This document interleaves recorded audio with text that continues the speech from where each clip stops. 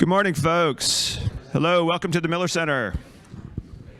We're going to get started in just a few seconds. Just real quick housekeeping stuff. If you've got a cell phone, can you please put it on vibrate mode or silence it some way? Today we're going to be having three panels here.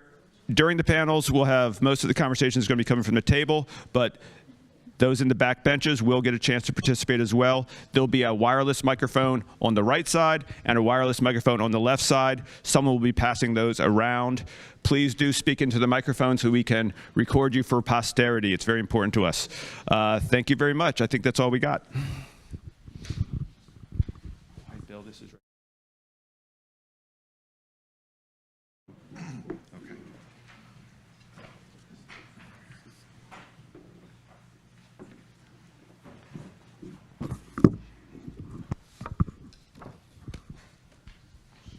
This is on? Can everyone hear me? Yeah. Okay, great.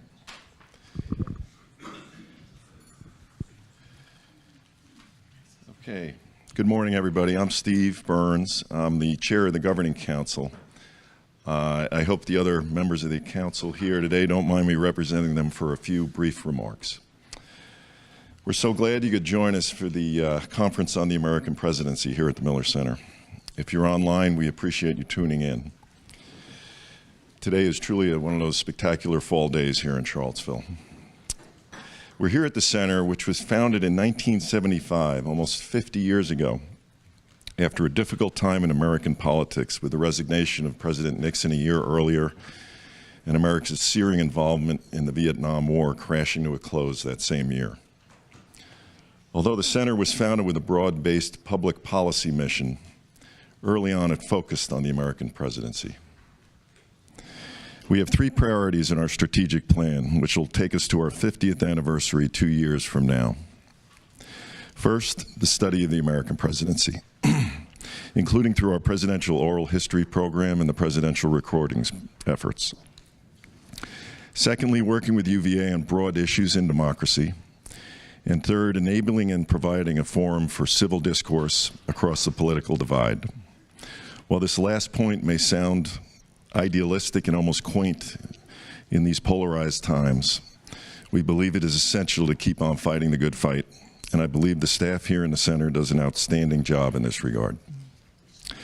The conference addresses all three of these strategic priorities.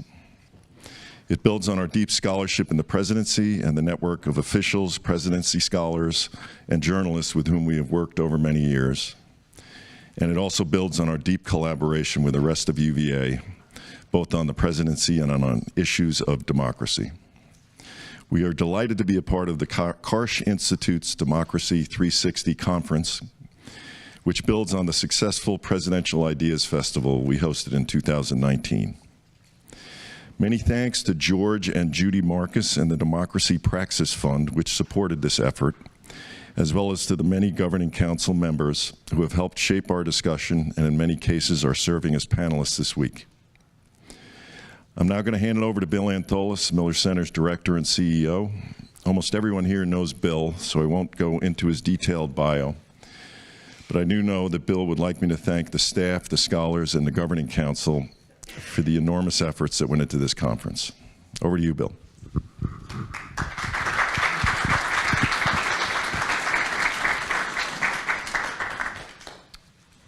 Thank you, Steve. John F. Kennedy famously once said at a White House dinner for Nobel laureates, "I think this is the most extraordinary collection of talent, of human knowledge that has ever been gathered together at the White House, with the possible exception when Thomas Jefferson dined alone."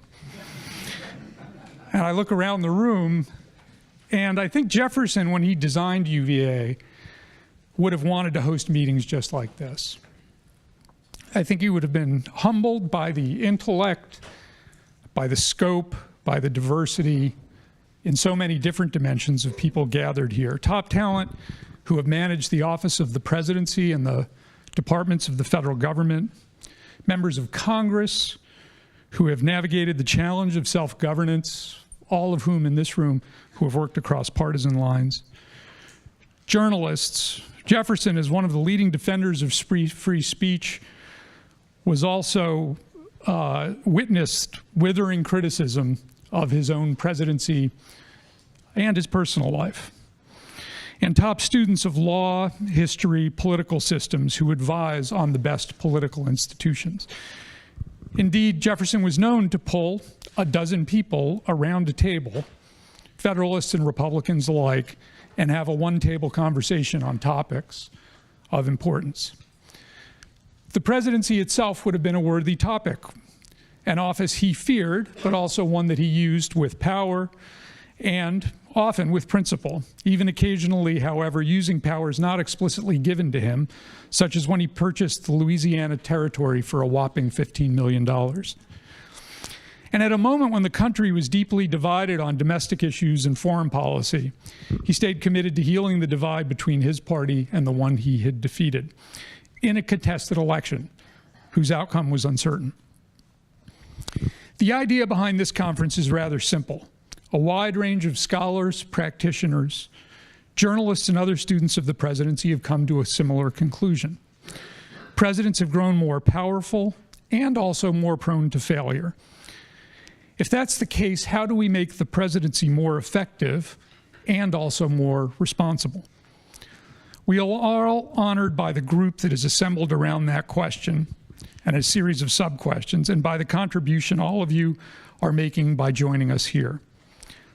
Many of you are friends of the Miller Center, but we know, more importantly, you're doing this for the good of the country and for our democracy at a time of deep polarization and global uncertainty. A word for our online audience about the format of the discussion. Each 90-minute session will be moderated, and the moderators will draw on each of the participants sitting around the table on the topics at hand. They will then turn to one another for comments and responses, including to everyone else in the room. Today, we will focus on understanding the challenges the U.S. presidency faces. We will focus on successes and failures of the presidency and the role of Congress, the courts, and the public. And then tomorrow, we'll start leaning into potential reforms on how we pick our presidents, how Congress and the president work together or sometimes work in opposition, and on presidential accountability and emergency powers. As I've said now to all of our participants, everyone in this room basically agrees we need a more effective and responsible presidency. The questions before us are what to do about that and how to do that together. We hope that this is the first in a series of conversations, and we welcome guidance for how to take this forward. So now I get to introduce our moderator for our first panel on framing the problem. Robert Bruner, Bob Bruner as we know him here, is faculty senior fellow at the Miller Center and a university emeritus professor at UVA, and he's dean emeritus of the Darden School of Business. Bob came to us after having stepped down as dean of Darden for 10 years to teach a course on the American presidency. And then he joined us in our oral history interviews of how the Bush 43 administration and the Obama administration, each separately and working together, addressed the financial crisis, which is Bob's area of expertise. He then started a project on democracy and capitalism here and is a deep student about both our political system and our economic systems. So with Bob, we hand it over to you. Thank you. Thank you for that very kind introduction, Bill, and greetings to everyone. I see many friends in the room, familiar faces, and many new faces whom I look to make friends, and we all do. Our charge here in this first session is to explore the current day criticisms of the U.S. presidency, and we're framing this as a graduate seminar. This is not intended to be simply an expository exercise, but rather a conversation among familiar people who bring some expertise and some depth of knowledge. The University of Virginia is a research university. We're looking to open up questions and dilemmas and perhaps help frame agendas for ongoing work of us as individuals as well as places like the Miller Center. So help us all out. The critics have charged that the presidency is failing the nation on effectiveness and responsibility to its mandate from the people and from the Constitution. Some questions are, so how responsible is the presidency? How has the administrative state affected the ability of presidents to respond to needs and opportunities? What are some notable wins and some notable failures that have occurred in recent years, particularly in areas of domestic and foreign policy? What role does political polarization play in the effectiveness of the presidency? So what's working? What's not working?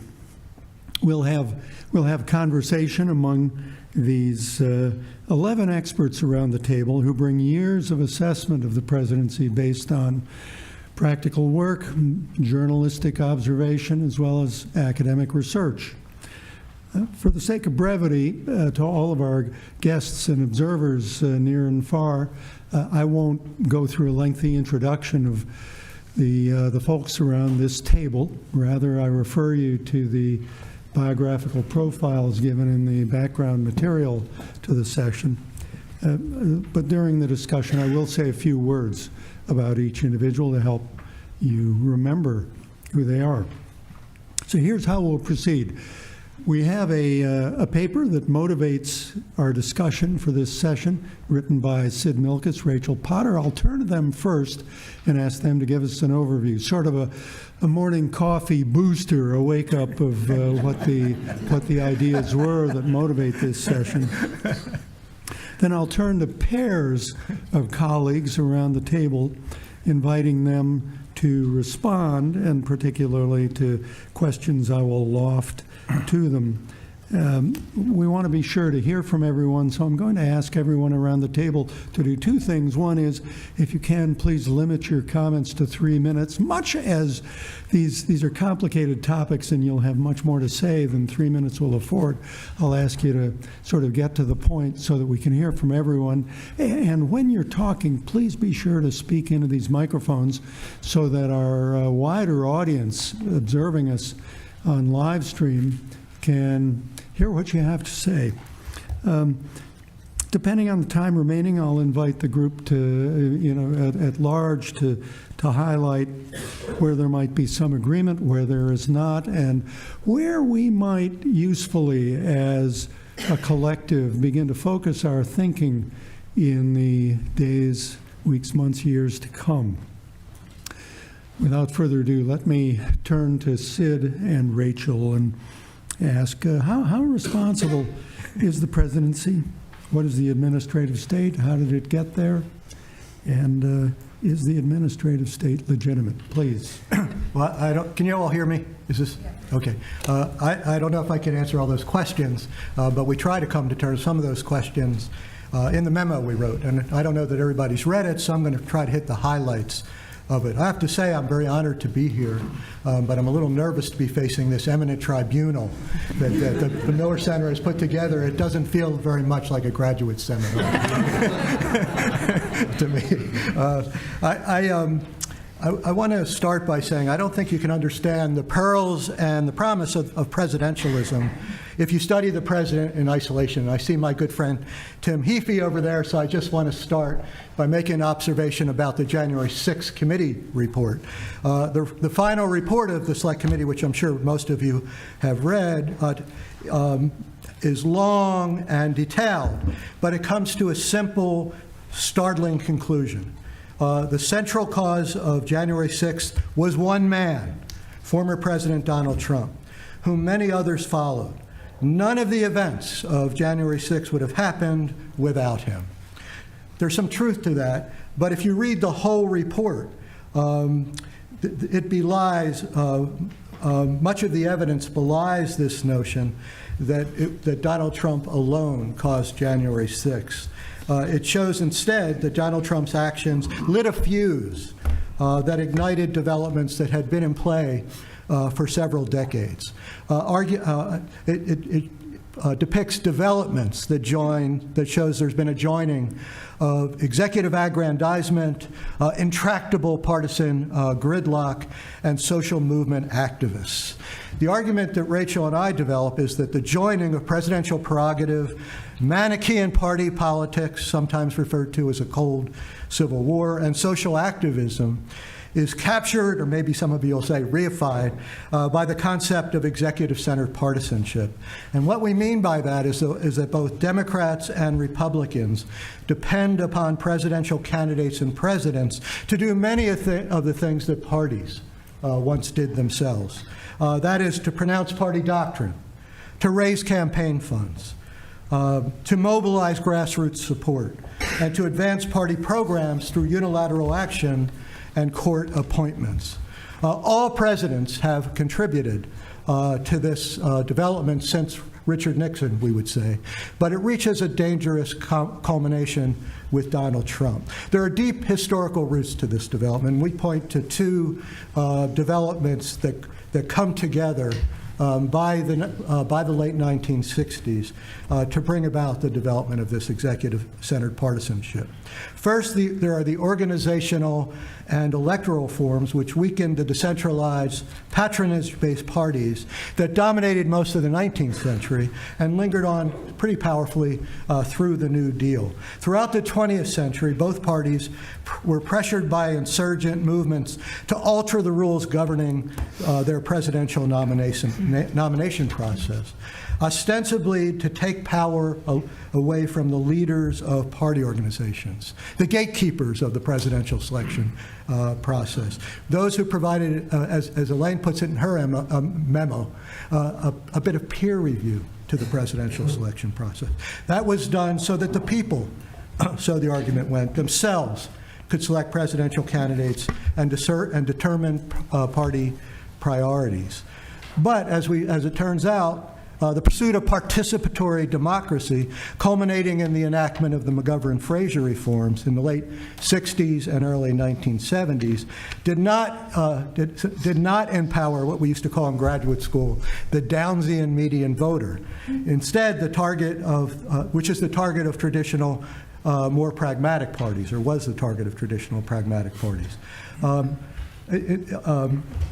At the vanguard of these party reforms, establishing a system of direct primaries and open caucuses, were the social movements of the left and the right, first emanating from the anti-war movement and the civil rights movement that grew out of the culture wars of the 50s. So we should not be surprised that the weakening of traditional party organizations enhanced the influence of donors, interest groups, and social activists who scorn the pragmatic politics and compromises that were long honored in forging majority coalitions in the United States. We should not be surprised that these reforms curated the so-called party bases, the most militant and ideological voters who are so central to the dynamics of contemporary politics and government in the United States. This change led to a direct relationship between presidents and the party bases. And that relationship was strengthened by a second development. I know I'm probably out of time, so I'll go through this quickly and pass the baton to Rachel. The effect of these reforms has been enhanced by a second development. The culmination of an executive-centered administrative state, born in the progressive era, but consolidated or institutionalized during the New Deal. Bob asked what the administrative state is. I could take up the rest of the session trying to describe that, but let's put it in a few words. The development of the executive-centered administrative state means that executive administration, rather than laws, becomes the core activity of American government. And this becomes the prime mover of government since the 1930s. During his second and third terms, Roosevelt created the Executive Office of the President, formed in pursuance of the 1939 Executive Reorganization Act. Only a presidency nerd like me would spend as much time as I do studying the Executive Reorganization Act. I consider this statute, which only was enacted after a bitter 2-year struggle in Congress, the organic statute of the modern presidency. And you know, when I was thinking about starting things off today and looking at the roster, I realized that many of the distinguished participants in this conference have served in positions that did not exist before the enactment of the 1939 Reorganization Act. So I hope you won't be offended when I conclude with the following. With the Executive Office of the President, comprised of the White House office and important staff agencies like the Office of Management and Budget, the White House was able to form alliances with activists and outside groups who viewed the modern executive as the sword choking up as I say this, as a sword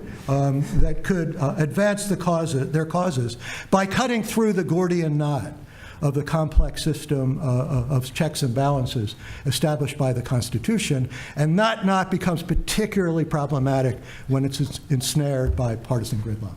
So I know I didn't keep to my 3 minutes, but that's my Yes, this is a distillation of an extraordinarily good book by Nicholas Jacobs and Sid Milkis. It's just come out, and he has managed to say in a little over 6 minutes what... Sorry, Rachel. What... that's what we call a filibuster, right? What Jacobs and Milkis took nearly 400 pages to say. So good for you. Rachel? Good morning.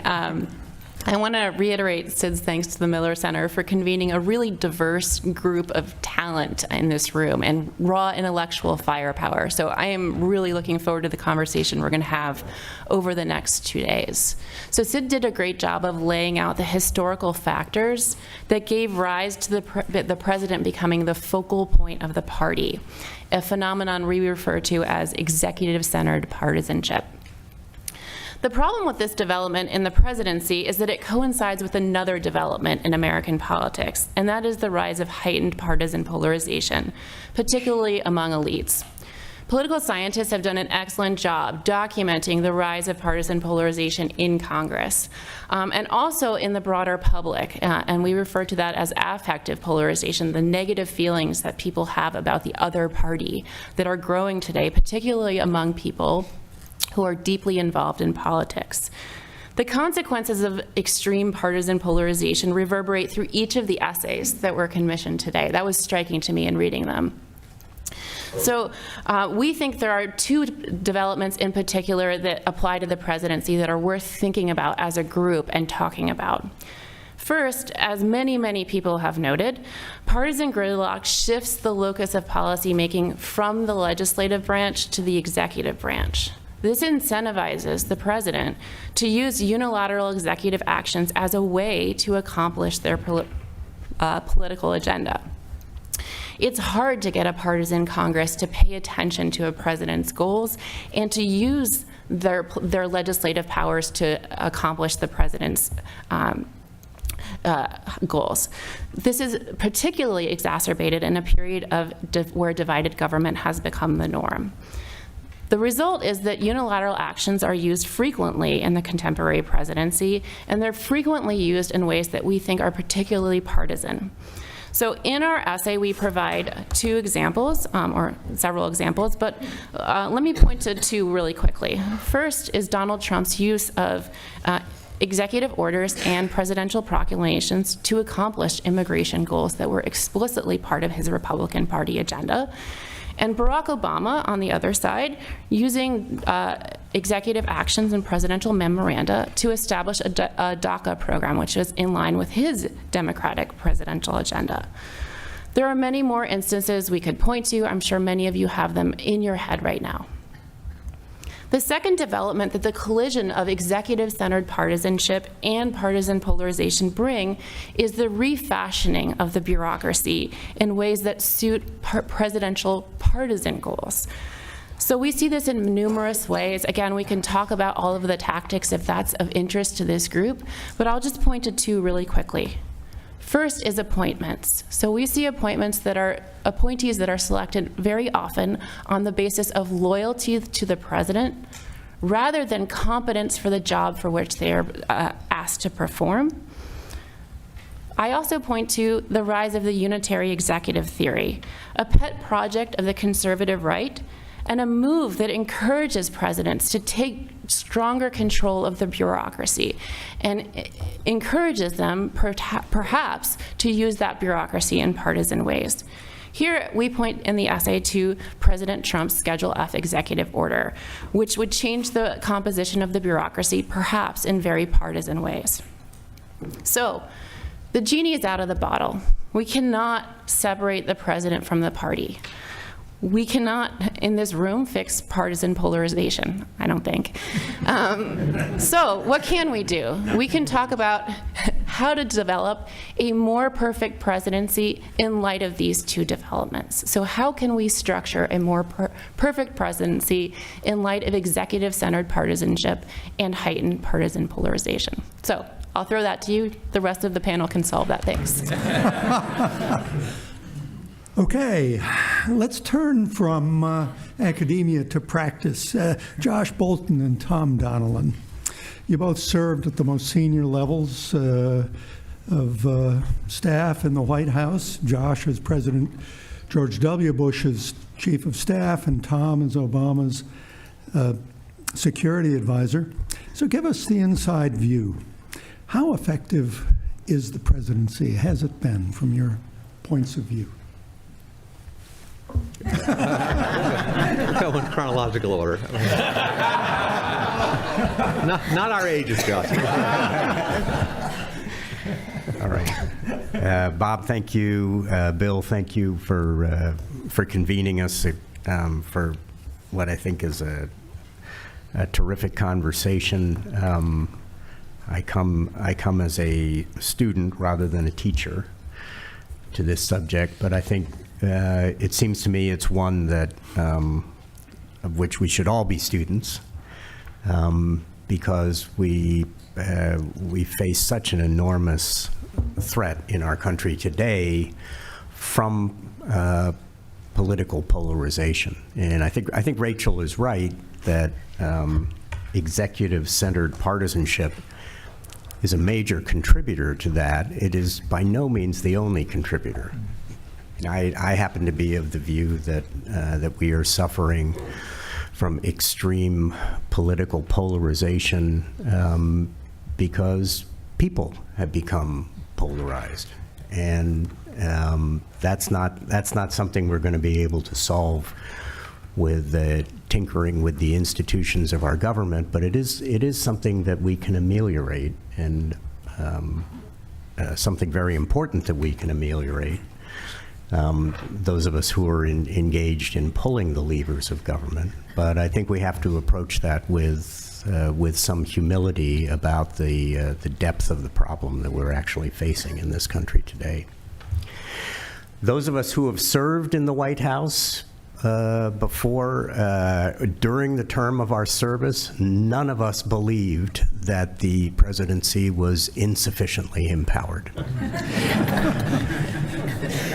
All of us at one point or another had felt something that I realized could be best described as Parliament envy, in which we wondered, why is it not possible for there to be a unitary government? Other democracies manage this, in which the leader of the country can actually control the levers of government. Now, in the parliamentary democracies, of course, have the additional feature of much more flexibility, and that when the people lose confidence in their governance, they can throw the bastards out with greater ease than we can. So we've made a trade-off in our governance, and I don't think it's the remit of this group to move us that way. And in fact, we probably don't want to move that way. I am a believer in one of the fundamental theses of the work that Sid and Rachel presented to us, and that is that the executive-centered system that we have evolved into is actually a contributor to our problems in both governance and in social cohesion. There is such a thing as the deep state. Most of us probably were grateful for it during the Trump years because we believed that there were patriots in the deep state who prevented President Trump from acting on his, using the extraordinary powers that have accrued in the presidency, that there were elements of the deep state that prevented President Trump from acting on some of those worst instincts. But it's not a good thing to have a deep state, and it is not a good thing to have as extensive an administrative state as we have that can be directed in ways that cause us to flip back and forth based on very slim electoral majorities, to flip wildly back and forth between the political aims of one party and another. I think there are ways to rein in that administrative state. And I think some of them, by the way, speak to structural issues like the so-called quasi-independent agencies, whose powers and authorities the president is able to unleash and then pretend that he has no control over them. But there are many different elements of that I think we need to address as we consider this question, because it seems to me what our object ought to be in this exercise is to maneuver our institutions of government into a position where compromise becomes not only possible but necessary. And that if we can maneuver ourselves toward in that direction, which does involve reducing the fundamental authorities of the president, or at least involves cabining them so that there is some consensus, some center consensus required before major government changes are made, then we will all be greatly advantaged in that. Bob, I don't know how much of my 3 minutes is left. You're up, but if you would please draw to a conclusion. I'll dig into some of Tom's time, given my seniority over him. And I'll just make one other comment, which is that both parties have driven us toward that executive-centered partisanship, but for different reasons. Both parties have political reasons to do that. Democrats have also tended to do it for policy reasons, and Republicans, especially during the Trump era, have tended to do it for personality reasons, for an unhealthy instinct toward authoritarianism. I happen to think both parties are wrong on those counts, and that's one of the issues I think we ought to address. Hold that thought. Tom, Donald?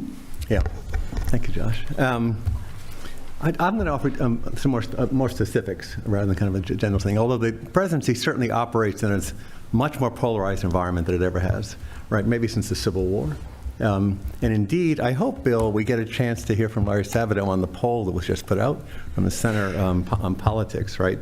Which is an extraordinary poll, demonstrating the deepness of the depth of the polarization, but also the views that Americans have towards their fellow Americans, right, with respect to their being dangerous to the future of the country, and even contemplating the proposition that violence is appropriate in some cases in order to prevent the other side from achieving their goals. And it'd be useful, I think, to hear that. But so presidents certainly operate in a much deeper polarized environment than they have, I think, probably since the Civil War. And my personal experience goes back. I'm looking around the room. I think the only person who was with me at the time, starting with President Carter in the 1970s, was my dear friend Elaine. But since that time, I certainly have seen this kind of develop as a context for presidents operating. Point one. Point two, I'd like to just offer just a quick reflection, though, on the effectiveness of the president in the national security area and in foreign policy. I don't really think, and again, I think it's an appropriate reflection at this point, by the way, because in fact, since 2001, right, when the United States was perhaps the most powerful nation that the world had seen in a very long time, we've now kind of gone on a journey to a point where I think that the United States faces its most difficult and fraught international environment since World War II, which Philip and I have been talking about a lot over the last little bit here. So it is worth reflecting on this. Now, I don't think, though, there's a matter of structural issues or deficiencies in the presidency, frankly, with respect to the kind of performance over time. I don't think that. I think that, and indeed, I think that the powers of the presidency are basically adequate to the task, frankly, in foreign policy and national security. I'll talk about executive arrangements and executive orders in just a second. As I said, it is constrained in some respects. You know, the ability to get formal treaties through the Congress has been constrained, I think, because of polarization, but also ideological views towards treaties and issues of sovereignty. But it's not been impossible. It's not been impossible. During the Obama administration did the New START treaty, an arms control treaty with the Russians, right? During the Trump administration, we did the United States, Canada, and Mexico Free Trade Agreement. And even the Iranian agreement, right? The Iranian nuclear agreement was subject to a review mechanism in the Congress at the end of the day. So it is difficult. It's not impossible, I think, to work through these things in Congress. And indeed, you know, Bob, you know that at the outset of the financial crises, right, and the pandemic, there was bipartisan work done at the beginning of these crises. So it's not impossible.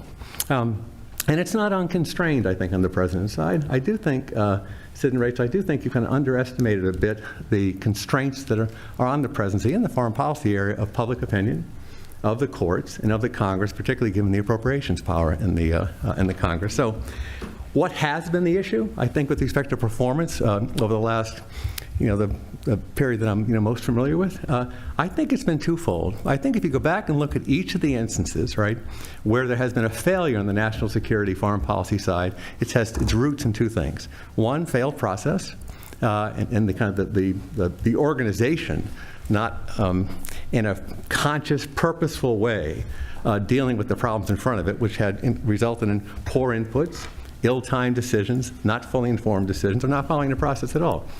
And the other piece of it is on the personnel side, frankly, and putting in place, you know, selections of individuals as opposed to teams. So there are a couple of practice points here, I think, if you look at each of the instances, we can go through them all, and you know, there are positive examples. I think the bin Laden takedown was a positive example of 7 months of process, right? There have been failures on the process side. I think the Iraq War lead-up was a failed process story in large extent, also a team issue, I think. So I don't think it's a structural issue. I think if you actually go back and look at the specific instances. Now, to date, with respect to national security, in the modern era, we have actually had people elected to the presidency who have been, in the main, responsible and sophisticated people with respect to foreign policy. We had a different kind of president elected in 2016, and the question I think presented for the group is what that means for the future, right? I think that was, that was a result of a lot of the trends that Josh talked about, degradation of the parties, kind of unlimited money from special interests, a deep sense of failure among the American people and what the government's been able to deliver to address their concerns over time. And so the question then is whether or not we're going to a new phase, right? We've actually, if you kind of take it from the end of World War II to today, take it from, I think from Roosevelt down, we actually, with respect to foreign policy, have had responsible, sophisticated people. Are these trends, though, in the system going to result in different kinds of presidents going forward? We've been fairly lucky so far with respect to our selection of presidents. Two closing quick things, right? Personnel. Valerie Boyd's paper, I think, is excellent and important with respect to personnel, and we can do something about this. When I say personnel, I mean the delay in the confirmation process. An entire departments and agencies not being led, right, for extended periods of time. This is a moment to deal with that, I think. You know, it's an even-up election in 2024. And the moment to discuss reducing the number of appointees, trying to come up with agreements on process in terms of timing, but also to discuss, I think, the principle of maybe we should go back to the point where the president actually gets his appointments if they're fit, right? And the name, and try to come, because we're not going to know who's going to win the presidency in 2024. Maybe there's a way here to do this. The point, by the way, and I'll close on this on personnel, that you made about, I think, Rachel, you made loyalty over confidence with respect to appointments. So I've done 4 national security transitions. 3 won, 1 didn't win, right, 2016.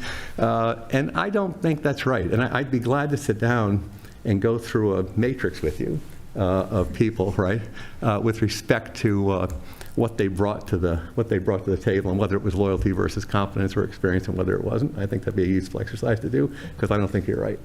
Okay. Thank you, Bob. Thank you very much. No one's ever said that. Thank you, Tom, on behalf of all the loyal political appointees here. I said, You all wouldn't say that's the case in everything. In national security, it's a I'm talking special about case. the national. Yeah. That's what I was going to say. Well, you wouldn't say that in commerce and in lots of other areas. I'm not talking. Well, I'm talking about my people, Josh. Right? In the national security area, Okay, let's turn to security, both domestic and international. Philip Zelikow and Elaine Kamark, you served on White House staffs. Philip for the Bush 43 and Elaine for the Clinton administrations. You've written on the presidential selection process and on crises and policy failures. Does the way we elect presidents affect their performance in office and their ability to respond to crises or failing policies? Well, my answer to that is yes. That when we moved from a semi-public system to a totally public system of primaries, we moved from a system that had some element of peer review in it to a system where it was basically a popularity contest. And I'll give you a little thought experiment. So imagine, way back in 1960, 59, Jack Kennedy had to go in and sit down with Governor Lawrence of Pennsylvania, who controlled a great big block of delegates. And they obviously probably had cigars and whiskey, and they talked about, right, politics. Could Jack win? He was a Catholic. But they also probably talked about some governing things. And it was probably a pretty wide-ranging discussion where Governor Lawrence, who eventually did throw his delegates to Kennedy, could take stock of this young whippersnapper and see if he was okay. Imagine now Donald Trump in that old-fashioned system, sitting down with the equivalent of Governor Lawrence and saying to him, I'm going to build a wall. Governor Lawrence might say, okay, maybe that'll work. And I'm going to make Mexico pay for it. Maybe one of the dumbest statements a presidential candidate has ever made, right? And you can see that there was an element to the Trump campaign that just wasn't getting there. Going back to foreign policy for a minute, do you all remember the debate where they asked Donald Trump a question about the nuclear triad? The guy was lost. Now, I've been a college professor for a long time, so as many of you in the room, we're very good at figuring out when somebody doesn't know the answer, when they didn't do the reading, right? And he clearly had no earthly idea what they were talking about. So there is this problem with the system we have, which is this absence of even a minimal, a body of knowledge or experience for doing the job. What that does is it leads to then a White House situation that is as follows. The White House, I think, Sid, you described the White House staffing pretty well, only you left out one important piece of it. White House, the power in modern White Houses is in the communications people. It's all about what's the message, what's the message. It used to be the 24-hour news cycle, now it's the 15-minute news cycle. What's the message, what's the message? There is little attention, or even people don't even want to know about governance. And what you have now is a distance between the White House and the executive branch of the government. Now, the executive branch of the government is about 2 million people, more or less, and because it's so big, at each point in time, something's going very right and something's going very wrong. And inevitably, the White House staff misses both of those. Okay, they miss the progress, they miss the failures. And they don't even know enough to see the failures. Why? Because those are out there. Tom's right, and even on the domestic side, a lot of times the people put in the executive branch agencies are in fact quite competent and able to manage those agencies. What they don't have is they have no access to the White House. Elaine, I got 1 more minute. Okay, I'll end with another story. Bob Reich, in the book he wrote right after he left the Clinton administration, described the following situation. He said the White House was like a king and his courtiers, and the cabinet secretaries were like the governors of far-flung provinces that had to come and get attention. And I think that's mismatch that is causing government failure all across the board. Yeah, just a slight correction, Bob. I did not work in the White House in the Bush 43 administration. I worked in the White House in the Bush 41 administration. Thank you. I worked in the State Department in the Bush 43 administration. But the question that you asked was about, is the way we select presidents responsible for the problems we have in presidential performance? And I think mainly the answer is no. And we need to be careful not to overgeneralize from Trump. So it's very useful then, the fundamental problem is that expectations of governance have skyrocketed over the last 40, 60 years. And the performance of governance in relation to those expectations seems dramatically low. And public trust in governance has collapsed. I co-authored a book 26 years ago when I was teaching at Harvard called Why People Don't Trust Government, that actually came to a lot of these conclusions when we published in 1997. So when people then think about the failures of performance, I think it's really useful to separate two definitions of policy. Let's call this fictive policy and factual policy. Most people inhabit the world of fictive policy. This is the world of imagined government power. It is the world in which government officials take positions, adopt postures, and strike poses, and they are hired to take positions, strike postures, adopt poses of toughness, generosity, etc. And it's a world of paper policy. That's the world of fictive policy, the imaginarium of what government does, the abstractions that many people inhabit and inflame them when governance really then just becomes an aspect of the culture war. Then there's another world of governance, which is the factual world of policy. In the world of factual policy, this is where you actually try to do things that happen in the world.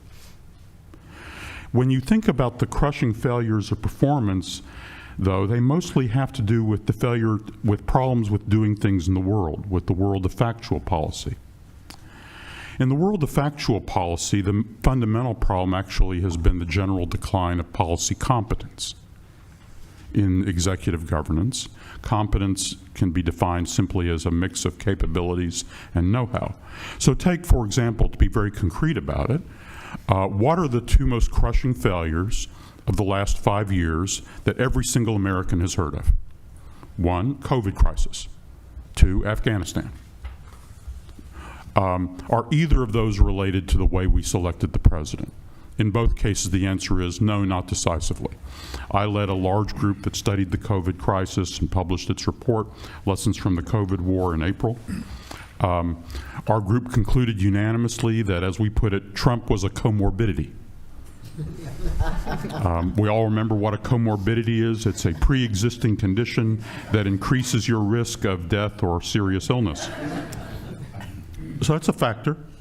But when you actually then really work through the nuts and bolts of what happened in the crisis, the Trump factor fades into that background environment, which is important but not decisive.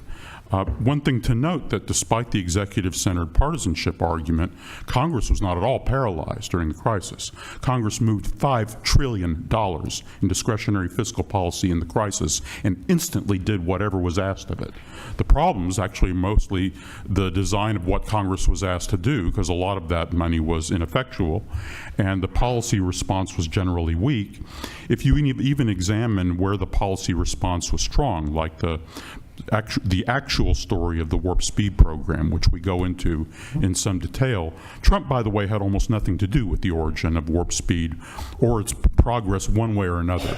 He grudgingly agreed to it, grousing about how much it cost when Jared Kushner presented it to him. It wasn't Kushner's idea either. It had come from a really odd collection of insiders and outsiders who then persuaded an HHS secretary who was hanged to his job by a thread and was desperate to have something to say, to pitch this to Kushner, who then saw it as a possible palliative as everything else was going disastrously.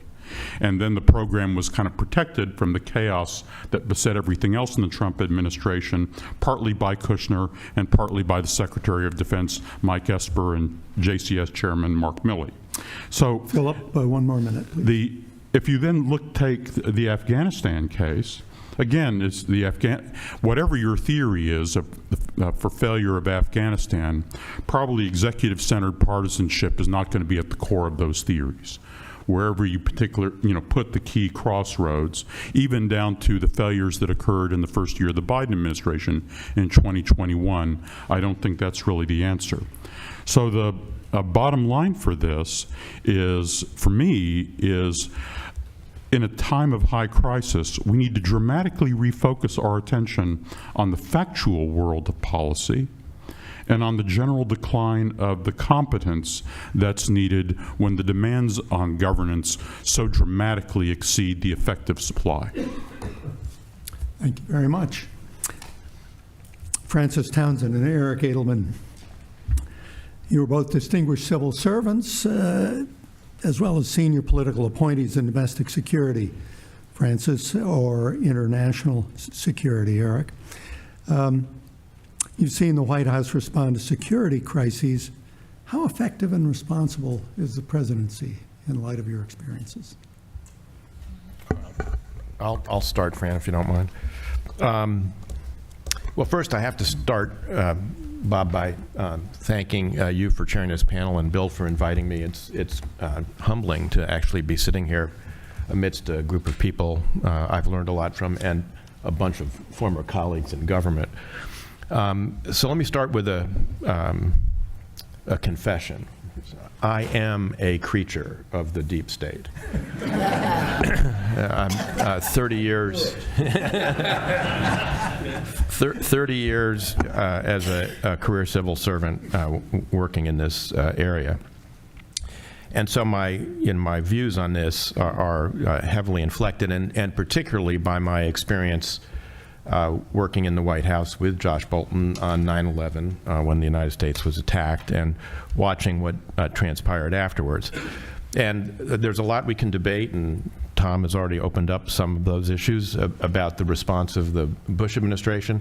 But I think there's one incontrovertible fact, which is the president's overriding strategic objective in the wake of 9/11 was that the United States not be subject to another mass casualty attack by terrorists, and we have not had one in 22 years. Had you been a betting man on the morning of September 12th, 2001, you might not have laid heavy odds on that. Second point I would make is that I agree largely with Josh and Tom that the President and the Presidency certainly have enough power to execute effectively and credibly in national security affairs as, from the constitutional point of view.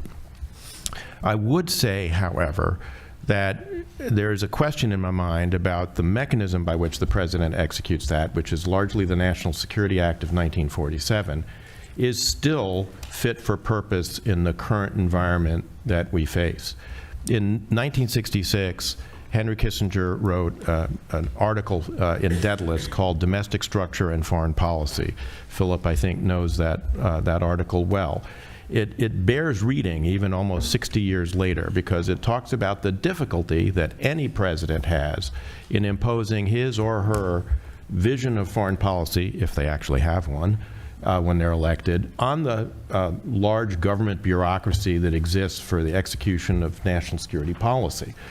That was written in a period when the government and the administrative state was actually much smaller than it is today, and with many fewer elements that have international elements to it than exist today. Eric, 1 minute, please. And the question in my mind, Mara Rudman and I are currently serving on a commission appointed by Congress to review the national security or national defense strategy that the Biden administration articulated, is in a world where we're facing a competitor that has civil-military fusion. Do we have the instruments to have not just a whole of government approach in national security, but a whole of society approach, which is going to be necessary for the kind of competition we have? Fran? So first, thank you, Bill, for having me. I too am very humbled, and I too must confess I was a member of the deep state for almost 25 years before serving in the White House. Let me pick up on some of the threads, because that I think that Josh and Tom and Eric have now pointed to. I do think the president has the authorities, the necessary authorities he needs to respond to a national security or foreign policy crisis. Look, I came to the White House and was given that mission to make sure that there was never another mass casualty event, and everybody was betting against the possibility of preventing it. Here's what we didn't have to deal with, which is a differentiator. The poll that Tom referred to, that the University of Virginia released this week, says that 41% of Biden supporters and 38% of Trump supporters believe it is acceptable to use violence in this country to stop the other party from achieving their goals. We did not have to deal with that in a post-9/11 world. And that's a critical difference. We didn't have agreement on immigration. We desperately tried to get immigration reform done. Josh and I bear the scars of that effort. So there was not uniform agreement on many issues. But there wasn't that level of animus in the country that we had to deal with. When you talk about, Josh mentioned the deep state, I think there's good news and bad news here. You, Rachel, mentioned the Schedule F order of President Trump. The way that the president exerts his rightful elected authority on the deep state is through what's called the Schedule C appointments. That is right. Most don't have to be confirmed. And it's a quick way for the president to begin to rein in this, sprawling bureaucracy. Those people, I served in the Justice Department and the national security roles. Those Schedule C appointments, I served in both Democratic and Republican administrations, are chosen on competence alone. Those are not people who were knocking on doors. Those are people who had deep either academic or policy experience in those areas. And the career civil service looked to those people for policy guidance. They didn't fight them. Yes, when new administrations come in, there is a sense of, establishing relationships of trust with those people. But it's very important that the president is able to assert his elected authority over the bureaucracy. I will say that in terms of the deep state, I think we've seen the civil service make real mistakes. We've seen the abuse of, I ran in the Justice Department, what is now the Justice Department's National Security Division, which was responsible for FISA wiretaps. We've seen the FBI abuse that authority. We've seen those sorts of mistakes, and when that trust is lost, it's very difficult for the institutions to regain it. Not only that, when politicians then sort of leverage those mistakes to demean the institutions, we find now that it's gone down to the individual level. Civil servants in their communities 1 minute. are now undermined as individuals, not just those institutions. So I think we have to look at, if you want to make the president more effective in the implementation of his policies, you've got to look for ways to strengthen the civil service. I'll leave you with one thought. It was something I advocated unsuccessfully when I was still in government. Just as the military has a joint force, a purple capability where people serve across different services, we've never developed that in the civil service, where you're required as you ascend in the civil service to have purple joint experience. I think it's absent that. I think it's impossible to build a Fran or an Eric or a Bill or Nick Burns or a Dennis Ross today. I think you have to institutionalize the idea that we're going to have people capable of working across the interagency and promote them so that when a new president comes in, he has a cadre to rely on, much like the UK does it. Very good. Thank you, Fran. So Mark Silverstone, Katie Tenpass, you're scholars of the government, of the presidency. Mark, you're the general editor of the Miller Center's presidential recordings, and after listening to endless hours on tape, you have some insights into how the sausage of presidential policy is made. Katie, your scholarship is focused on presidential transitions and staffing. Based on your work, how responsible and effective is the presidency? I'm a member of the home team, so I'm happy to bat last. Sure.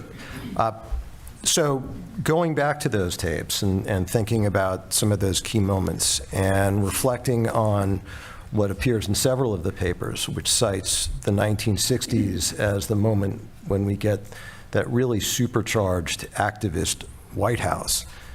Kennedy himself saying in the 1960 campaign that the presidency is the vital center of the whole scheme of government. It is the executive that was really at the forefront of some of the most important developments during that decade that we listened to and catalog, and none was bigger than the Vietnam War. And if you look at the emergence of that war as a process, beginning most dramatically with Kennedy, when he entered office with less than 700 U.S. military advisors in the field, and on November 22nd, 63, there were close to 17,000 U.S. military advisors. That development took place with virtually no input from Congress as well. That was entirely a Kennedy operation through the National Security Council, but also heavily influenced by the Pentagon and to some extent the State Department as well. That dynamic continued into the Johnson presidency, most famously through the Tonkin Gulf episode of August of 1964, when Congress played its role, but really in a very perfunctory way, given the few hours that it spent debating the Tonkin Gulf resolution and then passing it virtually unanimously, giving the president carte blanche to wage war, to defend American interests as he saw it. Now, when Johnson, the following summer in July of 1960, actually just before that, in May of 1965, when he is requesting further funds for American forces, which had grown considerably by that time in Vietnam, but also funds for those Marines in the Dominican Republic, Johnson is considering the virtues of going back to Congress, recognizing that he perhaps is about to do something more significant, and pondering the virtues of seeking congressional input on that, and he chooses not to. And he does so even in the face of recognizing that the Tonkin Gulf resolution is insufficient for what he proposes militarily. And we know that because we have Johnson on tape saying that directly to Bob McNamara. And the failure to involve Congress to such an extent contributes to the perceived failure of the policy, illegitimacy of the policy, the responsibility and effectiveness of the president at that time. And it is a signal moment, I think, that we need to consider as we then march forward through history and think about later episodes in American foreign relations when Congress did play a larger role. 1991, as President George H.W. Bush is considering war in the Persian Gulf. Congress certainly plays a role. It's effective. It contributes to the legitimacy, the bipartisan legitimacy, even though it was a close vote. But the sustainability of the policy, and as many have suggested around this table, the need for that sense of sustainability and legitimacy is paramount.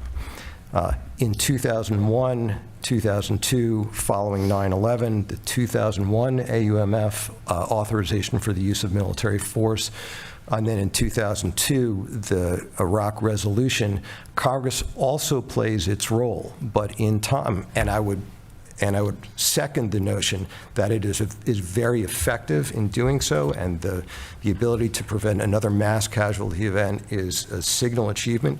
But as both of the wars in Afghanistan and Iraq lose favor among the American public, and with Congress's reluctance through not just the Bush but into the Obama administration to revisit the AUMFs, particularly with them still on the books, and the 2002 with Iraq, with its commitment to support the Iraq state, and who knows what might happen, what developments might take place in the Middle East, through which a president might use that AMF to deploy forces again in that region. I think it's critical that Congress reassert itself, particularly for the purpose of sustaining the legitimacy of the policy through the country at large. Okay, thank you. I also want to, I am honored to be at the table, and thank you so much for the invitation to be here. And thanks to Sid and Rachel for their thoughtful article. I think it was thought-provoking. And so when we think about presidential failures and what can be done, I just want to make 2 points that haven't been made. And one is that you cannot think of the presidency in a vacuum. You need to look at Congress. And since the 1970s, Congress has essentially abdicated many of its responsibilities as they relate to lawmaking. The quest for re-election overwhelms members of Congress. And so many times their decisions are not made for policy purposes, but they're made for politics. And so when you think about the presidency, if one institution is not upholding its constitutional role, it really has a huge impact. And so there's a reason, I think, that presidents have aggrandized authority and powers over time, and maybe at moments over-exercise those powers. So that's one point, is just not to think of the presidency in a vacuum and to think about how we can prevent future failures. The second has to do with a point that Josh made earlier, which is the multifactorial nature of this. Like, there's no single reason why we have failures. And in fact, I would point to what I consider to be a very important exogenous factor for the presidency, and that is the quest for re-election. Presidents on day one are thinking about how they can get reelected 4 years later. And so much of what they do is seen through this lens of the quest for reelection. And I'm not advocating a single 6-year term or any sort of major changes, but I think that we need to understand that these are fundamentally political actors. And they often want to do what is in their best interests, as opposed to advancing and maybe making it so that those that they appoint across the government are more competent than they are loyal, or they don't always have the best interests of our country and our republic at the forefront because they are political actors. And so I just wanted to make those 2 points, that I think it's important to think about how exogenous factors are affecting presidential failures, as well as opposed to thinking of the institution on its own.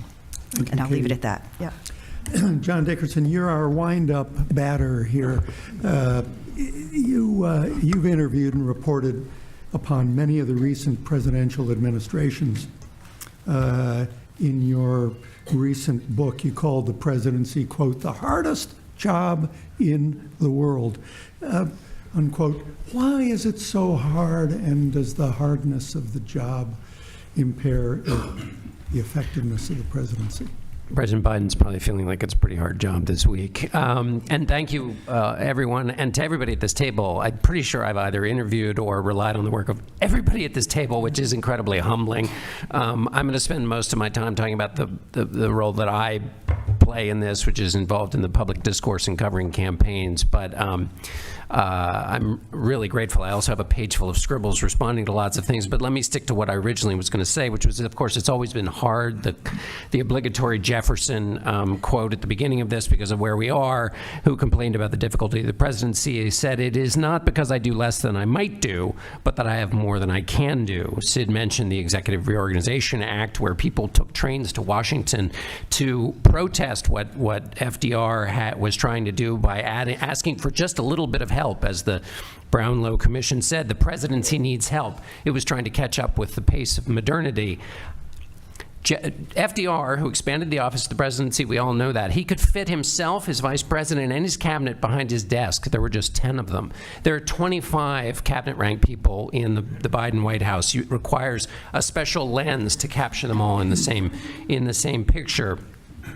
The presidency, in terms of the way I deal with it mostly, which is about the myths and the expectations of the presidency, with each successive president since FDR has accrued a new responsibility. So you have to be able to tame the economy like FDR did. You have to be able to comfort the country like Reagan did after the Challenger disaster. And you have to whip Congress into shape the way Johnson did. Those are the expectations every president has to deal with. And my remarks are pretty much about how those expectations are totally out of whack. But just in terms of the growth of the job, there's a period from the Obama presidency that strikes me, which is the single probably alone moment of the presidency is that bin Laden raid that Tom mentioned. In the run-up to the bin Laden raid, Obama was chairing the national security meetings. These are the other things he had to contend with at that very short and important and high-stakes period of time.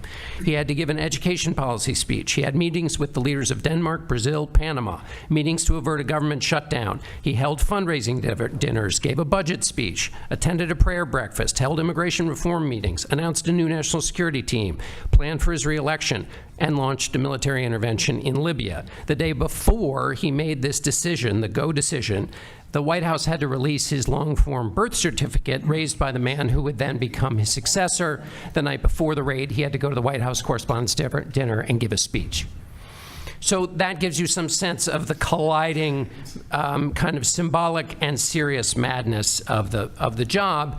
And as that's happened, we as Katie was saying, this doesn't happen in a vacuum. The Congress could take some of the things off of a presidential plate if it was functioning. It doesn't address those issues, and the ability of a president to work with Congress with narrow margins. Francis Lee has written so well about this, narrow margins where the partisanship is so high, where Pew's been sorting these questions since 1994. The number of people who, and Fran mentioned this, or a version of this, the number of people who think the other side is evil, not just wrong. You know, Reagan used to say it's not they're bad people, it's just their policies are wrong. Now, actually, both parties think the other party is evil, which creates a condition where it's very hard for a president to work with Congress. Public perception about the presidency, of course, has dropped.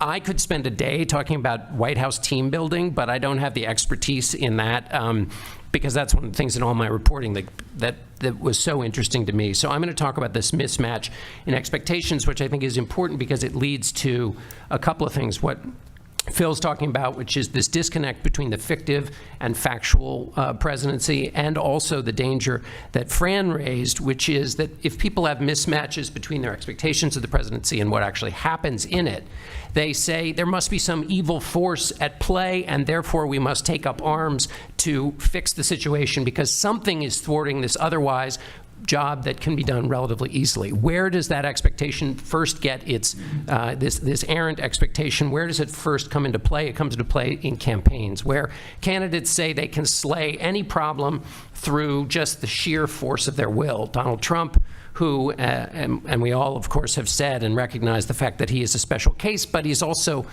kind of proof of a lot of these trends, who said, I alone can fix it, was, of course, the the furthest extent of this. What that does is it embeds an expectation in the public that the political scientist Brendan Nyan calls the Green Lantern effect. The Green Lantern is a cartoon character, is a comic book character who is powerful merely by the assertion of his will. The more willpower he asserts, the more powerful he is. That is the expectation of a presidency. If something isn't happening, it's not because life is complex, it's not because Congress isn't working, it's not because you can't move, you can't make 15-minute brownies in 3 minutes. It's that it's sheerly a lack of willpower on the part of the president. And so if you have that expectation, then throw the bomb out or do something to, well, take violent action in response. And of course, the Green Lantern effect does three things. First of all, it locates all the powers in the presidency. We run our campaigns where the president says, I can do all these things, and everybody naturally turns to the president and says, why aren't you doing all these things? The second thing it does is it flattens everything. Complexity is completely reduced on complicated issues like the economy. And finally, it misses the truth, which is sometimes, and those of you in the foreign policy realm know this well, sometimes restraint, not acting, is the best thing a president can do. Not in the way we set the presidency up in our presidential campaigns. The second mismatch is between history and reality. How many times have you heard the Tip O'Neill, Ronald Reagan story? Well, the Tip O'Neill, Ronald Reagan story is they got together, they worked out a deal on Social Security, it was great, why can't presidents do that now? Ronald Reagan had 144 Democrats who were elected in districts that he won. What did that mean? That meant those Democrats in the House had to work with Reagan's ideas and policies because they had voters in their district who liked Ronald Reagan. There were only 1 minute. There are only 14 minutes. We have to go to a commercial break. That's the only language I know, Bob. 144 Democrats in districts that Reagan won. There are only 14 Republicans in districts that Biden won. There are also lots of other partisan reasons, but that explains one reason why these mismatches between what we think of as a historical norm for the office and what reality is. The next point, which might be the final point since I have so little time, is the streetlight effect.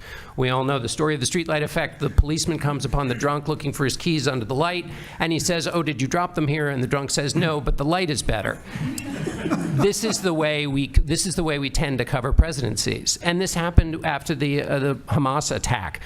There was a pretty long, relative to today's news cycle, pretty long news cycle in partisan press saying Joe Biden only has 2 items on his presidential agenda, as if the presidency is determined by what's on the presidential agenda. Fox News reported there was a lid called at the White House at 11:45, as if what you see the president do is what the president does. Matt Gaetz once said, if you aren't making news, you aren't governing. Now, nobody would quote Matt Gaetz as an authority on anything, but he is the world's foremost authority on not governing at the moment. So you would say, oh, well, this is just partisans. But Politico ran a piece this week saying how the attack by Hamas was a challenge to Biden's version of the presidency. And it went and gave the White House point of view, which is that his experience would give him a kind of fingertip feel for dealing with the world. But then it rebutted that by saying, but for the second straight day, Biden also stayed entirely out of the public eye, as if being in the public eye were the way to deal with this challenge. That's not to say that there isn't a public component, but to define it totally by that is wrong. So, in conclusion, I should say one other thing. Jeff Zients, when I interviewed him for the book, said, you know, we have signing ceremonies where everybody gets a pen. Why don't we have execution of policy ceremonies? It's just another way in which what we see is mismatched with the job itself. And the final point of all of this is because in my business, we are obsessed with polls. And this goes back to the discussion we've talked about, the rise of primaries, the rise of the base, the way in which the presidents and the Daily Message run a White House. That's because all we do is go around and say, what's the president's approval rating? It's this constant thermometer temperature taking of the public mood because we cover the presidency not by what happens, but by what the public thinks about what happens. If Peter Drucker is right and what gets measured is what matters, if what gets measured is what gets managed, then the fact that we're measuring all of these mismatched points of view is what ends up getting managed. And if you're judging, which essentially is like judging the quality of a painting by taking the blood pressure of the artist, it is totally disconnected with the job that we're all here to talk about. And that leads to a misdirection of focus, misunderstanding the actions that are truly valuable to the objective, and it leads to a mismanaging of resources and efforts. And so we've got to get things back in line. Thank you, John, so much. Customarily, in graduate seminars, we let the authors of the motivating papers rebut and extend. I give you all 3 minutes to. Okay. You go first, Rachel. Okay. Well, wow, this is a lot to think about and to digest. I wrote down three comments that I'll go through really briefly. The first one is a very academic one. So I'm an academic who studies the administrative state, so forgive me for a moment. I noticed that the word deep state came up very often here, and I want to think about, so that's traditionally, historically, in the last few years, been a very pejorative term, but it came up in two ways. One, it came up as a deep well of expertise, right? The administrative state is this deep well of expertise and competence. The other way it came up as an unaccountable source of policy making. I think both of these things are true, and it's a challenge for us to sort of highlight where we can draw our conversations to build on this insight that both of these things are true at the same time, and we want to think about what we mean when we say the deep state. Sorry, that was my academic point. The next thing I noted was that many of the comments focused on how appointees are not set up for leadership well. So Tom Donnellan mentioned that individuals are selected, not teams, and teams do better at leading is what I heard there. Elaine Kmark said they don't have access to the White House. The people that need to get access need it, and they don't always have it in the way they need it to do their job well. Fran Townsend told us Schedule Cs are the appointees are the ones who get things done. They're also the ones that don't have to be confirmed, because we also heard that delay in confirmation is a real problem for appointees. So what can we do as a group and structuring our conversation to make appointees be better leaders, right? We need them to fix the problems in the deep state. So how can we do that? The third point I'll make is just that foreign policy came up again and again as a really important way of marking a president's successes, but more often their failures. And so as we progress in our conversations, do we need to be divorcing the president's foreign policy prowess from his domestic policy prowess, which is something that scholars often do when they talk about the presidency. So we heard that the president has the authority he needs in the foreign policy arena, and that he's very, Tom Donnellan again told us he's able to get things done in this arena, right? That he has the competence he needs in that arena. We don't always think that in domestic policy making, right? And that's really where we might want to structure our conversation as we have all of these different points about expectations and failures around domestic versus foreign policy presidents. So this is the exciting part of the graduate seminar. One might characterize as speed dating. I give members of the assembly here the opportunity to offer last comments, and the question would be particularly where do we agree? Where are the points of disagreement? What are the interesting questions around which scholars and centers such as the Miller Center could, devote more attention and time? Comments and closing thoughts to the hour. I'll make an executive decision here to give 5 more minutes since we got a little bit of a late start, so I'm going to 35. The voice of God. Okay. That's an example of benign despotism. Eric Edelman, please. As I listened to the comments from my fellow panelists, I listened particularly closely to Tom, because I sit next to him in the Defense Policy Board because we're alphabetically. And I agreed with much of what Tom said. There were 2 minor points that I disagreed with. One was on the treaty powers. I don't think New START actually is a good example, Tom, because it passed with the fewest votes of any arms control treaty since the era of arms control began in the Nixon administration, or arguably Kennedy with the limited test ban. But I doubt, frankly, that you can get any arms control treaty through the United States Senate again, at least as currently constituted. Second, I think I from my experience, I have a slightly different view about the relationship between process and outcome in foreign policy. I have seen actually no real good correlation between successful process and successful outcomes. If you have a bad process, you have a much higher chance of getting a bad outcome. But I've seen some very good processes that came up short and had bad outcomes, and I've seen very bad processes that had a good outcome. I mean, and Philip, I defer to Philip because he's really kind of an expert on this, but if you read the transcripts of the XCOM of the NSC that Philip, and the late Ernest May edited,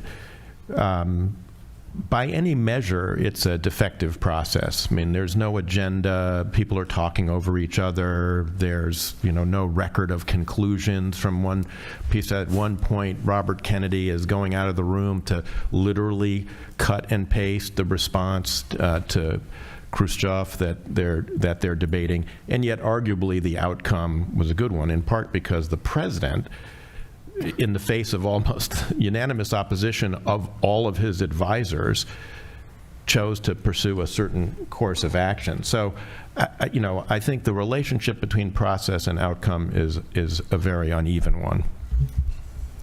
Elaine. I just wanted to say something to Phil. I liked your division of fictive policy versus factual policy.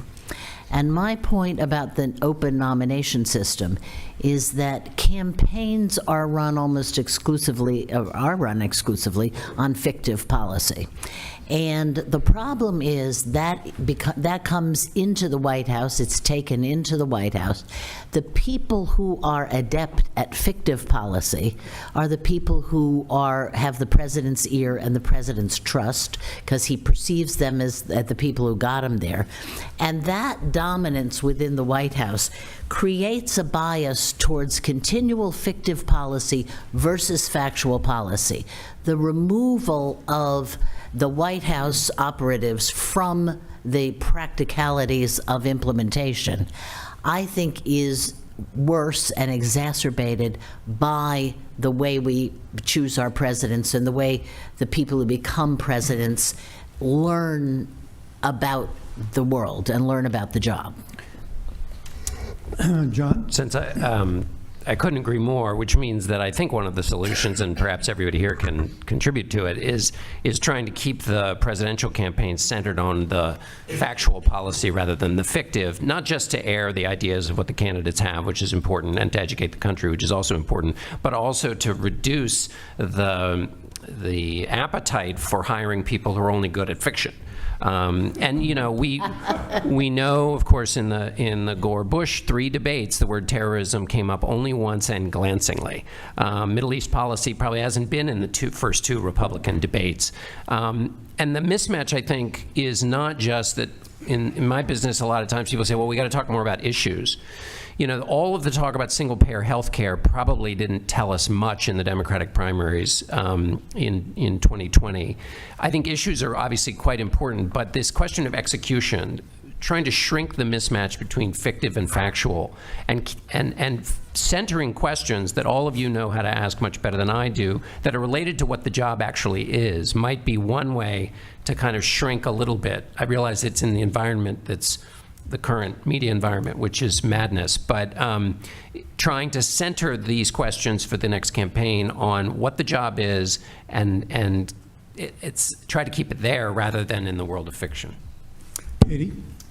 So this goes back to Rachel and Sid, and you focus on partisanship and polarization as primary reasons, and the trends in both of those as the primary reasons for failures, so to speak. And it strikes me that maybe one question we should be asking are, what are some small bore solutions where we can sort of work towards trying to remedy some of the problems that these produce?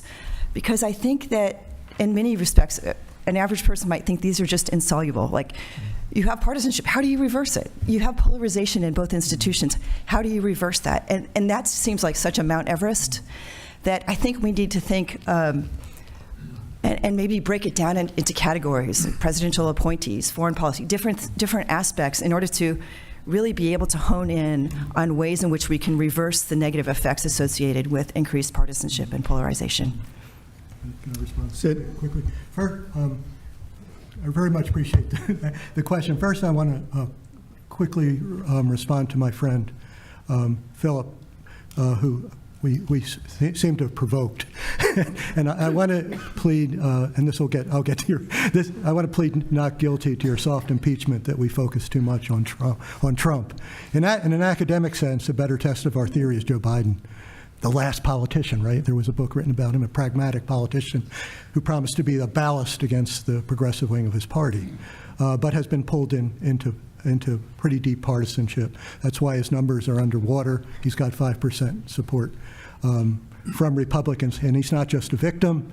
If you listen to his rhetoric, it's been very polarizing at times. Not all MAGA people are authoritarians. I have two brother-in-laws who are MAGA people, and I don't like them very much, but they're not authoritarian. They think the system's rigged against them, but they're not authoritarian. Also, Biden, although he resisted it, eventually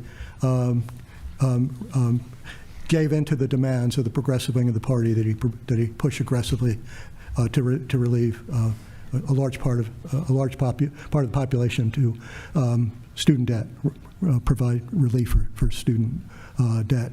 So I think, and this goes to your point, Katie, that to get at the problem, you can't just look at the presidency.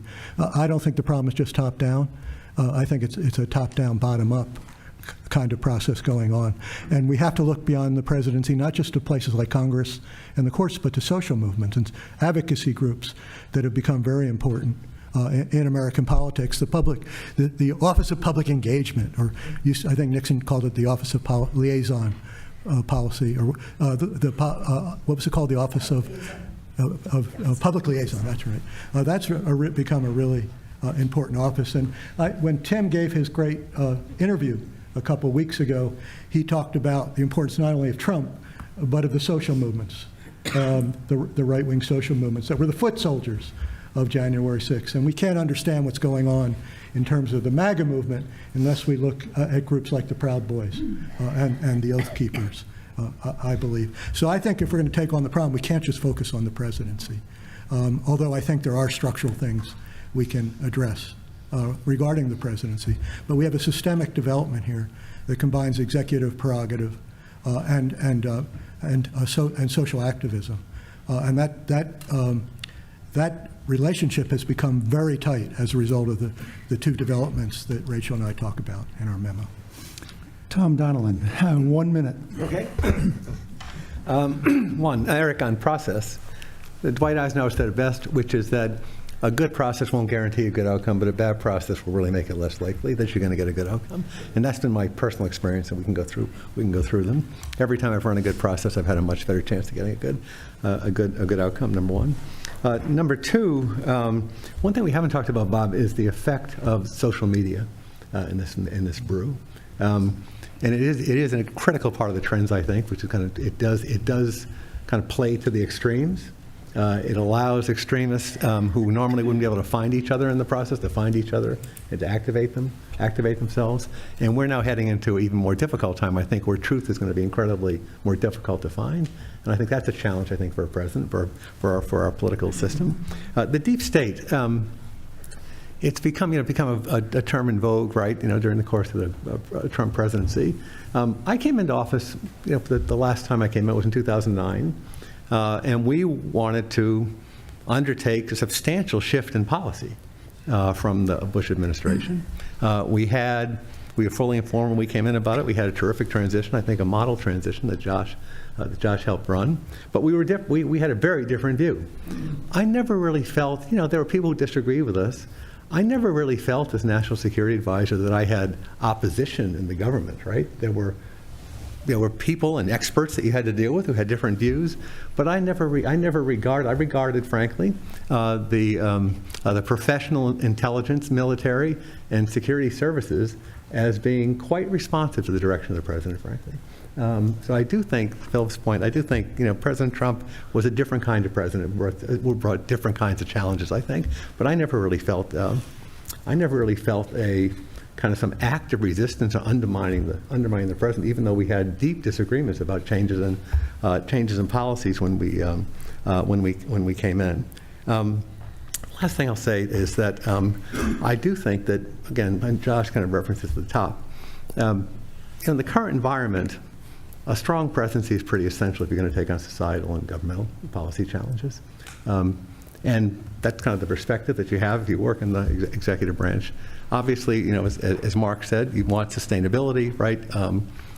In your policy, you'd like to have as broad support as possible, so working with Congress makes a difference. And as I said, I think it is possible to work. You know, Eric, you pointed about arms control. There will be specific policy issues on which the parties have kind of separated themselves. But in general, I don't think it's impossible. I think President Biden kind of showed that as well during the course of his undertaking, you know, a number of important industrial policy initiatives, essentially. So, some of the stuff we talked about today really wasn't my experience kind of in the government. I think it was a result of some special circumstances that we've had. Although the question is that at the beginning is whether or not these trends will bring us more of that's the $1 million question, right? You know, Well, because they've been building up over a long time, and I did want to underscore the importance of social media.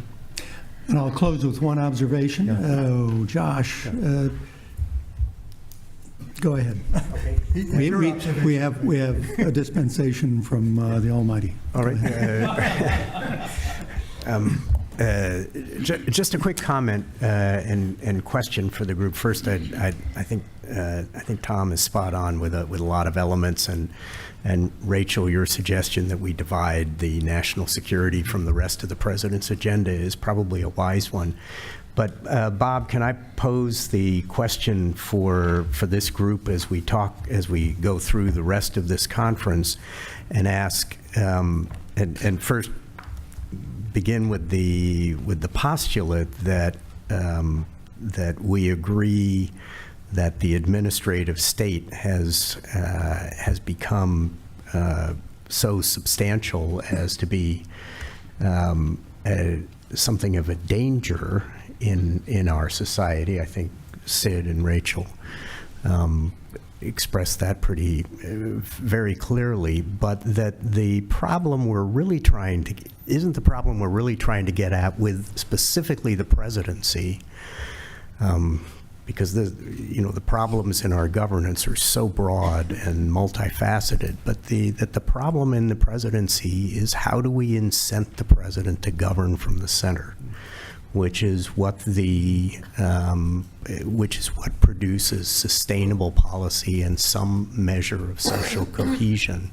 And that my suggestion to the group and a question is, can we agree that that is one of the central things we are trying to help accomplish, and maybe spend some of the rest of our focus on figuring out what can be done institutionally to incent the president to govern from the center.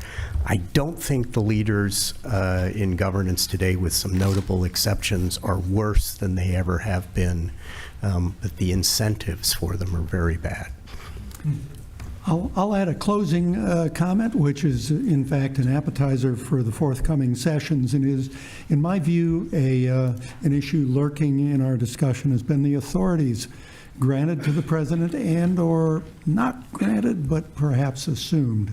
Tomorrow morning we'll talk about the capital C Constitution and the small c Constitution, a set of norms and practices that presidents have appropriated.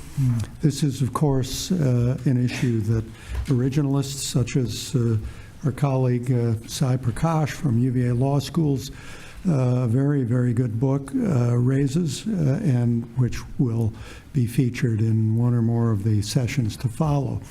We have time for a 15-minute break. I'm cautioned by the staff here. We must not run over. Everyone, if you would join me in thanking our panelists.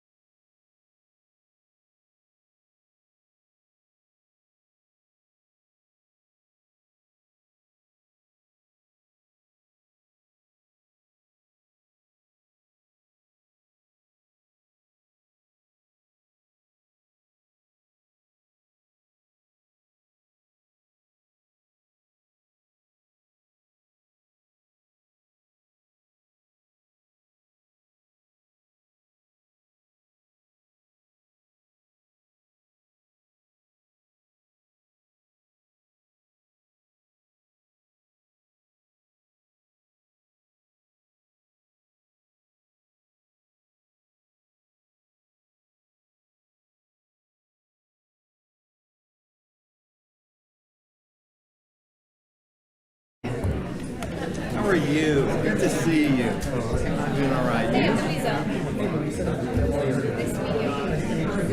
Same here. Thank you. Yeah, it's totally. It's like there's like rings here. You notice that? Like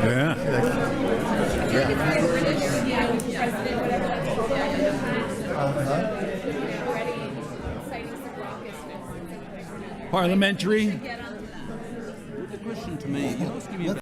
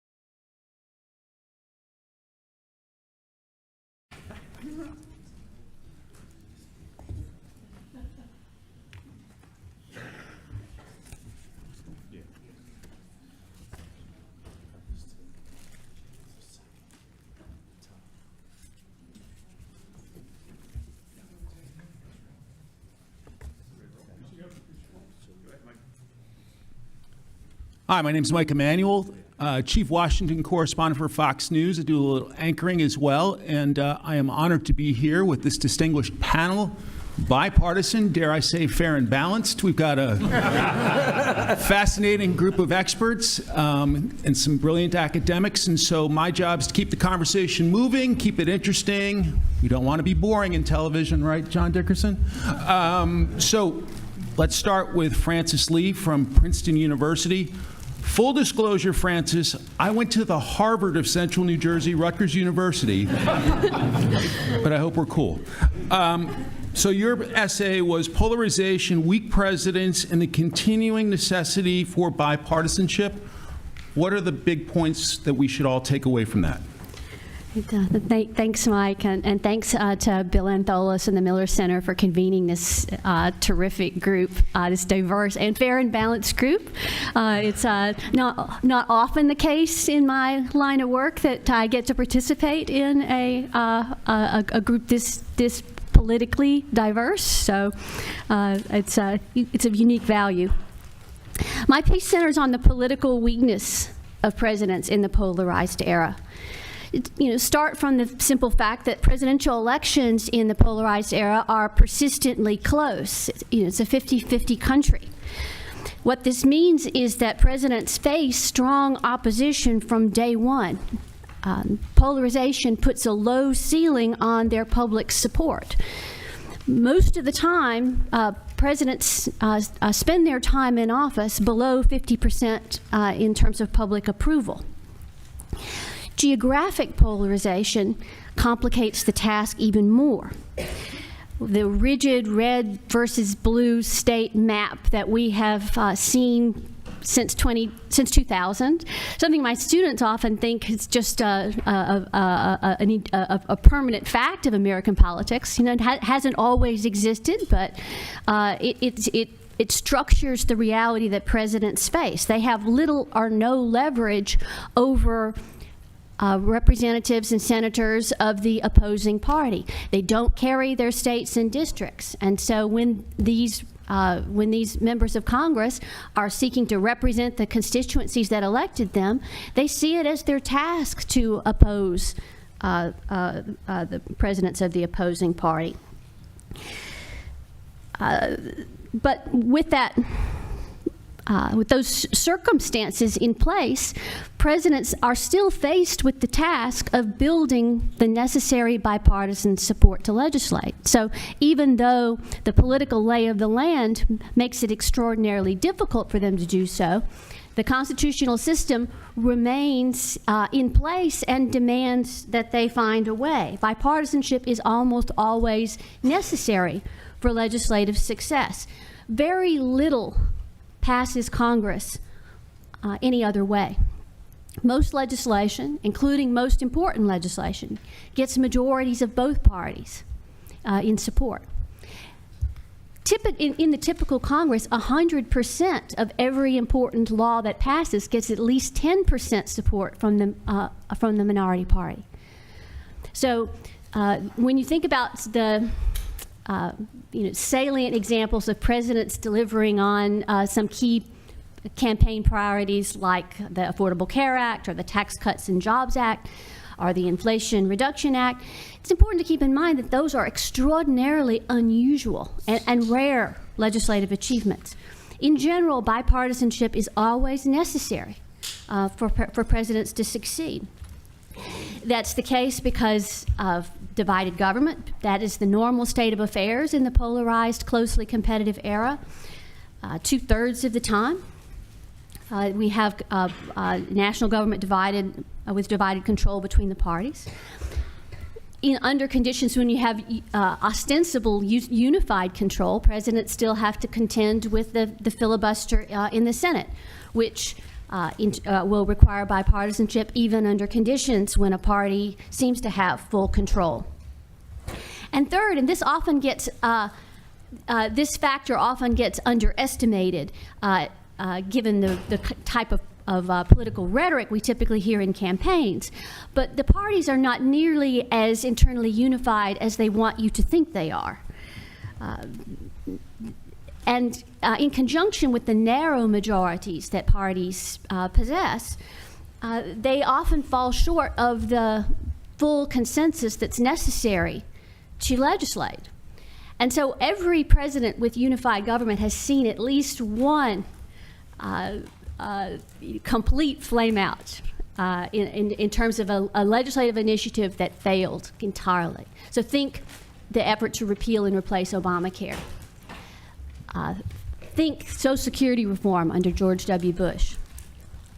So think of climate change under Obama. And of course the Build Back Better plan under Biden.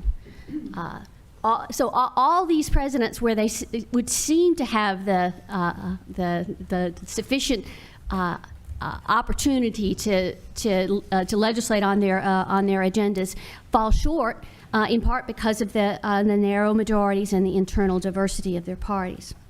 So generally, presidents find that their party agenda items get blocked or watered down in Congress. This tempts them towards unilateral action, which then in turn gets bogged down or overturned in the courts. This does not, however, mean that nothing is getting done. There's a tendency to think that because presidents can't deliver on their party agenda items, on their campaign promises, that nothing is happening in Congress. I think that's just a conventional wisdom that's really at odds with reality. The volume of legislative output is high, and it has not declined since the 70s and the 80s. If you're looking at the amount of legislation passed in each Congress.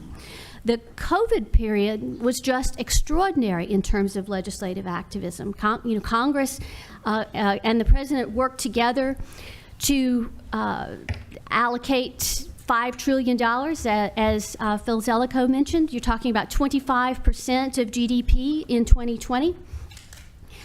It's roughly equivalent to the level of expenditures as in World War II.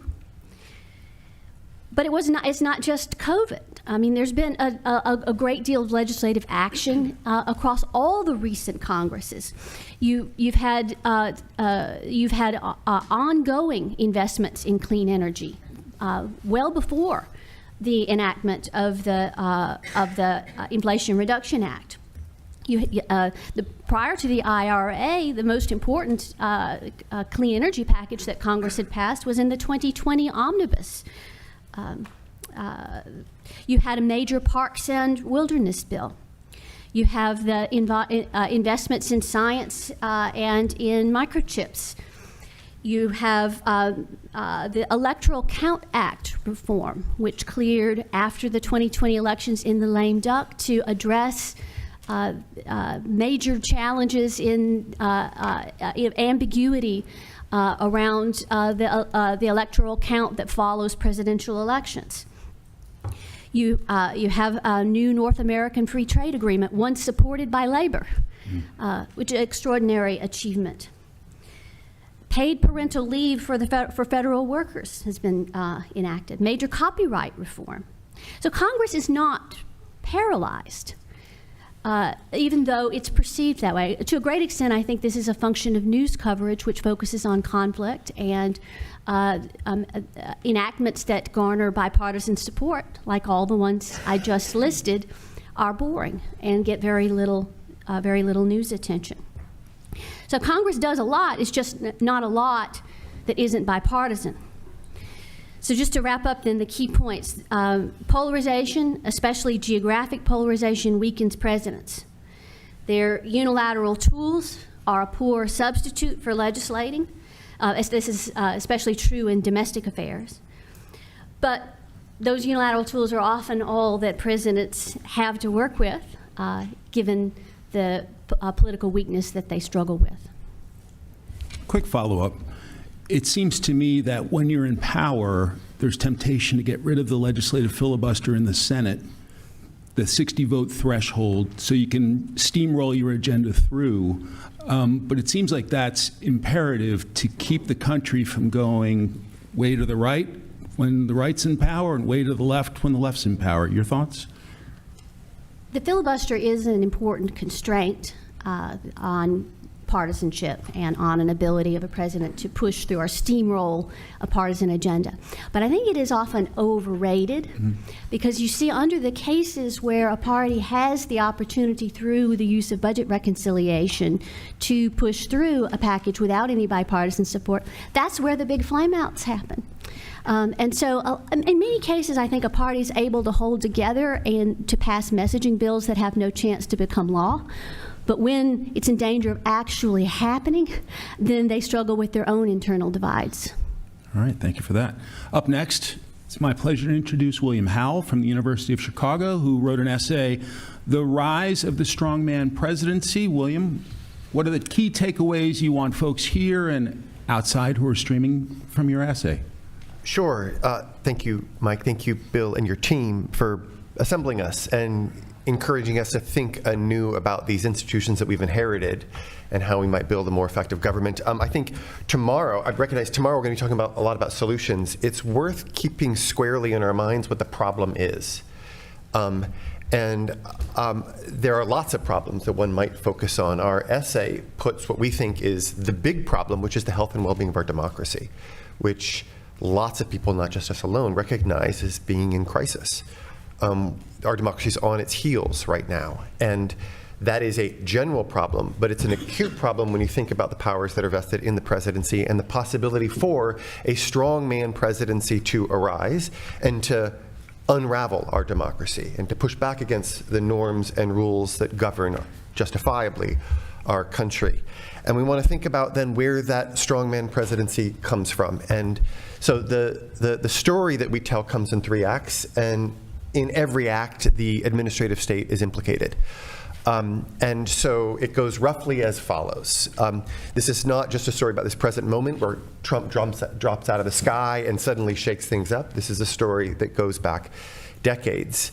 And it begins with the emergence of the administrative state, which to our mind is the single most important state-building activity, most significant state-building activity of our nation's history that Sid and Rachel talked about in their essay. And that is a story that led to the expansion of presidential power because it created all kinds of capacity and resources that Democratic and Republican presidents alike could leverage. And they spent much of the 20th century building apparatuses of control, starting with the Reorganization Act and the creation of the EOP, but going forward in order to try to grab hold of this administrative state to ensure or to increase the odds that bureaucrats will do the bidding of presidents and not the biddings of others. That's imperfect, but that's the apparatuses of control led to a broad expansion of presidential power, and that is, as we tell it, a symmetric story. It's one that implicates Democrats and Republicans alike. There's an asymmetric story that's also worth underscoring. which is that the administrative state was born of the New Deal and the Great Society, and it was built by Democrats in order to attend to progressive objectives. And the growth that we've seen in the administrative state over time, where we've seen the growth is in investments of authority and capacity in the service of objectives that Democrats like and that Republicans don't like. And for a long time, conservatives in particular within the Republican Party have looked upon this administrative state as a problem. It's a thing that isn't just a constitutional problem, it's a thing that year in and year out is attending to objectives with which they disagree. And so increasingly over time, what we've seen is the Republican Party generally and conservatives within it trying to look for ways to marginalize and limit the activities of the administrative state that's attending to progressive objectives. And the story, Rachel brought up the unitary executive theory, the story of the unitary executive theory, which is making extraordinary claims on behalf of presidential power, is born of this precise problem. It's a recognition that we're not going to be able to roll back the administrative state through Congress, through the courts. The administrative state isn't going to, on its own, curtail its own ambitions. The solution here is to build a massively more powerful presidency, one that is born of this basic problem as conservatives see it, which is we have this administrative state attending to progressive objectives. So we have these two things layered on one atop of one another, a symmetric logic that implicates both parties, and this asymmetric logic where conservatives increasingly make the strongest claims on behalf of presidential power in order to attend to these issues of an administrative state attending to objectives with which they disagree. Then there's this, the third act is an act that it involves something that we haven't talked about at all yet is coursing through our politics. It's not just a story of rising levels of polarization, it's the rise of populism within our politics. And populism, which is decidedly anti-institutional, and which represents, in our view, a distinct threat to the well-being of our democracy. And that populism has its eyes set on grabbing hold of these extraordinary powers vested in the executive branch, which are limited when it comes to, decidedly limited when it comes to the legislative process. And yet, there's all kinds of unilateral powers, which, from a good government perspective, are decidedly problematic, but that can be used for decidedly anti-democratic ends. And that the confluence of these three things, this symmetric logic, rise of administrative state, this increasing claims for vastly more power, articulated predominantly by conservatives in the service of unwinding and sabotaging and marginalizing the administrative state, coupled with the rise of populism, puts the presidency squarely as a potential threat to the health and well-being of our democracy. That's where we get the rise of the strongman presidency. And anything we're going to do, if we're going to talk about the problems that we as a country face and what to do about the presidency, in our view, ought to keep these concerns squarely in mind. I covered the Bush and Obama White Houses. I remember President George W. Bush doing charm offensives with prominent Democrats like Senator Ted Kennedy, now the late Senator Ted Kennedy, and Nancy Pelosi. And I think he was frustrated that those efforts at outreach did not produce better results for him. And then I remember with President Obama, when he got frustrated with Congress, he said, well, I've got my pen and my phone, and basically I can work around you guys. Is that tension between the White House and Capitol Hill inherent in our system? The short answer is yes. All presidents want more power. All presidents facing constraints look for ways to work around those constraints in order to deliver. That's for sure true. And that is part and parcel of what we're again calling the symmetric logic. This is all presidents want power. But there is this asymmetric piece that, and it's born of the contempt conservatives have towards the administrative state. They look upon this administrative state, and they're not wrong to look upon the administrative state as attending to progressive objectives. They're not wrong in that way. But what the claims that they make on behalf of a vastly more powerful presidency exceed those of Democrats because the challenge that they face is greater. How do you extricate this administrative state that's doing things with which you disagree? And again, that those two layers coupled with this rise of populism, watch out when you think about the health and well-being of a democracy.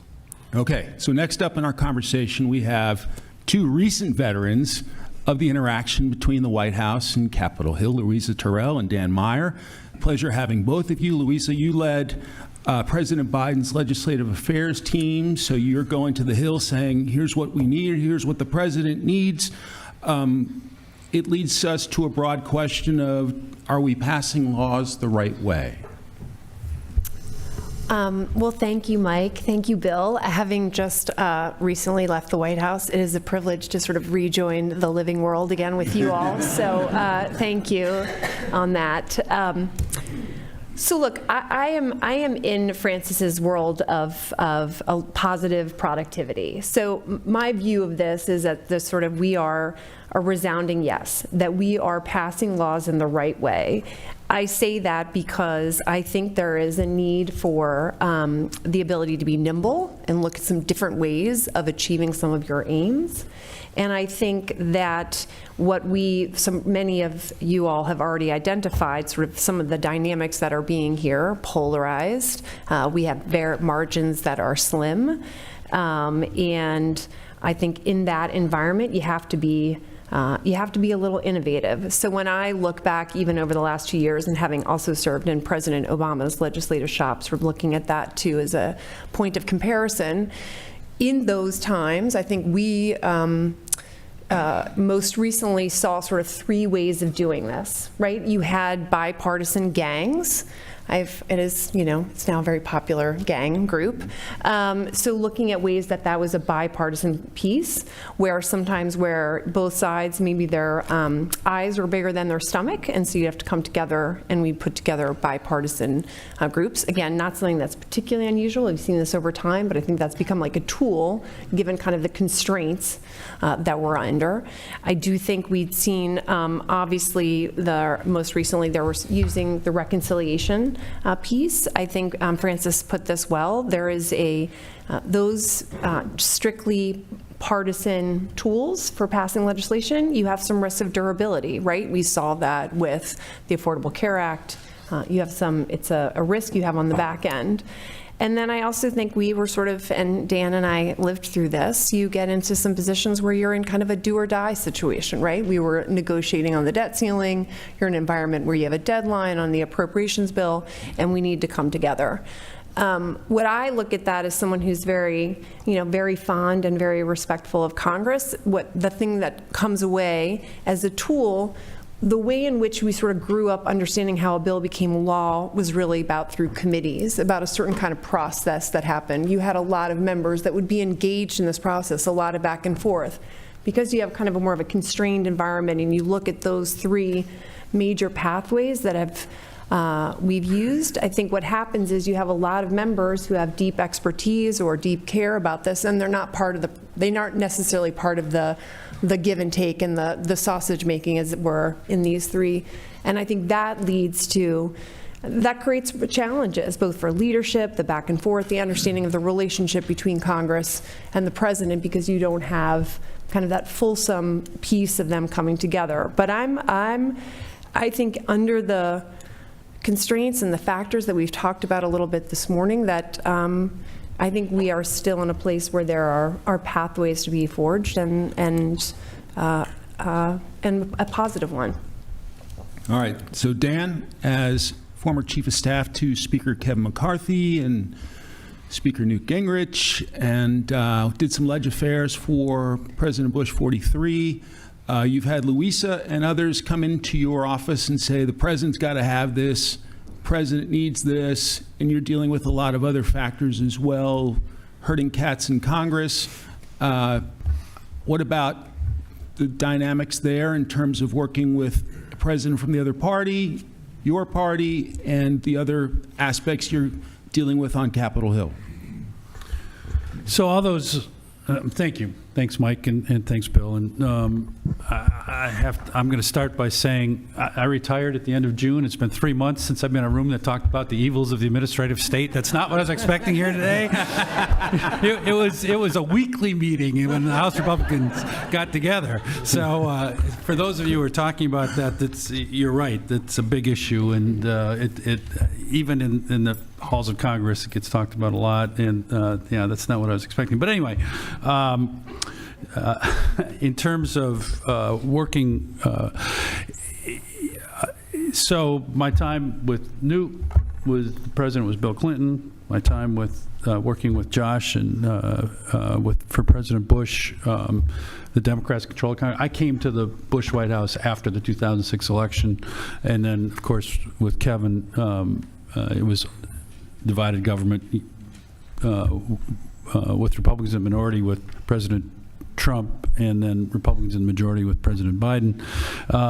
I feel like divided government is kind of my niche, and what you do. Yeah, exactly. And I guess one of the things that I point out to people is you can't really do divided government if you're not even going to make the effort to understand the other side's point of view. Mm-hmm. And if you do try to understand the other side's point of view, you can actually come to agreement. I mean, you don't get everything you want, that classic kind of compromising stuff. That has become so much harder, in my judgment, and it goes down to what the last panel was talking about. I think Josh said, we're polarized because people are polarized, and it's absolutely true, and evidenced by the polling numbers that were mentioned about, where violence is appropriate or perceiving the other side as evil.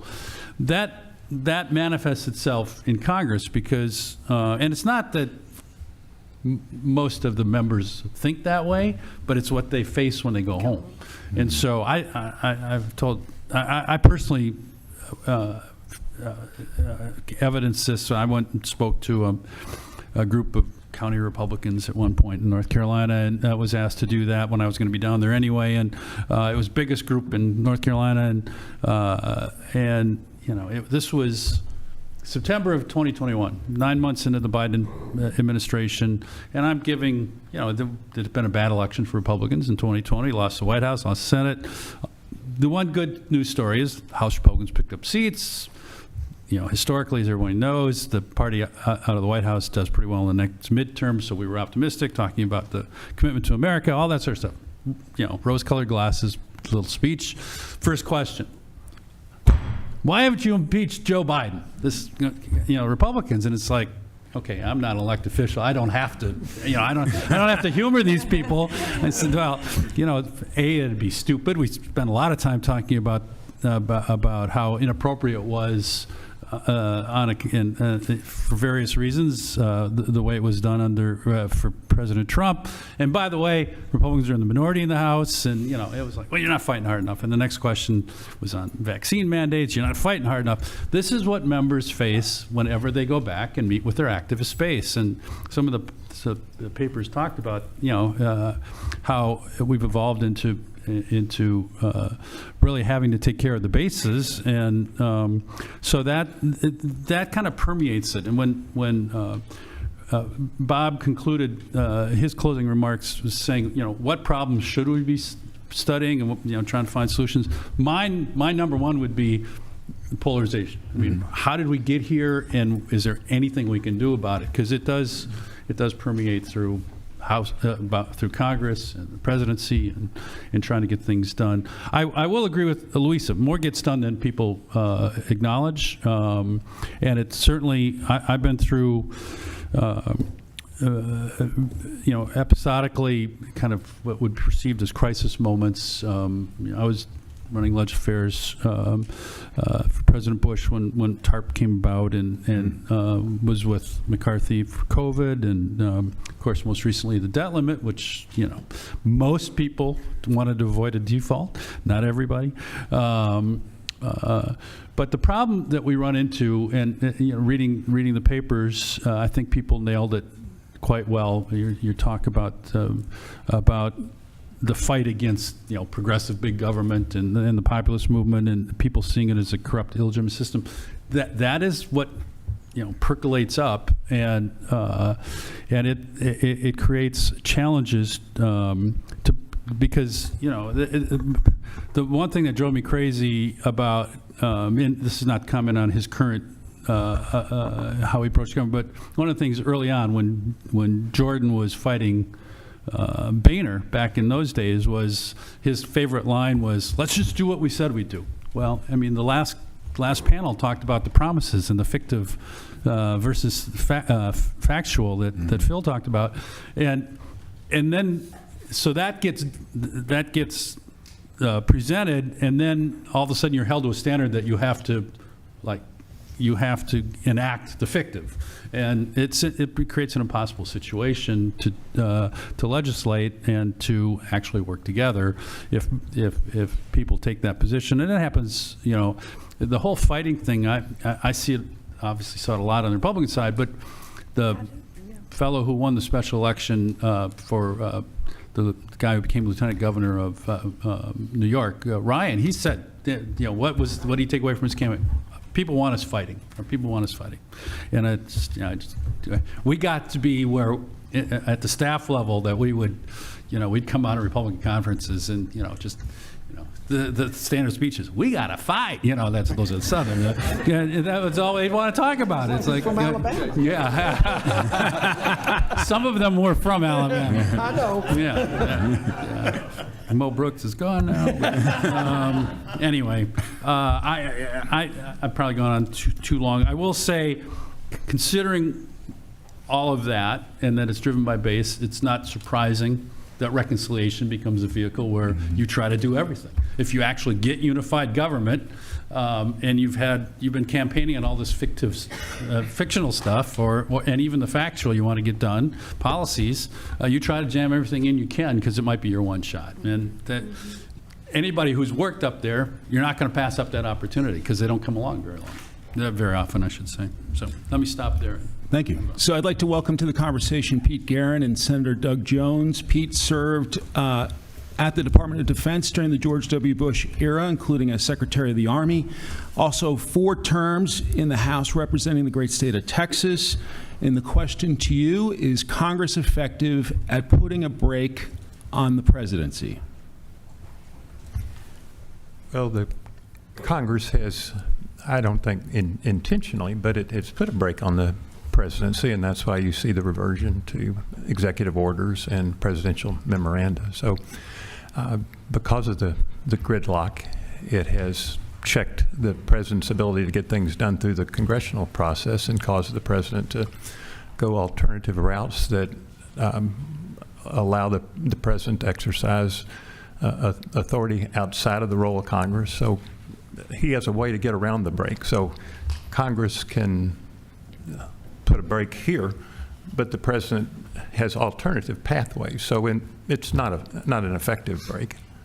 And in the area of national security and international affairs, the Congress tends to cower at any time the president of either party shows an initiative internationally. You'll have a handful that will stand up and speak against it, but by and large, the Congress sees itself as taking a back seat. So I don't see a real meaningful check there, not in real time anyway.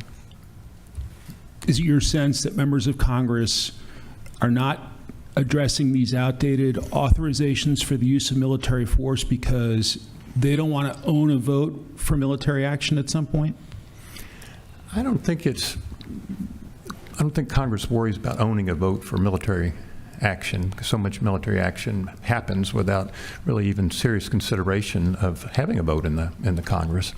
I was there when President Bush 41 came to the Congress and asked the Congress to vote on the Iraq War.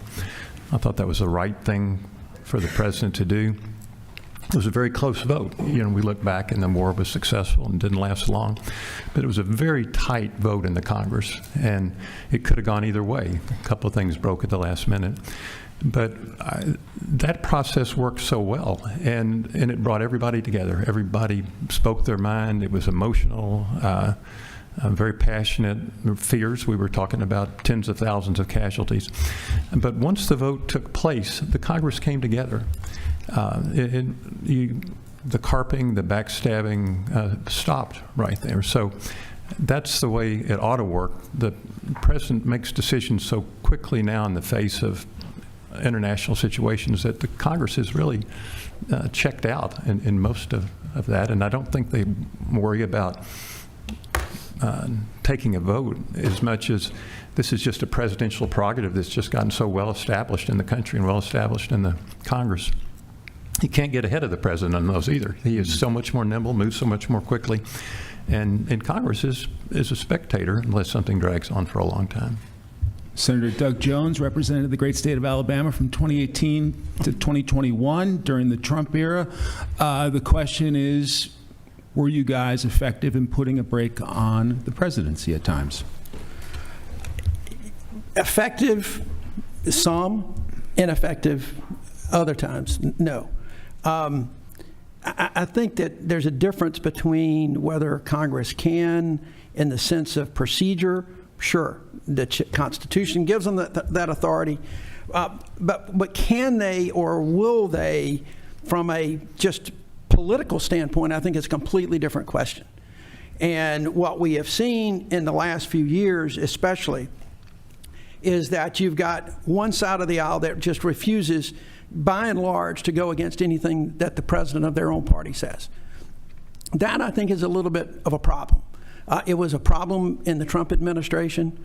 And what we saw with Trump especially, and I try to study history as much as I can, but I don't remember a time when a president literally threatened people's, in primary elections if they challenged his authority. And I think that that's a huge problem. And I see that problem not negating. And I'd like to mention a couple of things, because there's themes running through the first panel and this one a little bit, and that is, the polarization.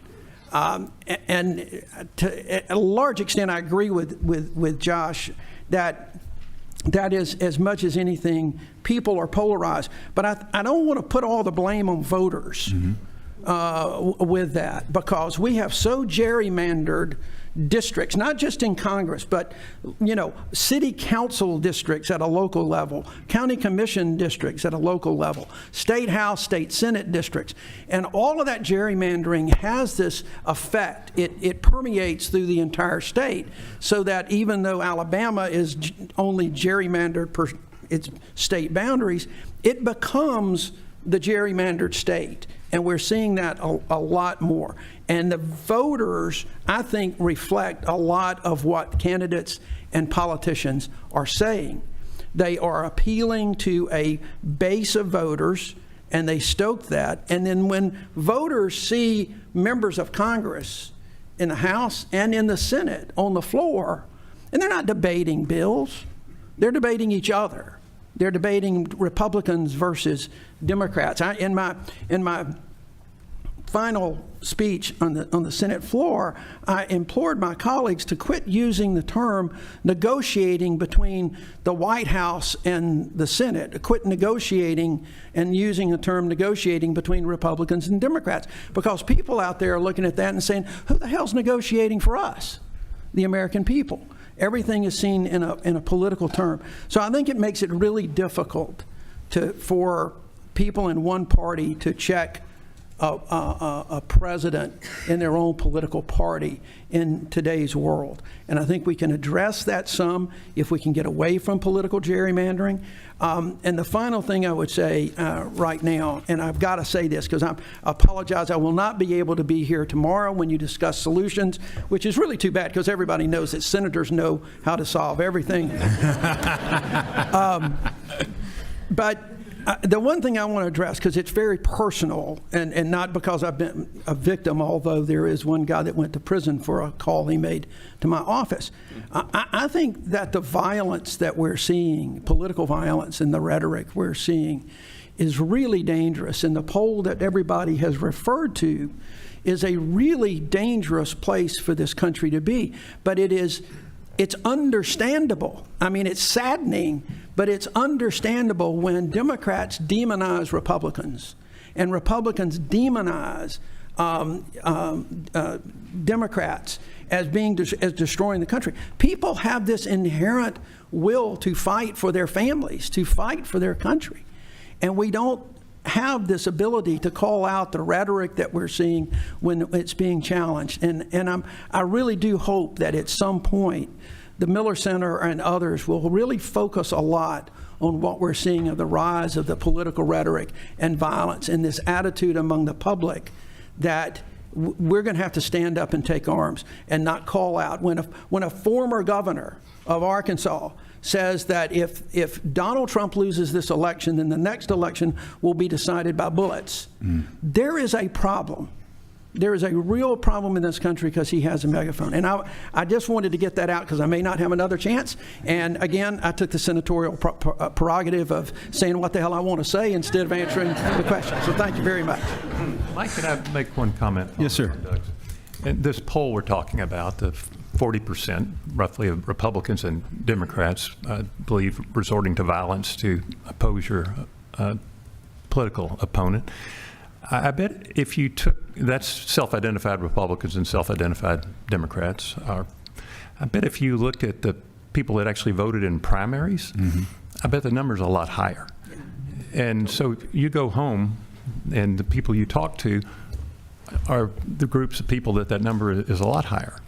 And that's who shows up at the town halls, that's who votes in the primaries. So there's just a ugliness, evil spirit out there.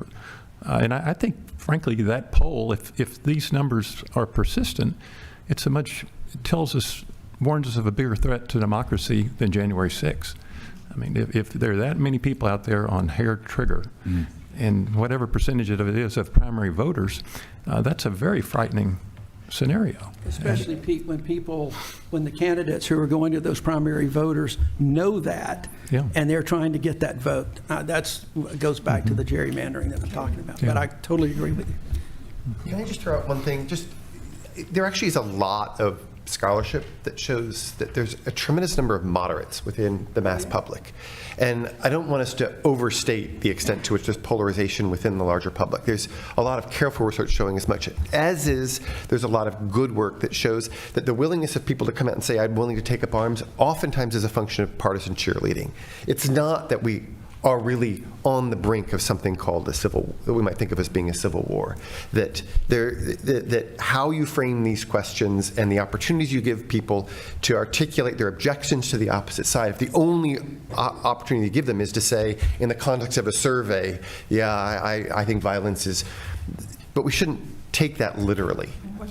That's not to say that political violence isn't a real thing, but to say that 80% of the country is ready to take up arms, to my mind, vastly overstates the predicament. 40% Mischaracterized. 40%. So, so you don't add them up. I get you, but we're not.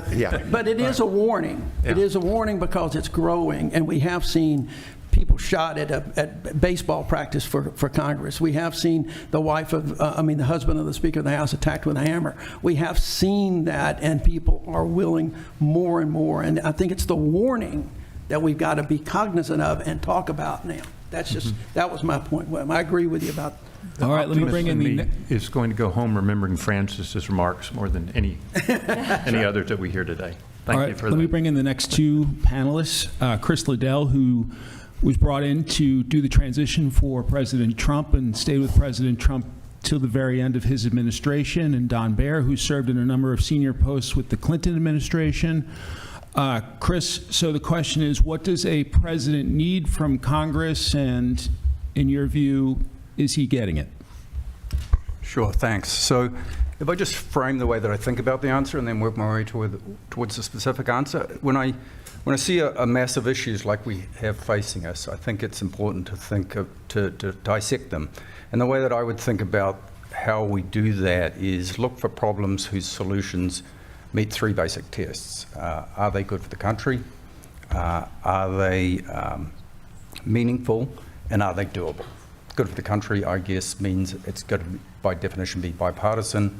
Meaningful, I think, self-explanatory. But the doable, I'm a how person. I spent all my life getting things done. The how is probably the interesting one because it needs to meet two-part test. It needs to have a pathway to getting done, and it needs to have incentives aligned. And we talked a bit about incentives in the last session. I think it's incredibly important because if you don't have the incentives between the Republican Party and the Democrat Party aligned, then it's unlikely to happen. And if you don't have the incentives where the responsibility is shared between the President and whoever else it might be, Congress, the agencies, etc., aligned, then it's also unlikely to happen. So I look for problems that fit into that. And so the first and most important one for me is the effectiveness of the executive office of the President. And I think without what I describe as the head and the heart of the government effective, then everything else is, broadly speaking, irrelevant. And I worked most of my life in the private sector. When you make the central body more or less effective, it's plus or minus 10%. It's important, but it's not the most important thing. In the White House, in my experience, it's plus or minus 100%. The opportunity set is just huge. And what does effectiveness mean in the executive office of the President? Obviously, we can debate that as a concept. But to me, it's the quality of the decisions and the quantity. So we talked in the last session about the quantity. Just the volume that the White House has to deal with means that it has to be nimble enough to deal with a multiplicity of issues. And we're seeing that in the world at the moment, both in the foreign stage and the domestic stage. So the White House just simply has to have the ability to do a certain volume, and then the quality. And the quality, I'd say, is in two areas. One, the quality of the actual decisions, and secondly, the implementation. Most White Houses are okay on the first, very poor on the second. So implementation is a skill that most White Houses don't have. So the effectiveness of the executive office of the President, to me, is one of the most fundamental opportunities that we face. And conveniently, it passes all three tests. It's incredibly meaningful. It's bipartisan in nature. The opportunity exists for either side of the aisle. And it's doable, not only because these are nuts and bolts of how you run a proper organization, but it's the one thing that the President basically has unilateral control over. Everything else we're going to talk about, he or she, eventually.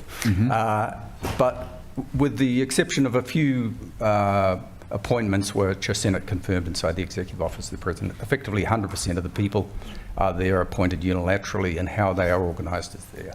So it meets all three tests. It's the single biggest opportunity. Having passed that, then the question becomes, how does that effectiveness actually used, to get to your question? So we get to legislation and the relationship with the Congress. I think Francis's paper is really compelling that the single biggest opportunity from a legislative point of view is what I describe as legacy legislation, which by definition she proves is likely to be bipartisan. So you can solve some things by reconciliation, but they're likely to be budgetary and monetary of nature, unlikely to survive multiple administrations. The true legacy policy is likely to be bipartisan and outside the reconciliation process. Does it pass the tests? I think that's where it gets interesting. Clearly it's meaningful. It's the most significant thing that a president can do in 4 years or 8 years, depending on how long. It's clearly good for the country because of its legacy legislation. It's something that moves the country forward on a significant basis and hopefully bipartisan. I think the issue is around incentives and doability. And the interesting aspect here, I think, is that the time at which the incentives align with each other are certain windows. And it's very important to think about legislation from a window and a chronological perspective as opposed to just across the whole 4 years. And there's basically 1.5 windows to get legacy legislation done. In the first year, in particular the first 6 months, and then the third year, depending on the midterm elections. But most particularly, let's just assume, because the midterm elections generally speaking go against the incumbent, you have one window, and that one window is the first 6 months to a large extent. If you look at the history of the last half dozen or so presidents, the amount of legacy legislation that's been passed in the first 6 months that isn't a response to a crisis is essentially zero. So most administrations ramp up their legislative ability in the first 6 months because they're figuring out how to run the country. And they're consumed by the ineffectiveness of the executive office of the President. So to me, the biggest single place to look for, to answer your specific question, opportunities is in that short window. And that's a technical issue because that's not about how you bring people together, although that's obviously a challenge, because it's also the place where the incentives of Congress meet the president. Before the people who are in Congress start to think about their re-election, they have a honeymoon period where they're actually thinking more about the country than their re-election. So, but in order to actually achieve something in that first 6 months, we need to reimagine the way in which we actually pass legislation, and that's about preparation and about working with Congress before you're elected as opposed to when you're elected, and the big wave of governance comes over the top of you. And it's also, to my first point, about having an effective executive office of the president so that you aren't consumed by the inevitable crises that happen as well. So that's a specific one. The other one that I'll say is a smaller issue, but I think an important one from the work that I do, is the interregnum, the actual transition period, as most people traditionally think about it, between the election and the inauguration. And it's what I describe as the time of maximum vulnerability for the country. If you ever wanted to mess with the United States, the time to do it is when the outgoing administration is atrophying because people are leaving, and the incoming administration is trying to figure out how they run it. So there's a specific point where we need more legislative control. It also meets the tests as far as I'm concerned. It's less of an issue than a legacy policy point of view, but I think it's incredibly important from a country point of view, and it's also an area of potential solutions between the president and Congress. Don Baer, what about your view in terms of what a president needs from Congress and whether or not President Clinton, in your experience, got it from Congress? Thank you, Mike. Thank you. I want to thank Bill and the team here at the center for having me. I'm looking out that window, and about half a football field away, I lived as a law student at the University of Virginia, and like Josh, I think of myself much more as a student than a teacher here.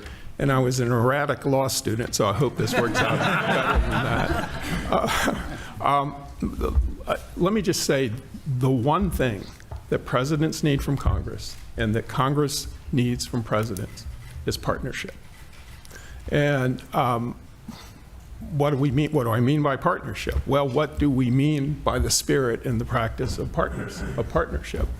We mean that there are more incentives, there are more rewards to work together than there are to work in opposition, than there are to attack and obstruct. There's a greater belief, because of those rewards, that you are more likely to be serving the people, we call them stakeholders in the private sector, the people who put you where you are. And to the point that was made earlier about re-election, which whether it's every 6 years, every 2 years, or every 4 years, once, that those who you need to go to in order to win those re-elections are more likely to reward you for the things you do for them and produce for them than those things that you stop. I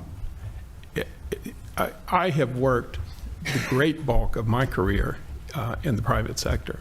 I was a lawyer for 3 years, 5 months, and 3 days in New York, harkening back to living in that apartment complex. I was a journalist for a decade, including a national political reporter and White House correspondent before, improbably, as those who worked with me in the Clinton administration know, I wound up as the head of speech writing and then the White House communications director. So yes, I was one of those people that Elaine Kmark was complaining about before.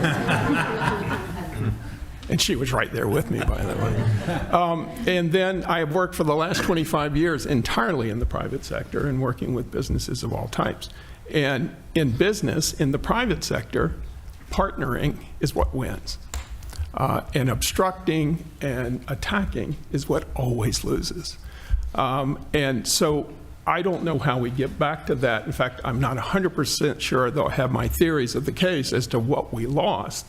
But to the point about President Clinton, first off, I would say he understood, as I think most of our presidents, frankly, in the last 50 years have well understood, that partnership with Congress and frankly within one's own administration and across the country, including with state houses and localities, is critically important to make it all work. But he used to say that being president was a lot like being a cemetery director.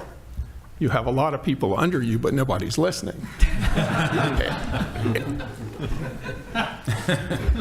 A big part of what presidents do and have had to do increasingly in a world of more intense partisanship is figure out how to get more people to listen. And I could spend hours on States of the Union and all of the things that go along with that. But I think unless and until we find a way to rebalance the incentives and the ways that enough people who have a part of this process appreciate and understand that, to invoke President Kennedy, the rising tide is going to lift more boats, or all boats. We are not going to get back to it. And I want to say this about the polarization. Yes, the people in this country are deeply polarized. And yes, they are deeply polarized for real reasons that we can't dismiss. It's not all stagecraft. It's not all just what they hear on cable television and elsewhere. But leadership matters. The words of leaders matter. How leaders behave matter. And President Clinton never gave a major speech, never gave a major State of the Union or inaugural address, where the fundamental underlying thing was that we are one America, and we have to find our way to be one America. Now, those are just words, because we have to put the actions behind the words and have more of the people in this country come to believe that they're all in it together also. And I think until leadership really steps up to do that, even opposing and in the face of national leaders who basically the incentives for them are to divide the country, because when the country is divided, they are more likely to hold power. We're not going to be able to overcome this. All right, let's welcome in the three panelists at the end of the table. L.F. Payne, a former congressman representing the Commonwealth of Virginia, what used to be known as a Blue Dog Democrat. Barbara Comstock, Republican, represented the Commonwealth of Virginia, actually was my member of Congress. Great to see you again. And Fred McClure, who served in Leg Affairs under President Bush 41 and President Reagan. So welcome to all three of you. LF, let's start with you. What about Congress's power of the purse, and is it used effectively? Well, Mike, thank you very much for including me and Bill Antholis and the Miller Center, and my congratulations to the Miller Center that I think has become known as the preeminent institution in this country that's studying the presidency, and so it's an honor for me to certainly be here today. To your question about the power of the purse, I think Congress does have the power of the purse. It's the biggest power they have in terms of being able to effect policy and effect presidency. I think members of Congress recognize, as I did when I was there and still do, that the framers of the Constitution in Article 1 set up the Congress of the United States, and then in Article 2 set up the presidency, and so we always thought that the framers thought we were more important in Congress than the president and presidency, certainly. However, as we look around today, we recognize that the public and others, the president and presidency is the preeminent organization, if you will, and how Americans think about their politics and their government. And the Congress has been said earlier, seemingly often is sitting on the sidelines, even though they do have power such as the power of the purse. So I've always been an advocate that Congress ought to look at how it claws back its power. The Miller Center did a great job of looking at the War Powers Act, for instance, and did a nice job. And Senator Tim Kaine now has a bill in the Senate that I think one day will pass. And those are the things that can happen that can claw back power, if you will, as it was intended in the Constitution. However, this week, as I've said and watched the split screen of the President of the United States being in Israel and doing things that I think most all Americans could be very proud of, and then the other side of the screen is the Congress trying its best somehow to come up with a speaker and being totally ineffective. It's hard to imagine that you can make a particularly good case for taking power away from the presidency and giving it to the Congress. I think in spite of what the power that it has been given, including the power of the purse, there's a real imperative that the Congress be reformed and that the Congress become the effective body that it should be. And that won't happen until, as we've heard so many people talk about, that we learn how to deal with in a bipartisan way. The Congress was established so that you had people who would have different ideas come together, but they would be able to collaborate, then compromise, then come up with specific legislation, and then that would be passed by both houses and go to the president to be signed. The incentives today, though, it seems, are not such that you get people in Congress who are incented to do that. They're incented more to come to Congress having vowed if they are elected, they will not compromise and they will not collaborate, and that the other party is the enemy and they're not going to be a part of it. And so structurally, you have a situation where Congress can't succeed to the extent that you're having more and more people like that show up who really aren't able to collaborate, to work together as we need to. So to Don's point, I think Josh made the point, others, that we need to find incentives so that the people who are sent to Congress are incented not to say no and to not compromise, but just the opposite, to work together, and that compromise is a good thing and not a bad thing. And I think until we find a way to begin to work at and make those things happen, both structurally within the Congress itself, where members now are not working together and really don't know each other and don't trust each other, that needs to be better, and then those folks need to be leaders and talk to their constituents and let them know that working together is in fact a positive and good thing, and that's how things get done within the Congress. Barbara, my view is that the polarization on the Hill has made budgeting next to impossible. Now we do continuing resolution after continuing resolution. Your thoughts on Congress and the power of the purse, and whether you're in effect giving up that power by just kind of punting and doing extensions a few months at a time?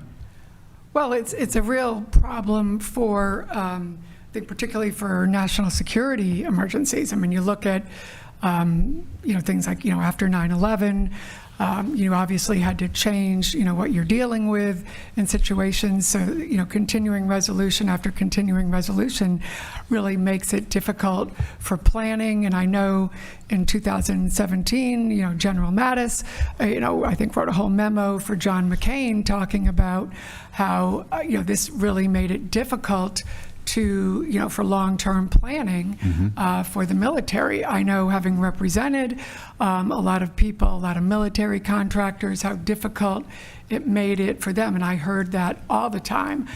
The government shutdowns were a huge problem in that regard. And so it drove me crazy, certainly hearing on my side, and you certainly hear it all the time from Republicans, it doesn't matter if we shut down the government. And the guy who represents this district, unfortunately, if we shut down the government, Bob Good tells you it doesn't matter.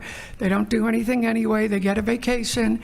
But what it means, the last government shutdown, which was authored by Jim Jordan, who I'm happy to say has just announced, they've announced that he's not standing for a third vote. And surprise, surprise, the A guy. lot of Comstock breaking news here. Yes, Wow. happy to announce it. The guy who never passed a bill in 16 years found that it was really hard to pass a bill, and he was better at killing them. And just imagine, he couldn't get to 218 because bills are about relationships and putting together coalitions and trying to get people across the aisle and things to work together, and he wasn't able to do it. And there were people who were able to adopt his practices and thwart things. So at any rate, they are doing the Patrick McHenry temporary thing until January 1st, apparently, is what they're doing. But at any rate, yes, these government shutdowns, the last one cost $11 billion. So the guys who tell you they want to be conservative and want to cut budgets every time they shut down the government cost billions and billions of dollars. So yes, it's irresponsible to not have that type of budgeting. So being a conservative, somebody who wants to have military budgets increase at a time when we need to do things like support Ukraine, because when we're just donating, doing maybe what is it, 3, 4, 5% of our military budget is going to Ukraine, and we're decimating 50% of Russia's military budget without putting our boys and girls in harm's way. That seems like a pretty good deal, and that way it's not going into NATO countries where we would have to put our men and women in harm's way. That is a really good deal, and yet we have the Freedom Caucus, again, people who don't understand those threats, don't understand how that would cost us so much more. So once again, I think we have really dodged a bullet without having this isolationist caucus. Not having one, an insurrectionist who could have been our speaker. Fortunately, God bless those 22 members who said no. But I would like to address, I know I'm a little bit off budget, but we were talking about, Dan was talking about how, you go back to your district and you hear these people who want to impeach and want to do all these things in the partisanship.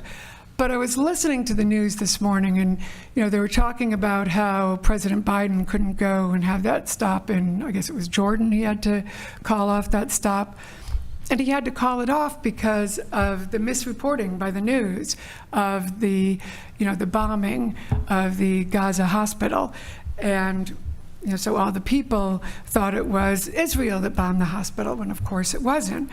Well. And so you have... To be fair, there were also some members of Congress who said it was Israel. Yes, exactly. Yeah, so, and that was exactly where I was going on this. I'm here for you.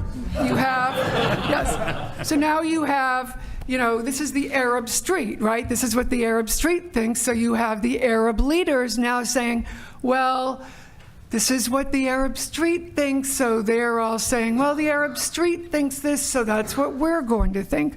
Well, we now have a MAGA street. So the MAGA street thinks the elections were stolen, and the MAGA street says this. So when our people go out there, what do 200 people have to say? They have to support Jim Jordan, who still wouldn't say that Joe Biden won the election, that the election wasn't stolen. So 200 of our members had to vote for Jim Jordan, who says the election was stolen, and wouldn't say to Ken Buck, and he wouldn't say to French Hill, who asked him, can't you just say, Ken Buck said, I'll vote for him if he will just tell me the election wasn't stolen, and he wouldn't say that. So we have, excuse me,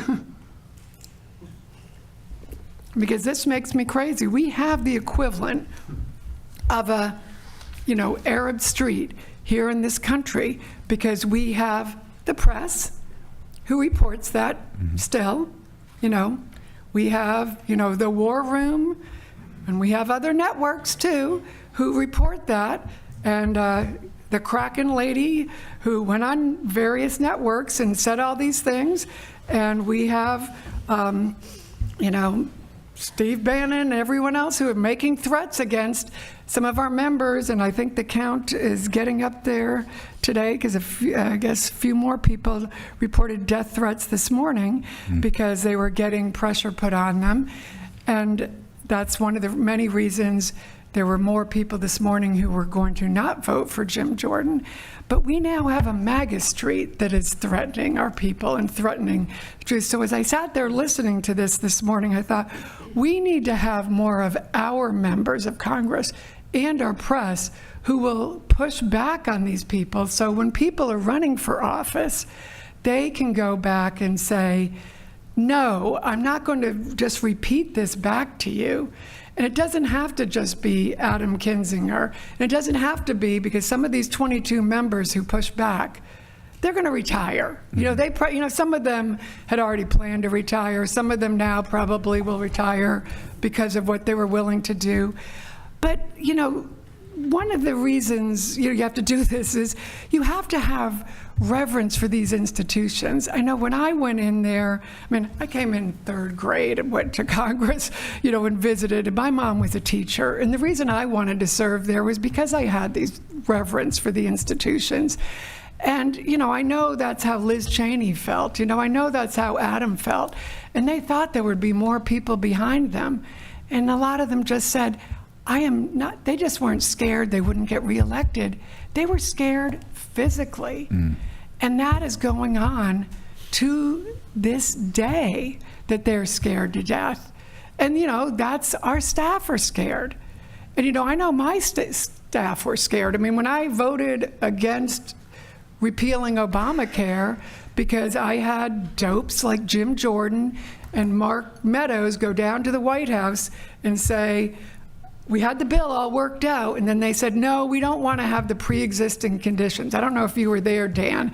We had it all worked out, and we were going to have the, sorry, I know I'm going over my time, but we had, we always said we were going to keep pre-existing conditions in there. We're going to repeal Obamacare, but not without keeping the pre-existing conditions in there. But then, God bless him, Mark Meadows, and he was the worst chief of staff ever, and you can thank him for Donald Trump losing, and I do every day. Thank Mark Meadows for being the worst chief of staff ever, getting indicted and everything. But he took that out, and that's why the repeal of Obamacare lost. And so those of us who voted against the repeal, we told the vice president, hey, we would have been with you, but they took that out. And they all came in and said, no, you got to vote for it, you got to vote for it. I said, no, we're not going to vote it. So we started getting all those hate calls too. They said, we're not going to give you re-election vote. I said, I don't care, I don't care. I got the death threats, I got the attacks, and my staff all got yelled at, and we got called into leadership. The vice president's calling, and I was like, you know, I'm not going to lie to my voters, do whatever you want. But we've got to, so there you go, that's my lecture. But, you know, the press needs, you know, whether it's the press on, you know, reporting about who blew up what or whatever, you guys in the guys in the press have to report this accurately, but our members of Congress also have to stop lying, whether it's, you know, about what happens on the Arab street or what happens on our streets here at home. And so when I saw that this morning, I thought, this is what's happening here at home, and it's happening there. And these are exactly the same things, but we all do the whataboutism. And there's only a few of us, like Adam Kinzinger and Liz Cheney, who can be pure on both sides. So that's my lecture for today. All right, Fred McClure, I'm confident the I reserve my time. As you should. I am confident the fights were intense during the Reagan and Bush 41 era. What are your reflections on that and what you see today? First, I'd like to thank Elaine and Tom for being here, having served earlier than I did in a presidential administration. And thanks, Bill, and the team here for putting us together and the chance to be here. I was sort of in a different era and time when I was working for both Reagan and also the 41st president, George Bush. Remember when Reagan became president, the Republican control of the Senate of the United States had not occurred since 1954. So this was kind of a new deal in 1981 once Reagan became president and the Senate changed. And then on the House side, even though Democrats controlled the House with Speaker O'Neill, there was a significant number of Blue Dog Democrats, now all known as Republicans, Blue Dog Democrats who were there for us to call upon. So and the Republican Party in the Senate at the time was considerably mixed with a number of Northeastern senators who were more moderate. So trying to weave those kinds of victories together was pretty difficult. But it did result, for example, in the Tax Reform Act of 1986. So this was sort of the beginning of the shift of the makeup of the Congress, which had an impact upon President Reagan's ability to deal with them. The upside that he kind of had going for him, though, was after President Carter's tenure, inflation was high. You know, we didn't know what was going to happen in terms of economy. I mean, he had sort of borne down on that part of the equation. And we had, I thought, very productive years during those first few years because of a result of that makeup of Congress. Then we flipped the switch in '88, and Bush became president, and we had neither the House nor the Senate. And we were lucky if we had enough people to sustain a veto in the event of, which is how we ended up governing, using sort of the negative and going in there. I've kind of grown kind of jaundiced, but I actually had this view a long time ago.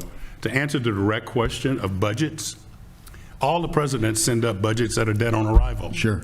They're just big books, Yep. and the big books have lots of numbers in it, and hopefully it begins to express to the Congress and to the American people, voters, what it is a president has in mind. And mind you, this comes after somebody else has been president immediately before him, particularly when you're changing administrations. So they kind of have to decide how badly they want to throw the guys before them under the bus, and on the other hand, how much time they're going to be able to get pieces together that Congress can consider. My other view is that Congress really, other than some really big things, Congress only has like one thing to do, which is pass appropriations bills, and they don't do that very well. Right. There are 13 of them. Normally, we end up doing them in reconciliation, or we do them in CRs and continuing resolutions. And it once again is sort of like an abdication of that responsibility, since they control the purse. Most of the time, particularly during the Reagan days and then the Bush days to follow, there were opportunities to have policy decisions wrapped up in the appropriations bills. I mean, there were 5 of the 13 appropriations bills, I think, that have some reference to abortion. So how do you go through that part of the equation, whether it's on military installations, whether it's payments from HHS, whether it's medical services provided there? And that was always what was coursing through. Then we found a way to get guns in there and all the other cultural things as we were making those kinds of shifts. We, meaning Congress and administration, got there. Now you have a whole nother world as a result of the Dodds decision, and so it's opened up a different opportunity for people who want to engage in the cultural wars to have a place to express their policy preferences. I think that's going to continue. I think that's going to continue as long as we don't have a budget process that actually means something other than this is what we would like for it to be. Mm-hmm. These are the floors, these are the ceilings, this is how much you can spend or cannot spend, as they have the continual conflict with the authorizing side of the equation, which basically only happens in the defense space. So that's kind of my cynical view of it. I want to go back to a little bit on the WPA, the War Powers Act, just as an aside. People looked at me and said, you know nothing about national defense, so don't say a word to us. Fine. But I would be remiss if I did not mention what the late Boyden Gray often pontificated on when we were in the Bush administration. Not a single president since Richard Nixon believes that the War Powers Act is constitutional. Believe it's totally unconstitutional. And that's no matter which president it is, Democrat or Republican. But we always manage to find a way to sort of get Congress involved. With George W., it was the AUMF. With us, it was, well, the United Nations is going to do this resolution that we want them to do, and you need to give us authority to do this resolution so that we can go do Desert Storm. So the Congress kind of is a big player in that space, but presidents pay homage appropriately to the Congress because there's this big I word, impeachment. There's this big, we have all the money and we're going to cut you off, so therefore you're going to have to keep coming back to us. One final comment, and William, this goes back to something you saw. I think we're in the midst of a shift, a dramatic shift in this country right now. I think you can look back at the activities and the things that happened in the country that led up to ultimately the Civil War, and you take that piece and you move to the 60s and you talk about what took place leading up to the Civil Rights Movement in this country and all the things that happened after that. I think we're in a third phase, and that third phase probably starts around about George Floyd. I think it manifests itself in some fashion in January 6th, and I do not believe it's going away soon, because of this intense take your corners, this intense everybody is the enemy way in which we are now not only electing our public officials, that is coursing all the way down to local school boards and the things that we see even in Congress today. I'd like to come back to Louisa and Dan, because it seems like in today's politics you have the principals talking to their base, basically, about what they're going to do. But then people like you get into meetings and have to hammer out some kind of agreement. What's that like? Take us behind the curtain, if you don't mind, for a couple minutes.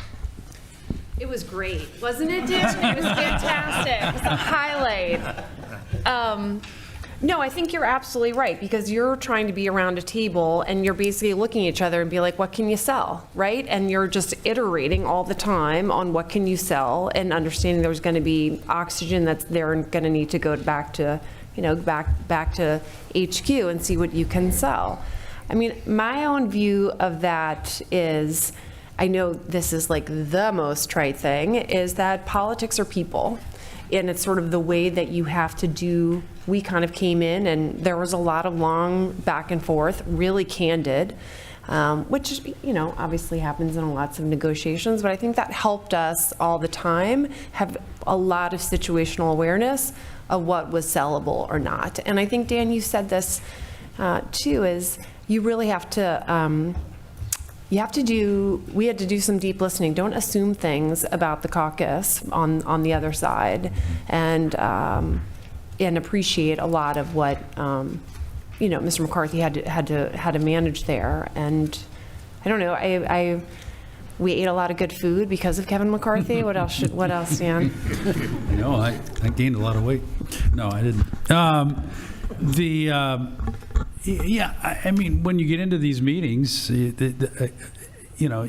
come in and you start at the beginning. You're all geared up to. I made the. If your strategy, and there are people, particularly on our side, who have the strategy that if you just hold your breath long enough, the other side will capitulate. I've never seen work in divided government, by the way, but that's their approach to governing. And you get into a meeting like this, and it becomes pretty clear that doesn't work. And they've got a constituency. And when the meeting started, actually throughout, it was more than a constituency of one, the President of the United States. When we first started the meetings at the staff level, they included the other leaderships, including McConnell and Jeffries and Schumer, and we kind of went as far as we could there, as where there was room to negotiate, and we hit a wall, and from our standpoint, we thought it was really useful to get it just between, we're kind of where McConnell had outlined in the beginning, between the president and the speaker, and we got a deal. But it was not easy, and you know, both sides are disappointing members of their side, their coalition, their base, because again, you don't get the other side. The other side's not going to capitulate to help you out, and it was a long process on the debt limit, and a lot of hours, and but we, you know, you just. It's not going to happen if you don't have some sort of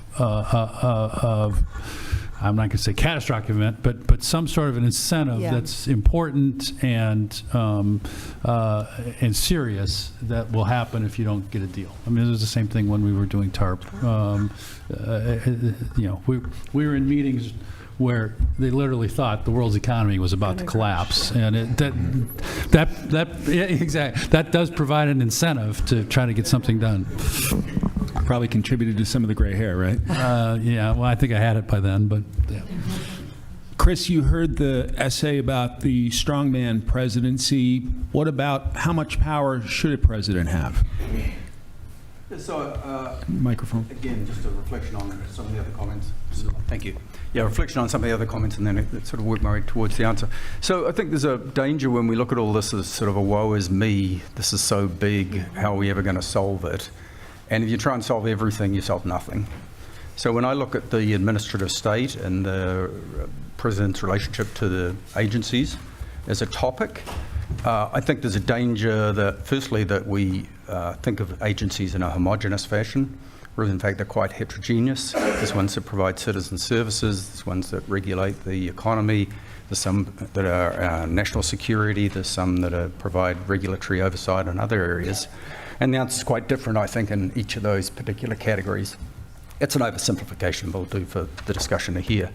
If I was looking for areas that sort of fit my framework that I talked about, the area that I would particularly look for is the provision of basic citizen services. Because most people who vote care much more about their daily interface with the government than they care about a lot of the issues we talk about. And it's interestingly one of the issues where I think we can make the most progress, because to a large extent there's some policy differences, but to the extent that we provide services to citizens, most presidents believe that that should be done in the most effective and efficient fashion. It's the area of most opportunity because the basic public services are generally speaking well behind where private sector equivalents are. So there's massive opportunity. Congress is incentivized to do it, and the people who are in the agencies are there because they want to actually do it. So it's a massive opportunity, not only from a significance point of view, which I think actually overwhelms some of the more sexy topics that we like to talk about, but I think is actually incredibly meaningful, generally speaking bipartisan and achievable. So when I think about the president's use of power inside agencies and where we could actually make progress as opposed to reinvent the whole system, I'd look in areas like that. Don, I'd like to go back to the communication component, particularly in divided government. And it occurs to me when a president's newly elected, could he or one day she give an address to the people that didn't vote for them to say, I'm your president too, and together we can heal the country, bring the country together, whatever it is, or is that just, I don't know, pixie dust, thinking about a fantasy world? Well, I'm often accused of being idealistic, which is another way of saying I'm naive. It's hard to imagine in the world that we're in now, but again, we have to imagine what is hard to imagine. And I long for that. I long for a president who would do that, and also for a president with whom opposition leaders in Congress would stand up when she does that. So, you know, we may get there, I fear, and I think everyone around the table and in the room probably shares the fear that we're going to go through a couple of worlds of hurt before we get to that moment. And it's a shame that it will take that for us to get there. But we'll see. I mean, look, to give him credit, President Biden has tried to do that. And as I said, he's got to have people who are ready to listen, and it's very hard for one person to do it, even though the voice and the actions of the president resonate far, far more than any other single actor in the whole system. So I don't know. We'll see. Senator, what about the perpetual campaign mode? Presidents, You missed it very much, right? Is thinking that what about you're gonna say? re-election. Even senators who have 6-year terms are constantly fundraising. Yeah. In the House, They it's like that. you got elected, you better start running right away because your 2-year term's going to be up in a blink of an eye. What's the impact of that? I think it's a huge impact. And not only does it take away from the business of government, you lose the ability to really have relationships in the Senate. When I worked in the Senate as a staffer for Senator Howell Heflin from Alabama back in the late 70s, they stayed in Washington. They went home maybe once a month. Their families were up there. And I know we hear that all the time, but I'm telling you, it made a difference. Because when I came to the Senate, we're in there Monday night. We've got committee hearings, and you don't have an interaction in a committee hearing. You go in and you got to go to another committee hearing at the same time, and you're going back and forth. Then you vote, and the only interaction you have is either at something like the prayer breakfast on a Wednesday morning or during votes. Mm-hmm. People, I used to use votes to try to talk to people because it was the only time to have an interaction. Otherwise, you're running, you've got to get over to the DSCC to make phone calls. You've got to go to receptions at night in which you're raising money for you or for somebody else. And those times on the Senate floor, I know that I'm talking to somebody and I'm trying to get them to help me, but they're out there raising money to try to get me beat, when they really didn't have to raise a lot of money to get me beat, okay, in Alabama. But it's a different world. And I made a point of not campaigning against a Republican colleague. Very few people will do that right now. There were plenty of Democrats who did that, and so I didn't have to. But I think the politics have gotten such, and they are so intense, and it is so expensive. And Tom Donilon talked a little bit about social media earlier. That's another whole day-long kind of topic that you can get for social media, and the misinformation, the disinformation, and just the way people get their messages today. We talk about the voters at the town halls. They're not informed with that. They believe Joe Biden should be impeached because that's what they're seeing, and they don't really do the research. They don't have the staffs to do the research on those things. So it's tough. I wish we could figure out a way to dial the campaigning back and keep people in Washington a little bit more, not criticize them for being in Washington a little bit more, because that's where the real government is going to work, and develop these relationships not only within their caucuses but across the aisle. Personal relationships mean so much in Washington, D.C. Mm-hmm. And I'll never forget Lamar Alexander was talking, and he said, and this is what I think most people would agree with, in that sphere of the Capitol, in the dome of the Capitol in both houses, it is probably, when you could close the doors and get the cameras turned off, probably one of the most bipartisan places in America. Mm-hmm. You get outside of that is when you run into problems, and people succumb to that because they want to get reelected, and that's their driving force. And the last thing I'll say is I do think that there could be some changes if more people thought more about the country and making democracy work, as opposed to just simply their reelection or their party. I just don't think we have enough of that in Congress, and that's just kind of a personal thing that we have to look to for leadership. And with that, I think we have to leave it there. Thank you all panelists for a fascinating discussion. I'm grateful to you for doing a first-class job.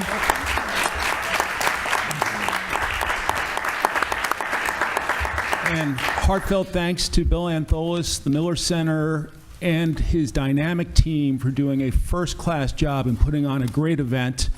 We're going to take a lunch break. More programming after the break.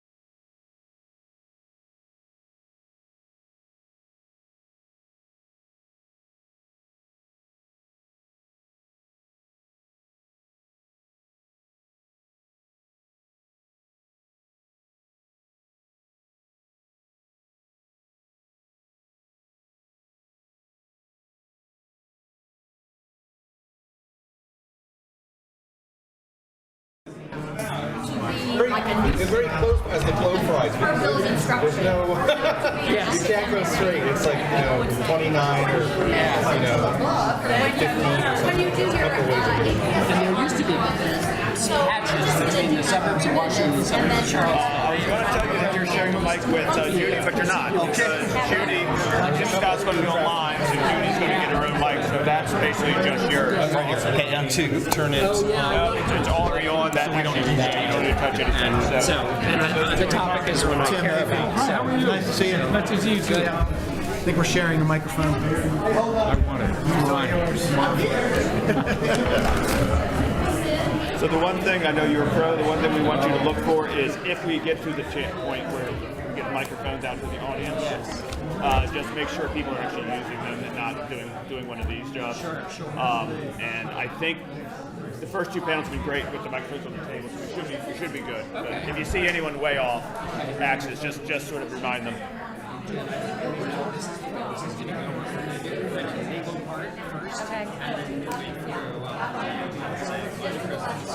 Fail.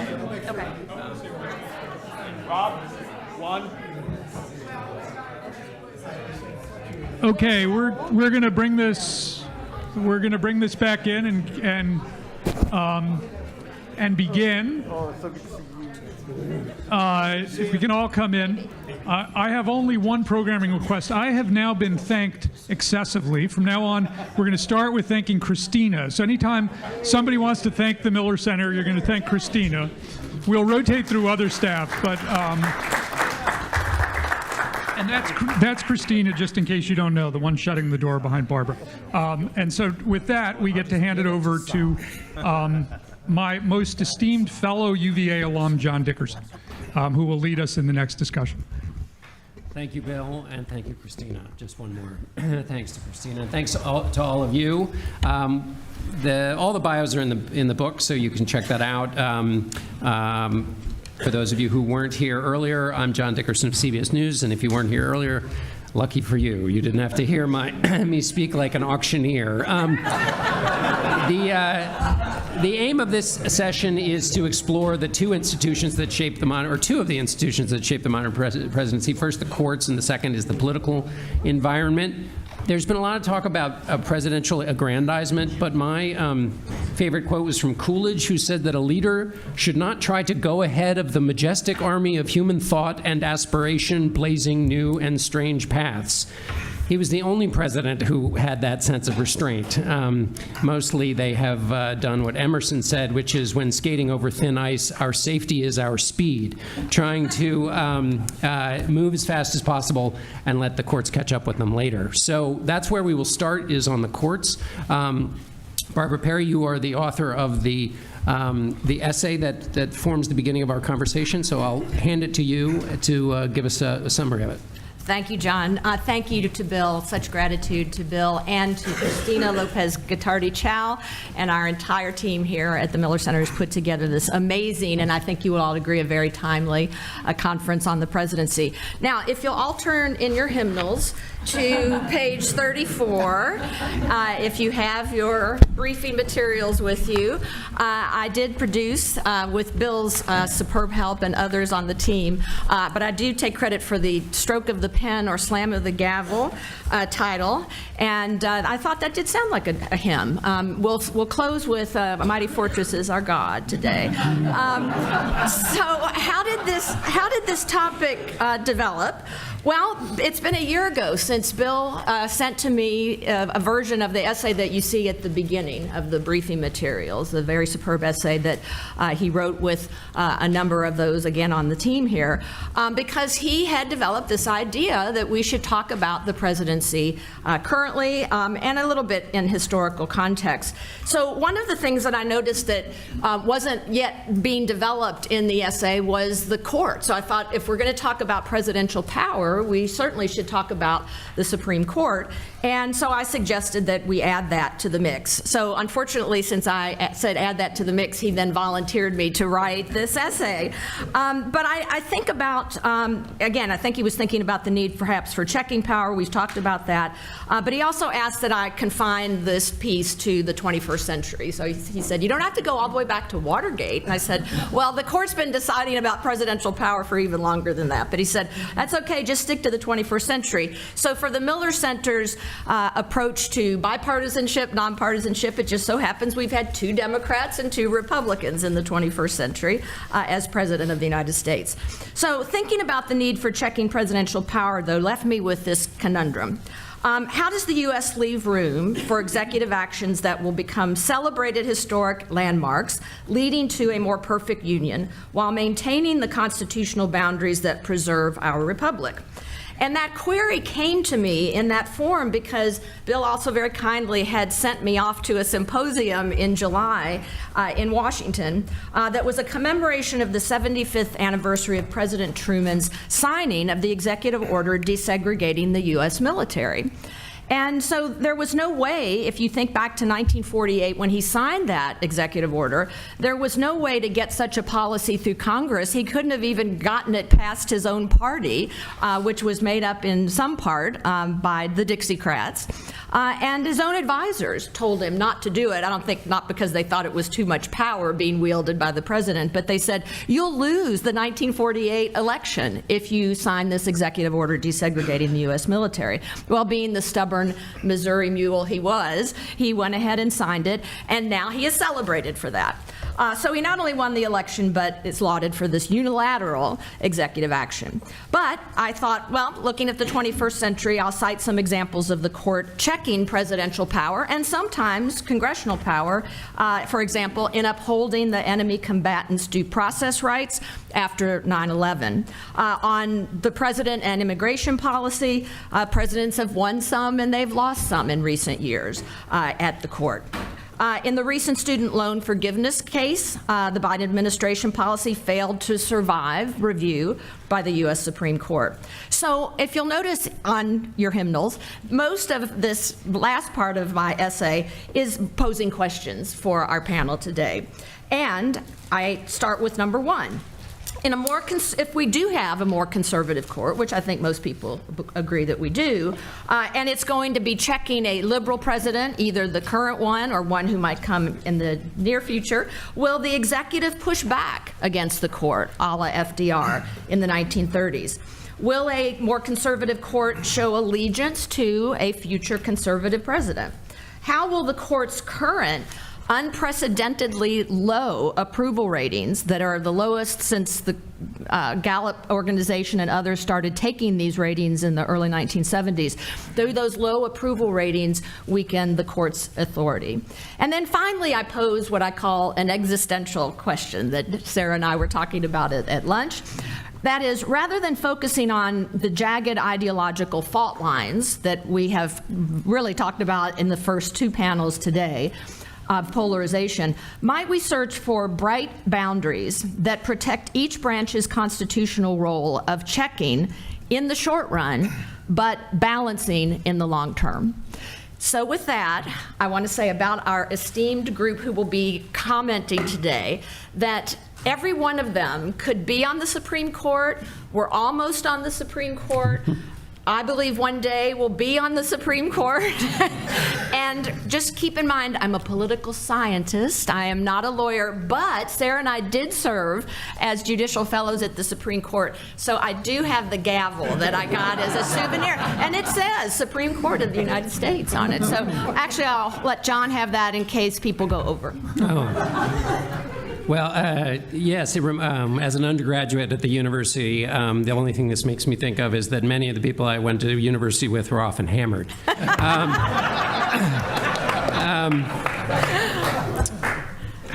Okay, back to the topic at hand.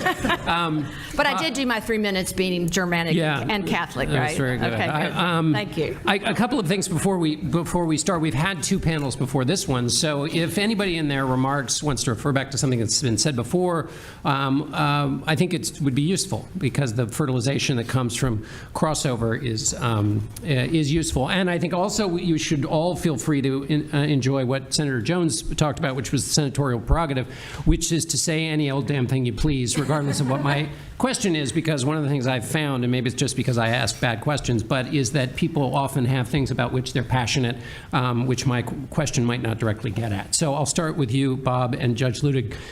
On this question, Bob, I'll start with you. A White House has a lot of goals and desires, and we've talked a lot about how campaigns make presidents promise the moon. Sometimes Congress doesn't fulfill its role. The president wants to act. Since you've served inside of a White House, how do you think the lawyers inside think about how much a president can get away with? Do you say, let's try it all and let the judges figure it out? Or take us through that process a little bit, and in so doing, show us the boundaries of how we should think about, at the moment, executive power and how it should be exercised in the system. It does turn out that presidents like to claim, even for their most controversial actions, that they're lawful. And so it becomes important for them. You could imagine circumstances where they don't actually care what the lawyers produce. They're going to go ahead and do it anyway, and then challenge the Congress to impeach them. But typically they're going to want to make the argument, that's true in international as well as domestic affairs, that what they have done is lawful. And so there is pressure, of course, on lawyers to come up with various legal pathways for the president to execute successfully on policy. And there are just very briefly a couple of places you look in this process for the most activity, and one of which I think, having had the best job I'll ever have in it, I do have some second thoughts about. There's the White House counsel's office, which has grown dramatically in authority and significance over many, many decades. I want to stay in the 21st century for Barbara's caution. And Bill. But really, for all intents and purposes, there really wasn't a full-time law firm supporting the president until the Nixon administration, and it was, ironically, I think largely the thought of John Dean that he would build such an office in the presidency, and there's a story behind that. But now we have one, and the White House counsel has a significant staff that can be, depending on circumstances, including the energy behind congressional oversight, it can be up in the 40s. But outside, of course, the White House counsel's office, there are lawyers across the entire panoply of agencies. And in the Department of Justice, of course, there is an Office of Legal Counsel. And the Office of Legal Counsel is expected, by virtue of principles that have been articulated and sitting on its website since at least 2010, but this, by the way, I think is a general understanding of its role, that it gives the president honest and accurate advice. I'm almost quoting from it. It's intended to really give the president straight, fair legal advice, while at the same time, if it cannot give the president the answer the president wants, to offer up reasonable alternatives toward the same goal that would still be lawful. So it's an honest broker of a sort, but with a significant executive branch tilt. Many people understand the White House counsel's office is often the intermediary between the White House and the Department of Justice around significant legal issues that shape or determine what the president can claim is the lawful basis of their actions. And there's been a lot of concern expressed, notably by Bruce Ackerman at Yale, but he's not the only one, that the president has built inside the White House an enabling legal institution. White House counsels are not, and really cannot be subject to confirmation by the Senate. It's not an appointed and confirmed post. It's entirely the president's pick. And presidents have picked White House counsels who were personal friends, personal lawyers, political lawyers, and so of course the natural thought is, well, that's the enabling function. That's what the president is looking for. I think that's quite unfair in many respects. Maybe not in my case, but in others. And I think it's very important for the president to have on hand an office like the White House counsel for the day-to-day work that just has to happen at close quarters between the president and some source of legal support. On the other hand, I think the growth of the White House counsel's office and its role is open to fair comment. And in a book I wrote with Jack Goldsmith, we suggested it be downsized, and many of the functions, or at least many of the activities of the White House counsel's office, be returned to the Department of Justice. And I can talk about the reasons for that, but I won't go into it now. So it's very clear that presidents have available to them a lot of very good lawyers who can develop a lot of very creative theories to support executive action that the reasonable observer at a distance might think is questionable, and that's happened. That's happened a lot.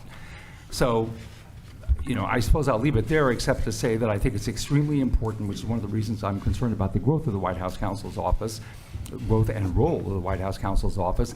It is important to retain a little bit in executive branch lawyering. When I say a little bit, maybe I'm understating the case, of what's reflected in what I mentioned about the OLC, the Office of Legal Counsel's Statement of Best Practices, which is lawyers have an ethical responsibility to be clear with the president that, yes, on the one hand, they're there to support the president in the facilitation of the policy objectives that the president was elected to pursue, but on the other hand, they remain lawyers.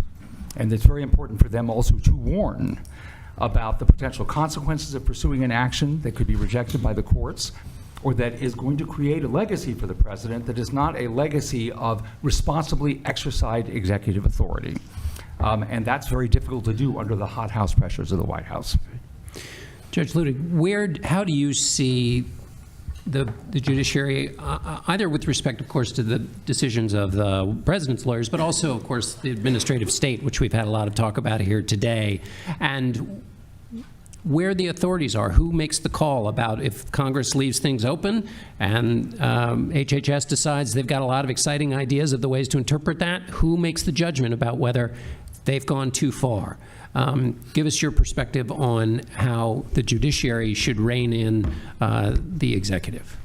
Thanks, John, and thank you, Bill, and the Miller Center. I would just say that I don't know that I belong at this table or any other table inside the Miller Center, but I'm grateful to be here.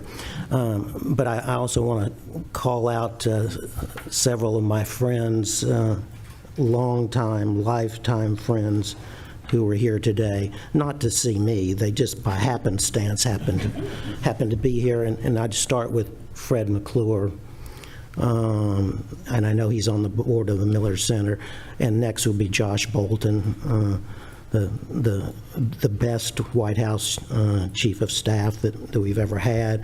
And then finally, one of my best and most admired law clerks, Mike Hirschland, is here with me today. So thank all of you for coming, and thank the Miller Center. So I have had the great privilege over an increasingly long lifetime to have worked in both the Office of Legal Counsel that Bob was talking about and also in the White House counsel's office.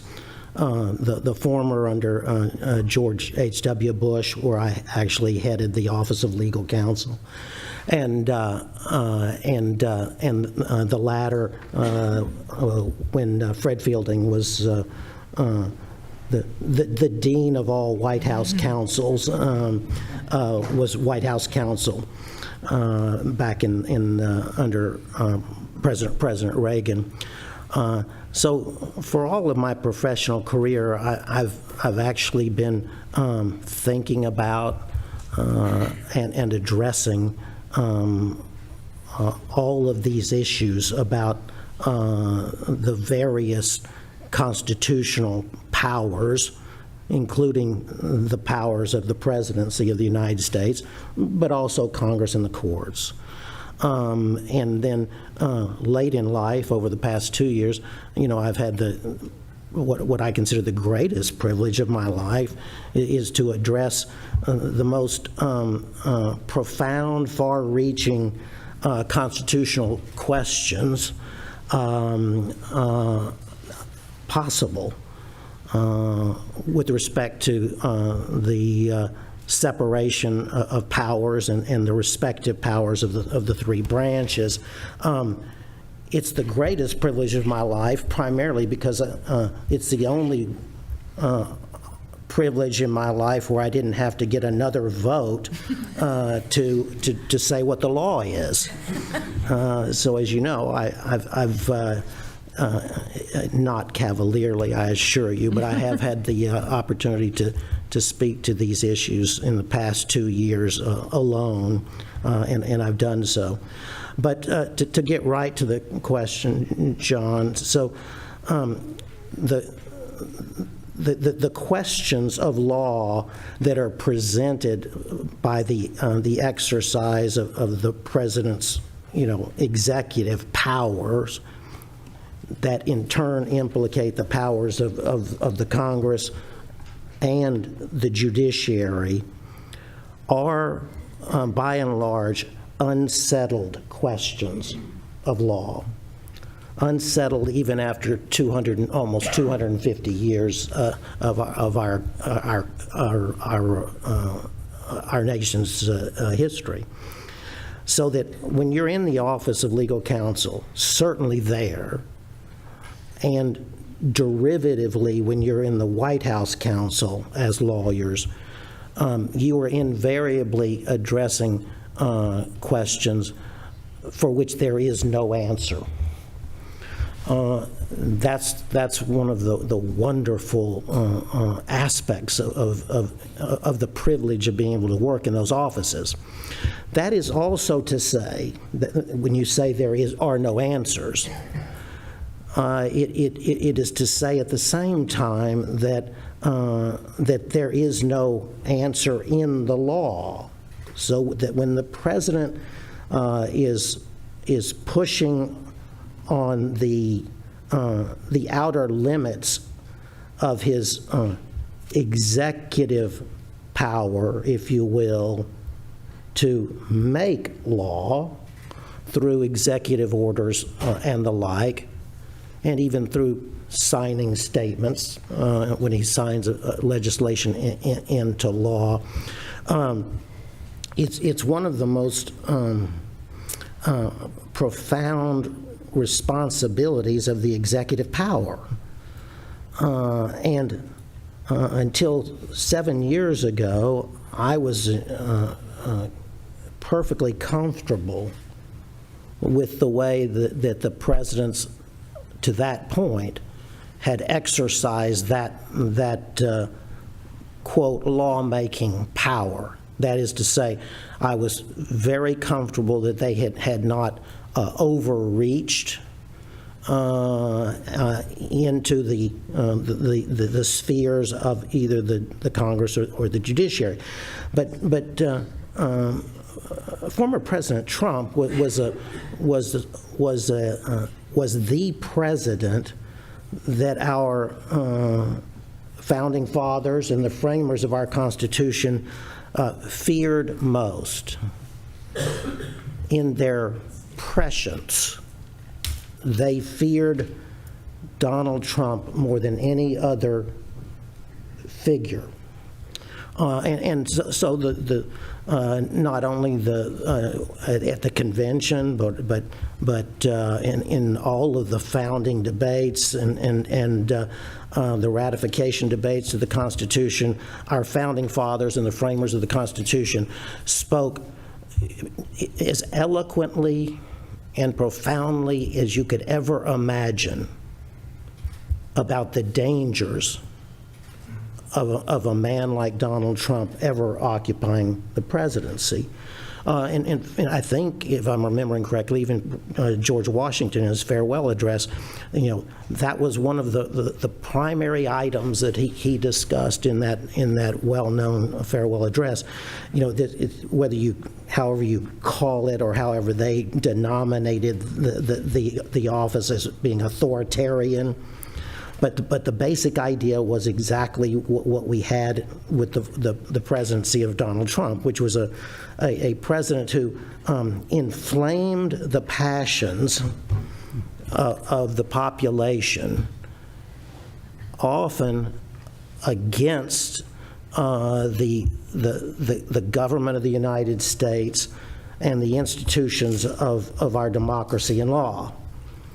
That's what the framers feared most. And so as we go about this discussion and the rest of your discussions, I thought it would just be worthwhile reminding us all that in legalese, Donald Trump was sui generis, which just means we've never had anything like him. Hopefully we will never have anyone like him again. But he pressed the office, the powers of the office of the president beyond their limits. And so I think I'll just end by saying this, as you may have seen me say publicly, I thought that it was imperative that Donald Trump be prosecuted for his grave crimes against the United States of America in and around January 6th, lest he be allowed to make a mockery of America and the Constitution and the laws of the United States. So we just have to keep in mind that he is an aberration. And so while we have to account for the restructuring of the presidency going forward in such ways that will prevent a president like him from succeeding in the future, and we've already begun that with changes to the Electoral Count Act and et cetera, and the 12th Amendment. But, if you take Donald Trump out of the line of presidents that we've had today, then I don't think our discussion wouldn't be nearly as interesting today, and I'm sure you would never have had me come here, but we have to be cautious about that when we make changes of the kind that Bob Bauer and Professor Jack Goldsmith made in their seminal book.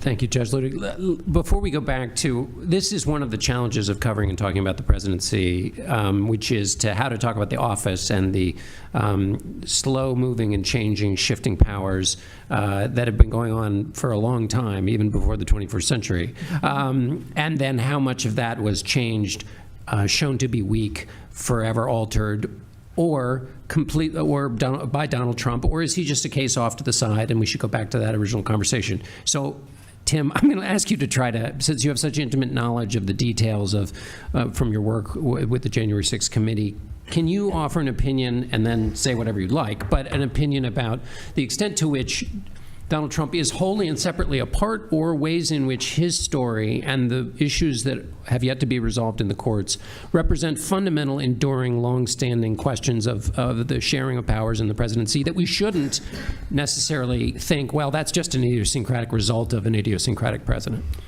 So I think what happened on January 6th is a demonstration that the rule of law can still prevail. I'm going to strike a more optimistic tone in the 3 or 4 minutes I have than some of the earlier discussion, because I think the rule of law is still alive and well. It was tested on January 6th, but it prevailed, and I think it will continue to prevail going forward. One of the most interesting and important and illustrative pieces of testimony that we got on the January 6th committee came from Bill Stepien, who was the campaign manager for President Trump, longtime Republican operative, very experienced. And he described what happened right after the election as a battle between groups of lawyers who he called Team Crazy and Team Normal.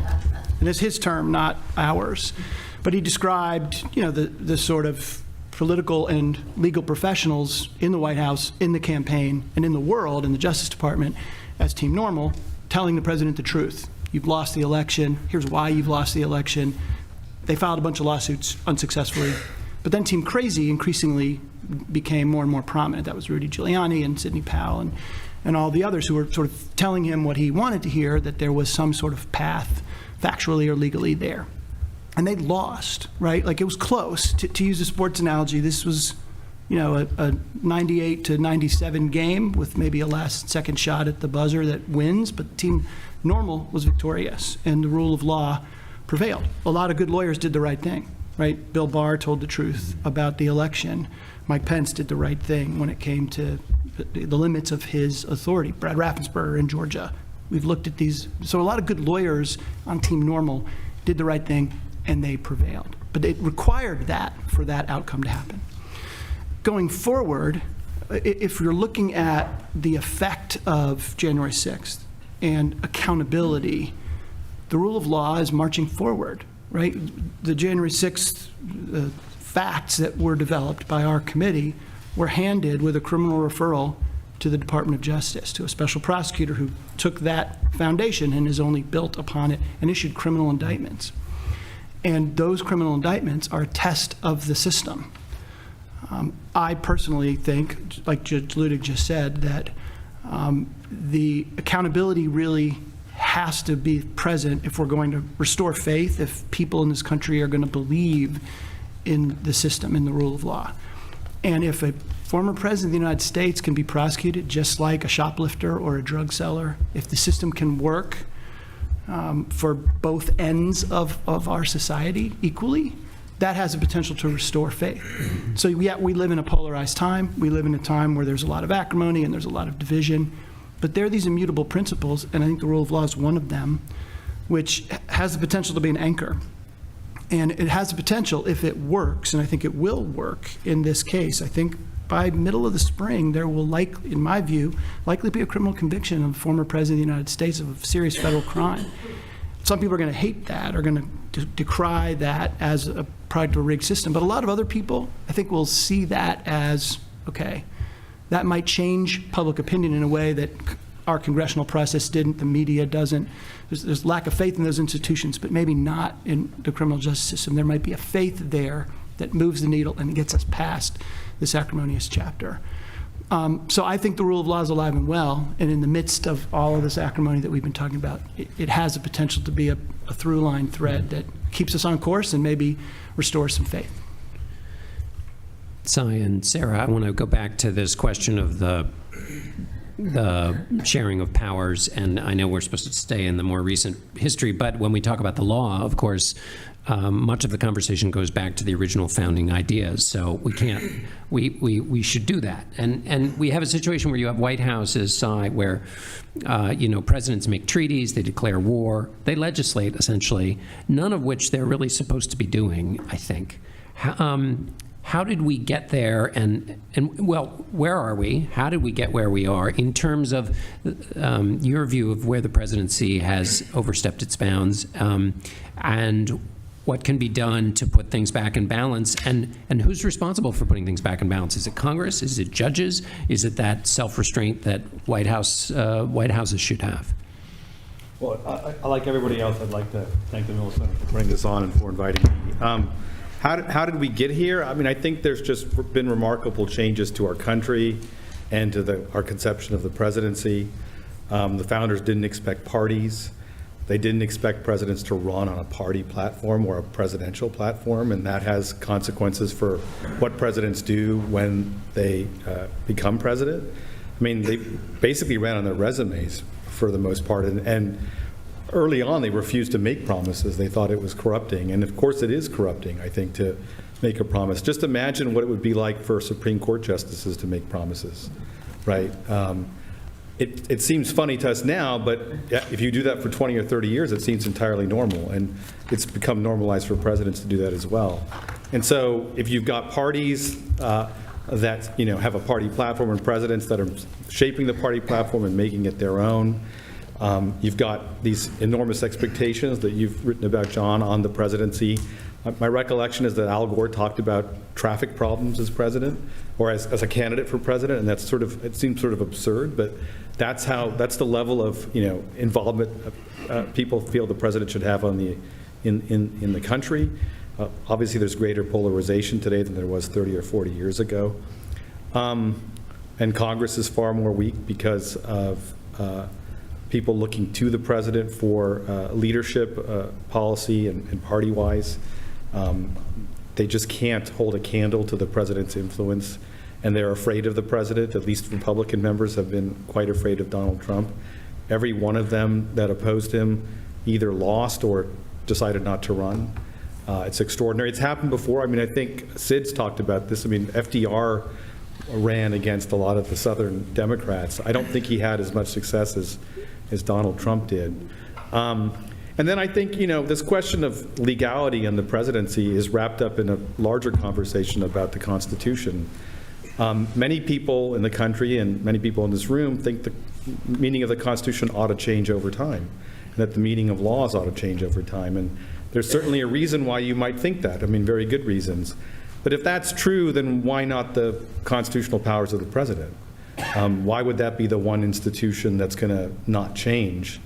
And of course, it's followed the same path, right? And you described treaties and declaring war and really changing the law, right? Sometimes because Congress has authorized the president, but sometimes because the courts have just decided to abandon their traditional practice of independently construing the statutes of Congress and not showing excessive deference to the president.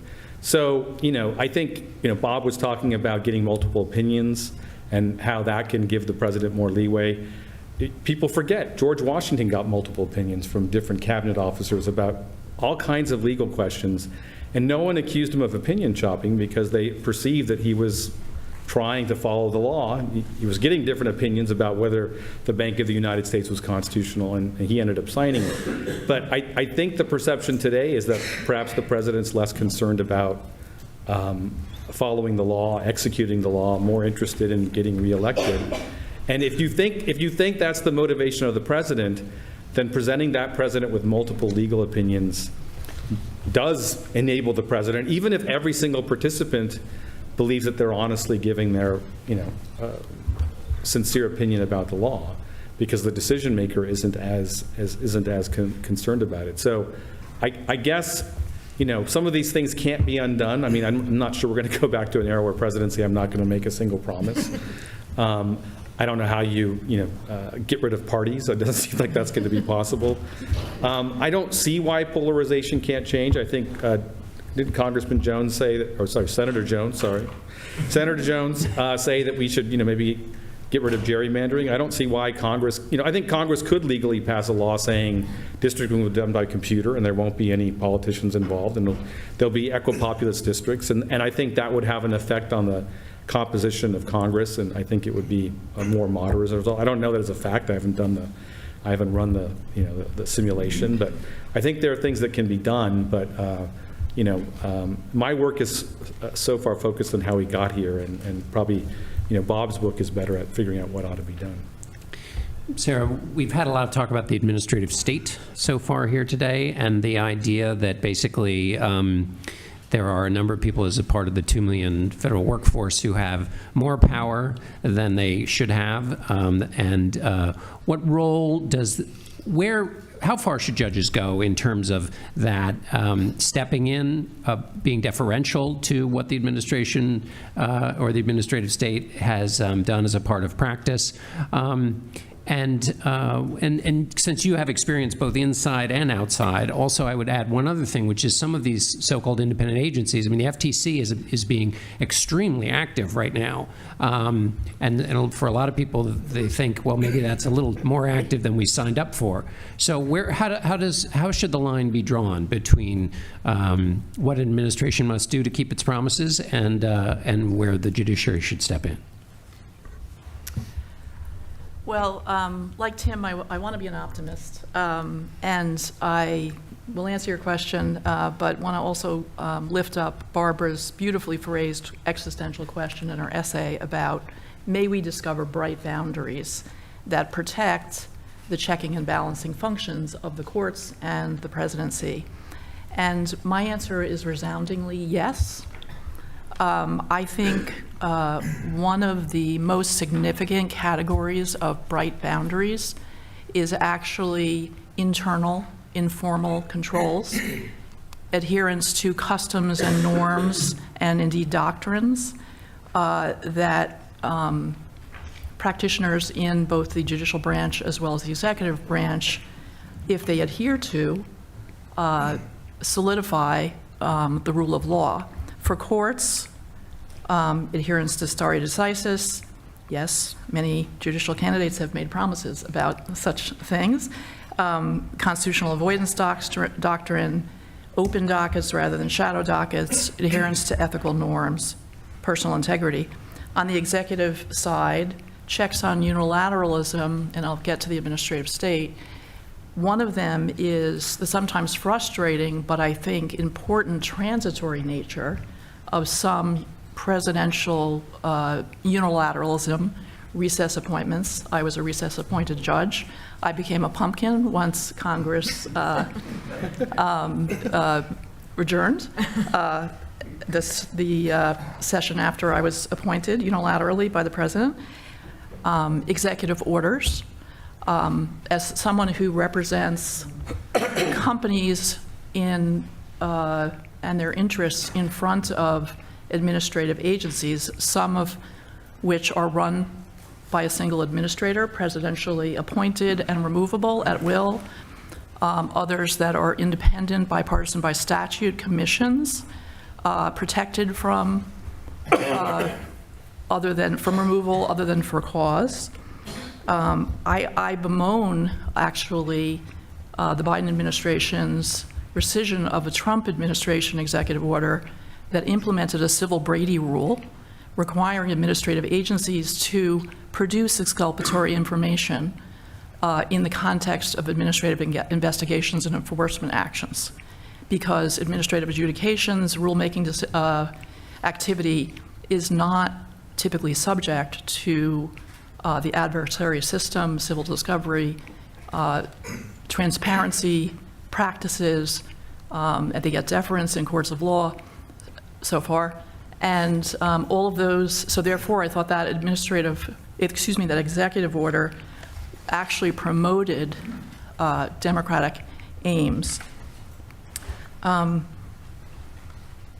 Quick story, when I was in the White House counsel's office, in addition to judicial selection, I was in charge of what we then called the gun control portfolio, might now be called gun safety. And one of my tail end of the Clinton administration duties was to shop around a potential executive order limiting agency purchases of weapons to gun manufacturers who had signed up for certain gun safety checks and features. We were mindful of the checking power of the third branch, and ultimately that executive order, we were worried it would be struck down and challenged in court. So it actually wasn't, it never went into effect. So, you know, again, that's another checking power on unilateral power of the president.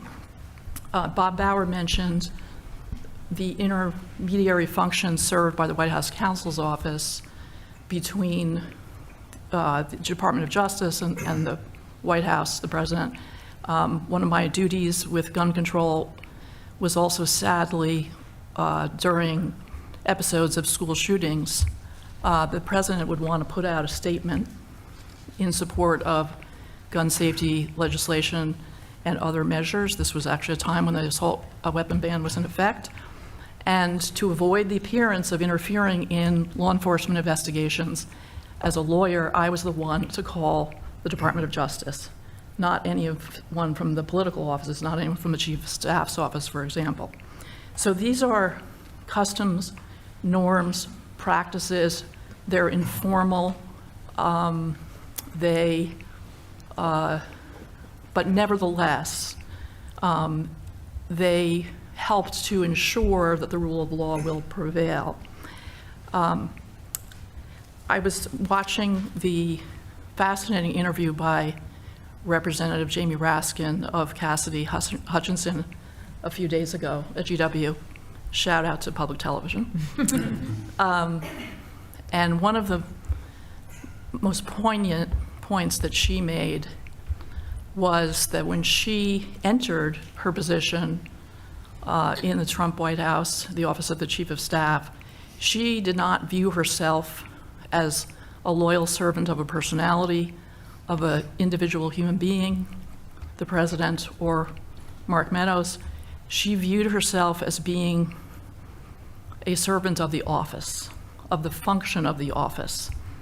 Now, obviously, that became a tension that must have been almost unbearable as a result of the January 6th insurrection, but her willingness to be a profile in courage, really at the risk of threats to her own life, to stand up for those customs, norms, institutional loyalties, as opposed to the power of a personality, are the reason that I am optimistic.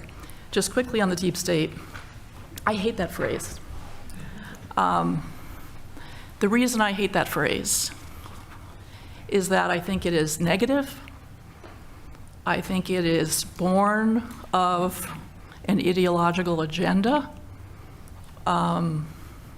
As Chris Liddell said in the earlier panel, administrative agencies are heterogeneous, they're not monolithic.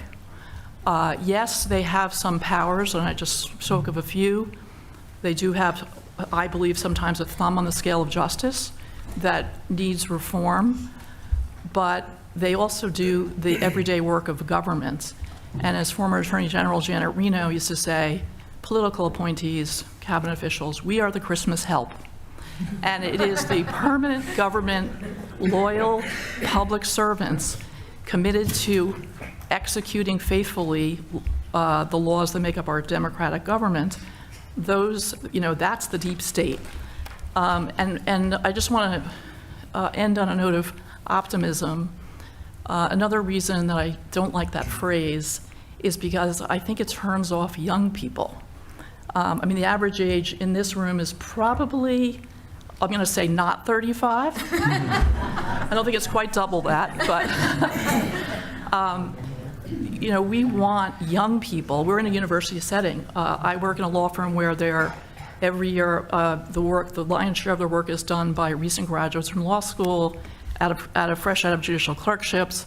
We want people, the young people, the next generation, to serve faithfully in institutions of government, as well as serve in private practice.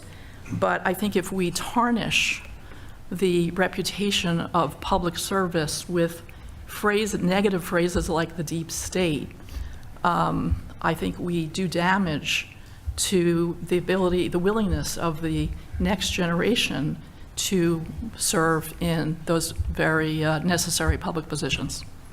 Thank you, Sarah. We're going to switch to the second portion of this topic, but I'd like to come back, if we have time, to all of you who've spoken already. Barbara is exempted from this because she already posed the questions, but we want to be thinking forward about the challenges in this area of discussion that we've had.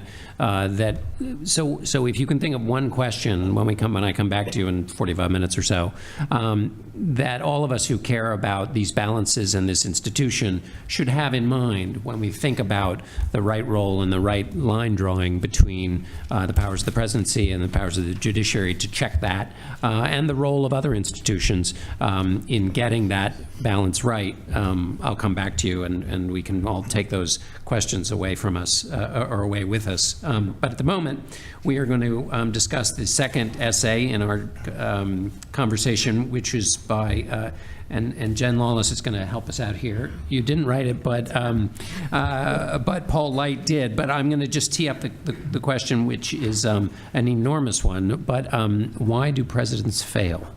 I can do this in like 10 seconds. Yeah. Bad spelling. That's vice president. So if you read Paul's essay, the main point that he's getting at is that I think public opinion is not consistent with presidents succeeding these days. And it's not only that people don't trust government, it's not only that they want government reform that they're not seeing, but it's also that they're splintered in terms of what kind of government reform they want and how those differences break down by party lines. And I don't know that there's anything in the essay that's incorrect, but I do think that it is based on two fundamental assumptions that are somewhat problematic given what I know about the American people. And I spend all of my time doing public opinion research. And unfortunately, I'm not going to be the voice of optimism here. I'm going to be a complete dark cloud because I spend a lot of time looking at survey data, and it doesn't look good. So I would say there are two broad dynamics that speak to why presidents fail.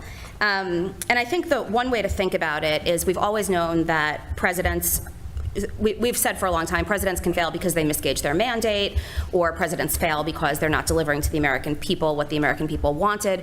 We're at a point in time right now where the American people are so divided that until we have a fundamentally different composition in Congress, and until we have a fundamentally different electoral system, it's hard to imagine the American people ever coming back together. And so these two challenges make it almost impossible for any president to win, at least as far as public opinion is concerned. So the first challenge has to do with what Americans know, or maybe it's better to say what they don't know about politics. And they don't know a lot. So we do know that they know if the president is a Democrat or a Republican. They know if they're a Democrat or a Republican. And we know that they're more inclined to trust government, and they're more inclined to favor and approve of the president when the president shares their own party. That's about it in terms of what we can expect of Americans when they're thinking systematically about the executive branch. So we know, for example, from Paul's essay, that the federal government's job rating is falling astronomically. But if we then look at Pew data from just a couple of months ago, people were asked whether they had a positive or negative opinion of 17 different agencies. So federal agencies that fall within the executive branch. Democrats and Democratic leaners had a net positive response, I mean, sometimes up to 80% when it came to the CDC, for example, on all 17 agencies. Even Republicans who don't like Joe Biden, who don't like the White House, who don't like the executive branch of government, gave 10 of the 17 a positive rating, and they approved of the job that these agencies were doing. So right off the bat, people don't necessarily know what they're talking about when they're being asked, do they approve of the government or the federal agencies? Similarly, here are a couple more snippets of public opinion data. People who receive Medicare, among Medicare recipients, 40% of them said that they have never received any government assistance. Among food stamp recipients, this is among actual food stamp recipients, 25% said that they have never received any government assistance. And among people that actually get like an entitlement, like money, about 20% say that they have never received any kind of government assistance. If you talk about Pell Grants or student loan aid or anything else that's a little bit more removed from actual government services, the numbers go way up. So it's important to keep in mind that it's not only that people don't necessarily think about government agencies when they're thinking about their overall assessment of government, but when they're talking about whether they believe in smaller or bigger government, they're not actually aware of what the government does or what programs they're benefiting from. So that's the first challenge that I think makes it really difficult to figure out what Americans want from government reform. They don't know what government is, and they don't know what reform means. The second big challenge is that we've reached a point in time where Democrats and Republicans and partisanship in general has become a social identity, the same way that race or gender or religiosity has in the past. And you're on a team, you're on the D team or you're on the R team. And if your team puts forward a proposal, you like it. And if the other team puts forward the same proposal, you don't.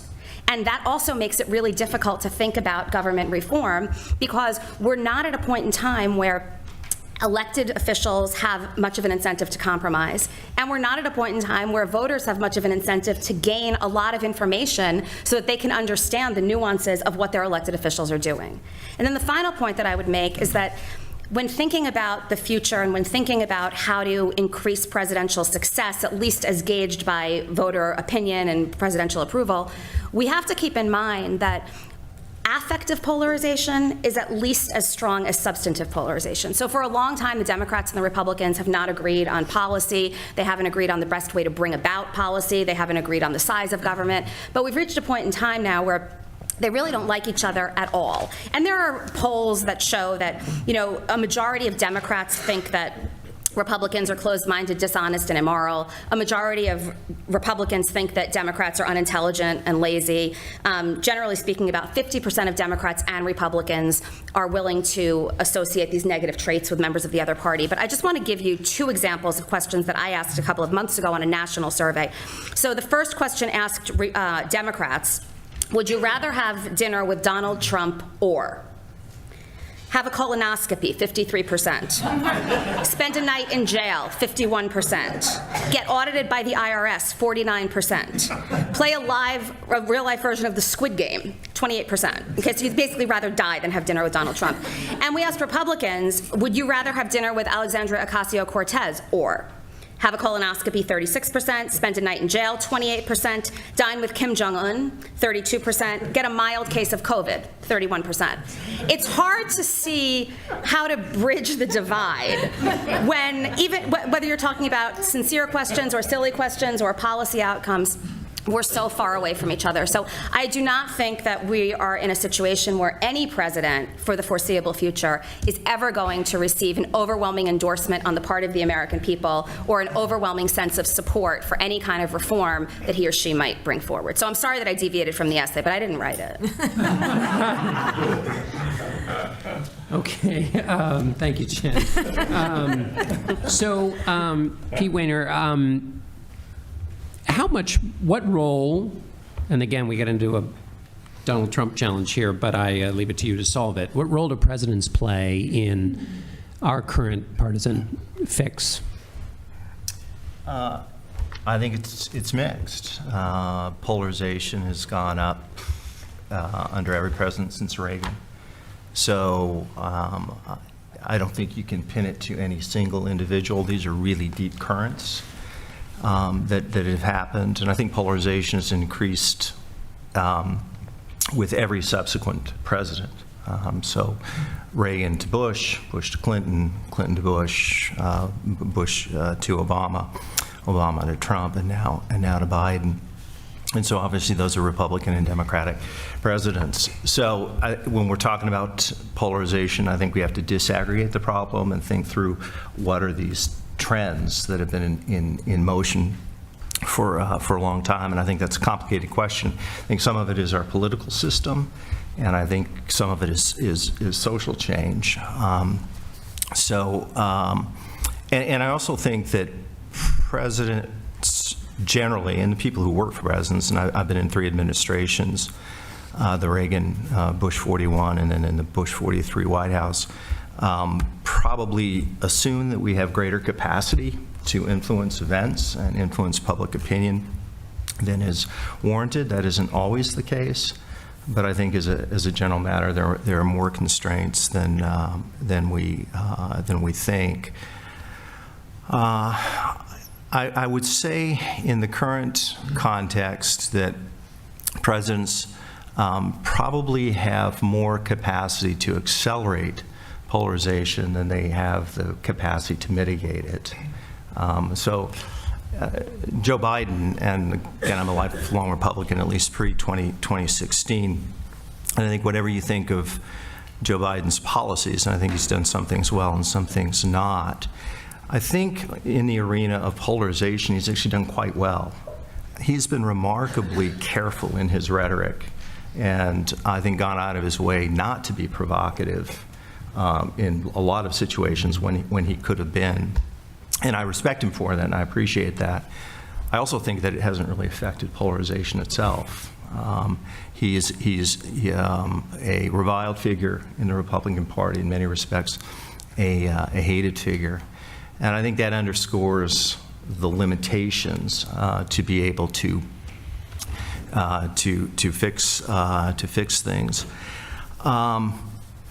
I would also one other thing, and then I want to talk a little bit about Donald Trump, because I think it'd be an affectation to try and ignore it, to ignore it. There are moments that happen in the life of a presidency that can give you the opportunity to unite a country, or moments in which, if you mishandle it, it can divide it. And you just have to be alert to that. So when we were in the White House, 9/11 happened. Now that had a unifying effect almost instinctively for the country. But I think President Bush, in those moments, did things to be able to bring the country together, whether it was going to the Islamic Center that he did just several days after 9/11 happened, the speech that he gave at National Cathedral, which was 3 days after the attack, which is, I think, one of the most theologically sophisticated speeches any American president has ever given, than when he went to New York with a bullhorn. So I think he acted in ways that brought the country together. Now, as the administration went on, we took decisions that were very controversial, and that dissipated as well. So I think you have to be alert to moments that allow you to bring the country together that wouldn't exist normally. In terms of Donald Trump, we're not in normal times. It's interesting, Judge Ludick, who's been a heroic figure in my estimation in terms of the way he has spoken out, he used a term that I had actually in my notes, which is that Donald Trump is sui generis. And this country reached a kind of inflection point with this presidency. We're different now than we were before it. Whether we can recover or not is an open question, because the drama hasn't been written. We're sort of in the midst of a drama. Other presidents, first, other presidents came into the presidency genuinely wanting to unite the country, and those were Democrat and Republicans. They didn't always do it. I think Donald Trump came in wanting to divide the country. That is, the intention was different. And the other thing is that every president knows there are extremes within his own party or her own party, and historically they have tried, sometimes imperfectly, to contain those extremes. Donald Trump did the opposite. He mainstreamed them, and he essentially took off the restraints and let everything open. So it's a kind of nihilistic effect. And when a president does that, that's just profoundly destructive to the country, and we really haven't experienced anything like it before. We just haven't had a president who attempted a coup. We didn't have a president who inspired a violent insurrection.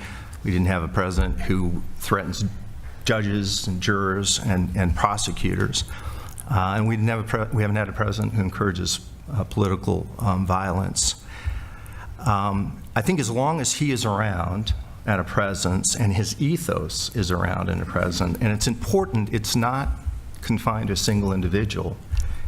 It's a party now. It's a party that is, in many respects, fundamentally anti-democratic, and we just have to name that and acknowledge it.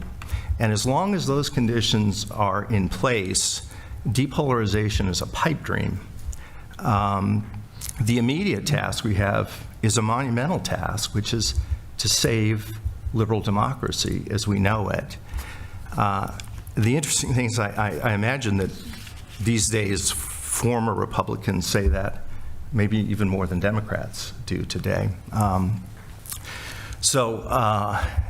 That I just feel like I don't think that's optimistic or pessimistic. I know it's not optimistic, but I do think it's realistic. Tim, who did fantastic work on the January 6th committee, I agree with you, the rule of law prevailed, but I would say barely. And I would also say that during the Trump presidency, there were multiple institutional collapses. It was the judiciary that did not collapse, and thank God for that. But there's no guarantee that that won't happen a second time. And we should know it because I think Trump supporters know it as well. The last thing I'll say, it's not polarization per se, but what is interesting about Donald Trump here, just descriptively, in terms of advocacy, because we've talked about the limits of the presidency, what is striking to me is how fundamentally he changed the Republican Party. I'd argue that Trump's imprint on the GOP exceeds that of Ronald Reagan. And I would say that there was nobody close prior to Trump that changed a party as much as Reagan had changed the Republican Party. But I think Trump has done that in policy. I mean, if you look at free trade, if you look at America's role in the world, if you look at immigration, but I think most especially on these sort of fundamental questions of democracy. So I don't know. I feel like I'm going around banging pots and pans, but I feel like it's worth it. Well, and Pete, when you mentioned presidential moments when there's an opportunity for a president to bind up a country, we are sitting in one of them. Charlottesville was one of those moments. Yep. Okay, Leah Wright-Rigger, you know, partisan, we've been talking about polarization. People think about it in terms of left and right, but I was struck by a Pew poll recently that found 3/4 of Americans, 77%, say the economic system in the country unfairly favors powerful interests. A president has to deal with that kind of atmosphere as well. I mean, so it's not just the political atmosphere, which we've talked about. What are your thoughts about the larger public that a president has to operate in, and those kinds of numbers, which those are both Democrats and Republicans who are answering a poll that way, and there's the sense of inequality, a sense of the political institutions aren't meeting the moment for people's concerns. How does that affect a president and our politics? Right. So first, thank you for having me, and thank you for the Miller Center for, I think, doing this. The conversation has been absolutely, I think, illuminating. And I know I myself have learned a lot today. I do think that we have danced around the question of a couple of different questions and a couple of different elements, but in particular, the question of economic inequality, the question of race, and the question of culture, and the effect on the executive branch, on the presidency. And so what I'd like to do is really think about it, particularly given the number, John, that you just shared, is really invert the lens by which we have been examining these questions. So we've been looking at it really from kind of a top-down perspective. And I wonder, how does our assessment change when we look at it from a ground-up perspective? And I think when you begin to do that, what you see is that we're going through a moment, what I call a crisis of executive legitimacy. And in essence, it's rooted in a kind of racial and economic and cultural polarization that is deeply intertwined and can't be separated out from political polarization, right? It's something that has long historical roots, and even though I'm a historian by training, I will not bore you with that history right now, unless you guys want to. But it's something that really emerges explicitly in 2009 with the election of Barack Obama and the emergence of the American Tea Party and the conservative movement. Again in 2011 with the kind of rapid rise and fall of the Occupy Wall Street movement. And I think again in 2013 with the birth of the movement for Black Lives, right? And so there's this kind of power of social-political movements. I think when we look at it, these kind of economic, socio-political movements, to drive the political actions of the executive branch. So in other words, it matters what people on the ground, not just what they think, but also what they do. We have very good data about this, particularly in American political development, around how elites actually find their donor influence, find themselves influenced by what the base of a particular party is doing, right? Like that influences the direction.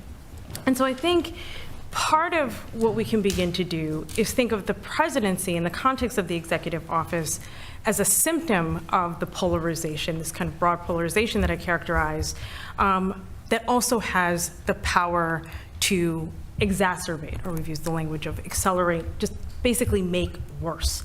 Right? And I do, again, want to think about that, this social political movement. I do want to ask the question of, is there a difference between social political movements, this kind of social political movements that I've named, that we've seen, and is there a difference between that and populism, right, in the kind of populist tenor that we've talked about?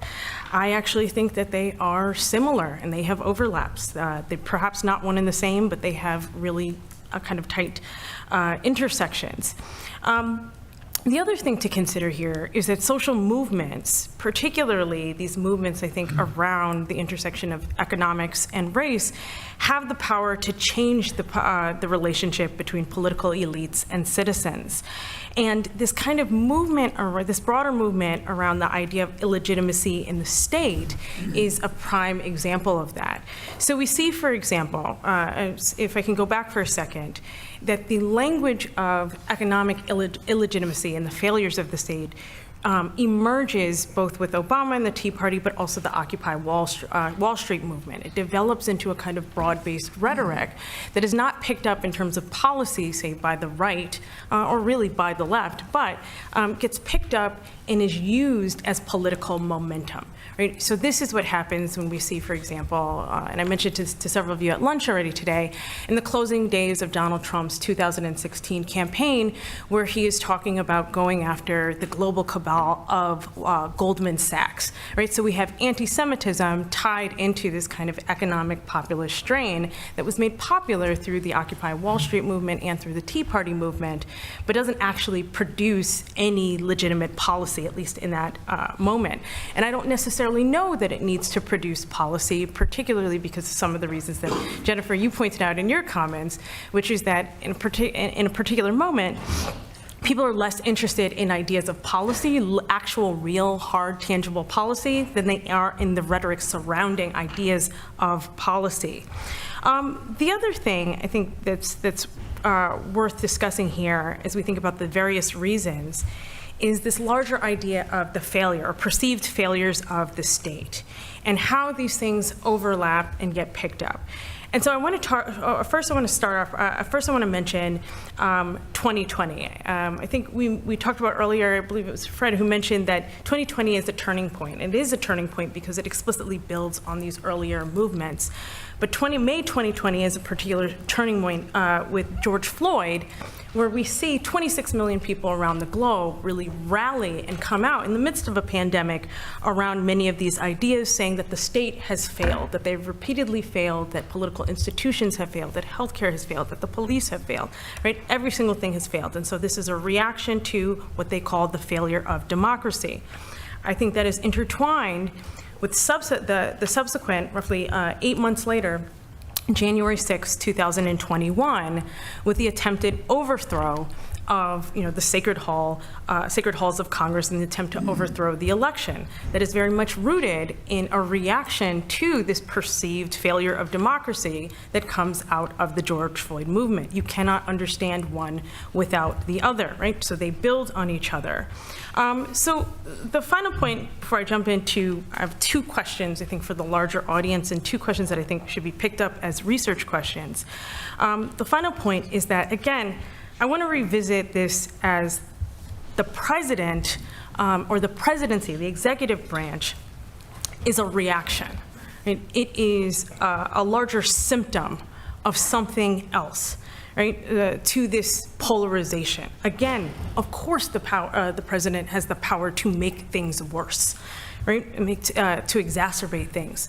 But it's also true that the president is picking up on these trends and these themes that exist, that I think have been worsened by the development of, for example, social media and technologies that allow people to bypass traditional ideas of what is fact, right? We're in a post-fact world, and create their own media. So here are my questions that I think are useful research framing questions. The first is if the executive branch can exacerbate or worsen polarization that comes from the ground.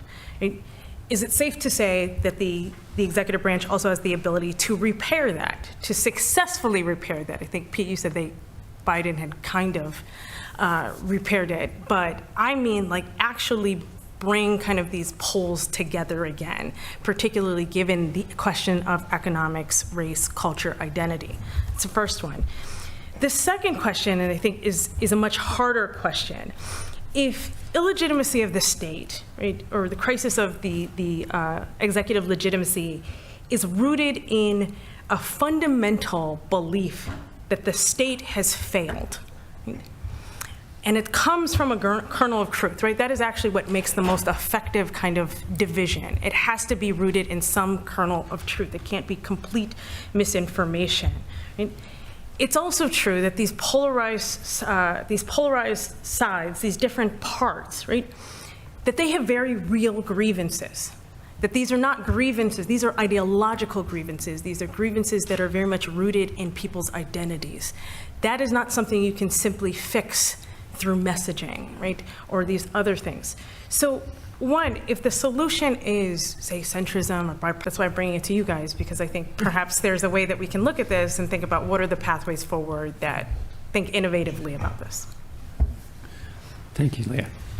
I'm particularly interested in that idea of there are those who are rooting for the left solution and those who are rooting for the right solution, and then those who are just rooting for chaos, which is a bigger and bigger group. Okay, Judy Woodruff, I turn now next to you, and we're going to get to Kim Scott, who's on Zoom from a distance, to talk about the high-tech piece of this and the polarization and misinformation and that kind of thing. But Judy, let me go to you first. You've been doing some studying on polarization in your work, and what have you found? Well, I've been, since the first of this year, that's right, John, I've been traveling around the country trying to talk to as many Americans as possible and as many places as possible to understand from the ground up what's going on. There's no question. I've been covering American politics for over 50 years. I've never seen the country as polarized as it is today. And by the way, it's a privilege for me to be at the table with all of you, this esteemed group, and I'm listening and taking notes to what everyone is saying. I would say at its core, what I see is a profound disconnect out there on the part of many Americans. And it's for a number of reasons. You all have mentioned it. It has to do with the economy. It has to do with race. It has to do with such rapid changes at the speed of light in technology, how we get our news, how we get our information. It has to do with a change in our politics. Yes, it has to do with political leaders, including Donald Trump, and so many things that are changing so fast in our lives all at one time. And I can't emphasize enough how much it has to do with the economy and with race in what I've seen. But you look at different parts of the country, and I'll get to specifics in just a moment because I do want to be brief. Different parts of the country, you just drive through, as I did 2 days ago, parts of Southwest Florida that were hit by a hurricane a year ago, and 3 years before that, 4 years before that. And there are still mobile homes that are not repaired, but people still living with tarps on top. And there are parts of this country, everybody in this room knows, where people are really suffering, barely making ends meet. We're planning to do some filming next week in Steubenville, Ohio, and we thought, well, one thing we can do is we go there to try to understand people's economic circumstances. And one of my producers said, we're going to go to a food pantry. Well, it turns out I think it's Tuesday or Wednesday when that food pantry opens, they have hundreds of people waiting in line to go to this particular food pantry. This country, and I just saw a headline this morning, I think it was in the New York Times, about how wealth has increased in this country dramatically. So we have a separation, a disconnect at our core that I think it's hard to think about what we do about polarization in politics without addressing that. Having said that, what I have discovered, and I just want to embrace what Jennifer Lawless said about our political identity, is very much at the forefront of who we are these days. We don't so much think about where did you grow up, what sports do you like, where do you go to church, maybe, how many children do you have, it's all, are you a R or are you a D? And when that becomes your main identity, you do, as Jen, you said, you think of the other side as the bad guys, the other team, and you put them all in that basket, and you assume they all have the same views and so forth and so on. But I'll just tell you quickly, John, what we found is we've visited school board meetings and fights across America, in Oklahoma and Pennsylvania to be specific. These formerly sleepy, quiet corners of America where people discuss curriculum and school supplies are now places where people are yelling at each other and rooting for people to be kicked off the board all over whether books should be banned and whether what should be taught about American history, the history of race in America, LGBTQ issues, and so on. You've all read about it. It's very real. We've been on college campuses where there are fights now over what speakers should be allowed to come to campus, but not just that, over what students can say in class. They fear speaking up because they think somebody's going to pick up their smartphone and record it, and then it's going to be posted online. So this generation is trying to figure out what its role, the youngest generation, its role is in our very polarized society, because they've come from home or communities where they see the political polarization, and they don't know what their role is. We've been to communities in Mississippi, in Western Virginia, rural Western Virginia, and the Panhandle of Texas, looking at the collapse of local journalism. As all of you know, I'm sure 2,500 plus newspapers have shut down in this country over the last decade or two. People don't know what is going on in their own communities. In too many places, the fabric that was holding many of these communities together has gone away. I had a rancher near Abilene, Texas, tell me that the death of the Canadian Record, his local paper, brought him to tears as I was talking to him, because he said, this is the paper that has told me the story of my family. It recorded, my children's birth and my grandson's high school football scores, and on down the list, when there was a wildfire down the road and his ranch was affected.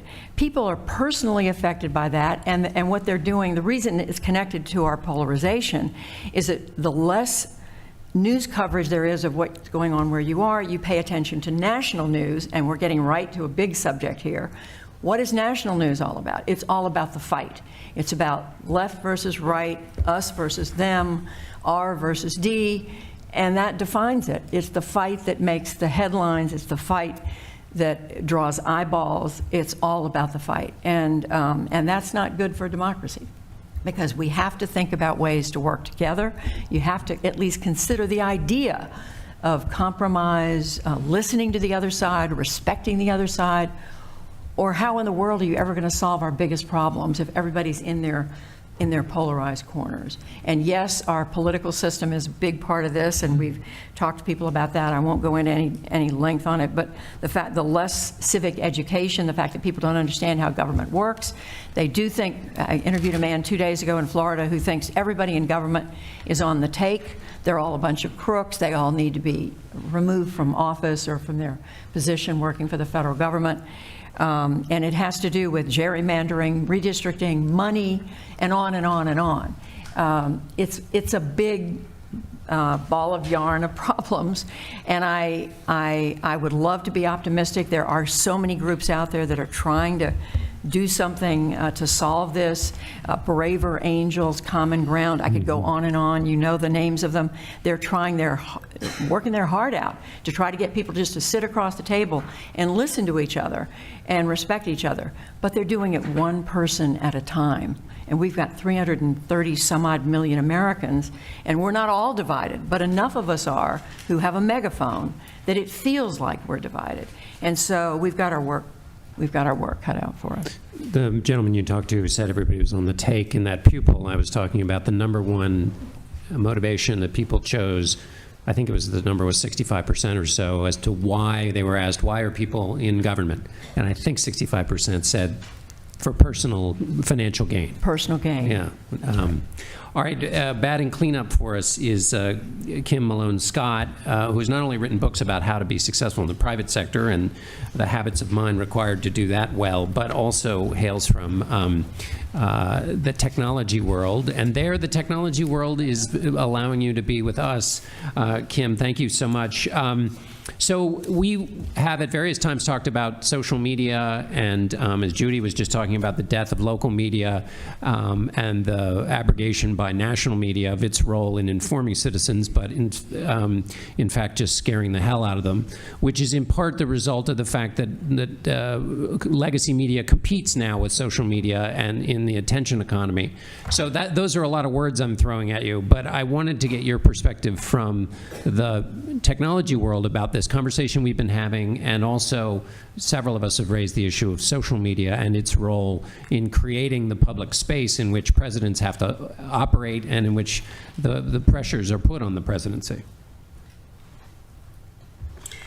Thank you so much. I'm sorry I'm not in the room with you, but I'm glad I'm not spewing COVID in the room with you. So, and I want to thank the Miller Center, and in particular the Miller Center control room and the folks who are allowing me to come in over Zoom. I think that, yes, thank you all very much.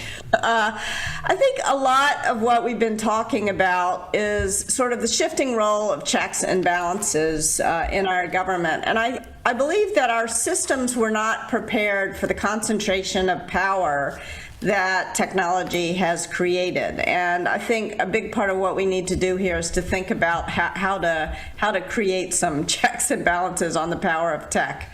And I think this is ironic because Silicon Valley thinks of itself as a force for decentralization, for power to the people, for flat organizational systems, for it doesn't think of itself as powerful. And yet what has happened, the tools that we have built have concentrated power in unprecedented ways in a small number of hands. So I think early on we celebrated tech's role in the Arab Spring, and then we pretended that Facebook's role in genocide just didn't happen. I think we have not come to grips with the way that technology is used by China's government and frankly our own to surveil and control the population. At first, I think it seemed exciting when global leaders would use Twitter to talk, but when Trump used it to compare the size of his missiles with someone else's missiles, it was no longer sort of so amusing. I think we believed that the internet was going to make the long tail longer, but in fact, its algorithms are the ultimate rich get richer algorithms, and you have more people going to fewer sources for their information. And not only that, the places where people are going for their information are increasingly polarized. And I think that technology sort of polarizes us for a couple of different reasons, a million different reasons, but I'm going to focus on two, the sort of psychological reasons and financial reasons. First of all, if you think about the way that people interact on social media, it's very different from the way they interact in real life. If you go to a dinner party and you say something that is extreme, you get a bunch of eye rolls, and those eye rolls have the power to silence you. But if you go on to social media and you utter those same extreme views, then you get a bunch of likes. You get and no eye rolls. And so there's a lot of sort of the way that it operates polarizes us and creates more incentives for self-righteous shaming. We thought we were funding creativity a nickel at a time. Like when we were building these systems, we had no idea sort of where they were going to head. And I think it's also really important to take a look at the financial drivers. It is easier and faster to make stuff up than it is to do real research, to think deeply about policy, to do investigative journalism. And yet the ads go just as fast to the stuff that gets made up as to the stuff that is actually researched and more thoughtful. And this is painful for me. Like I spent a bunch of my career building the AdSense network, and AdSense funded a lot of the early disinformation sort of sites that became very popular. It sort of taught people how to do this.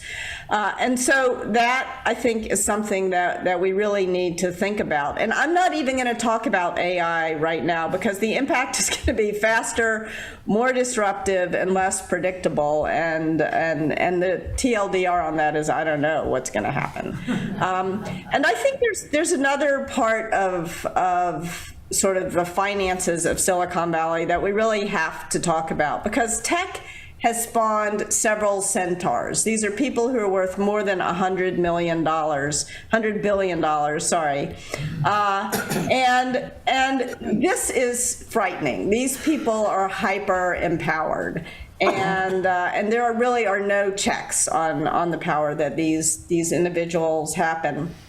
And this isn't only, I think, a result of tech.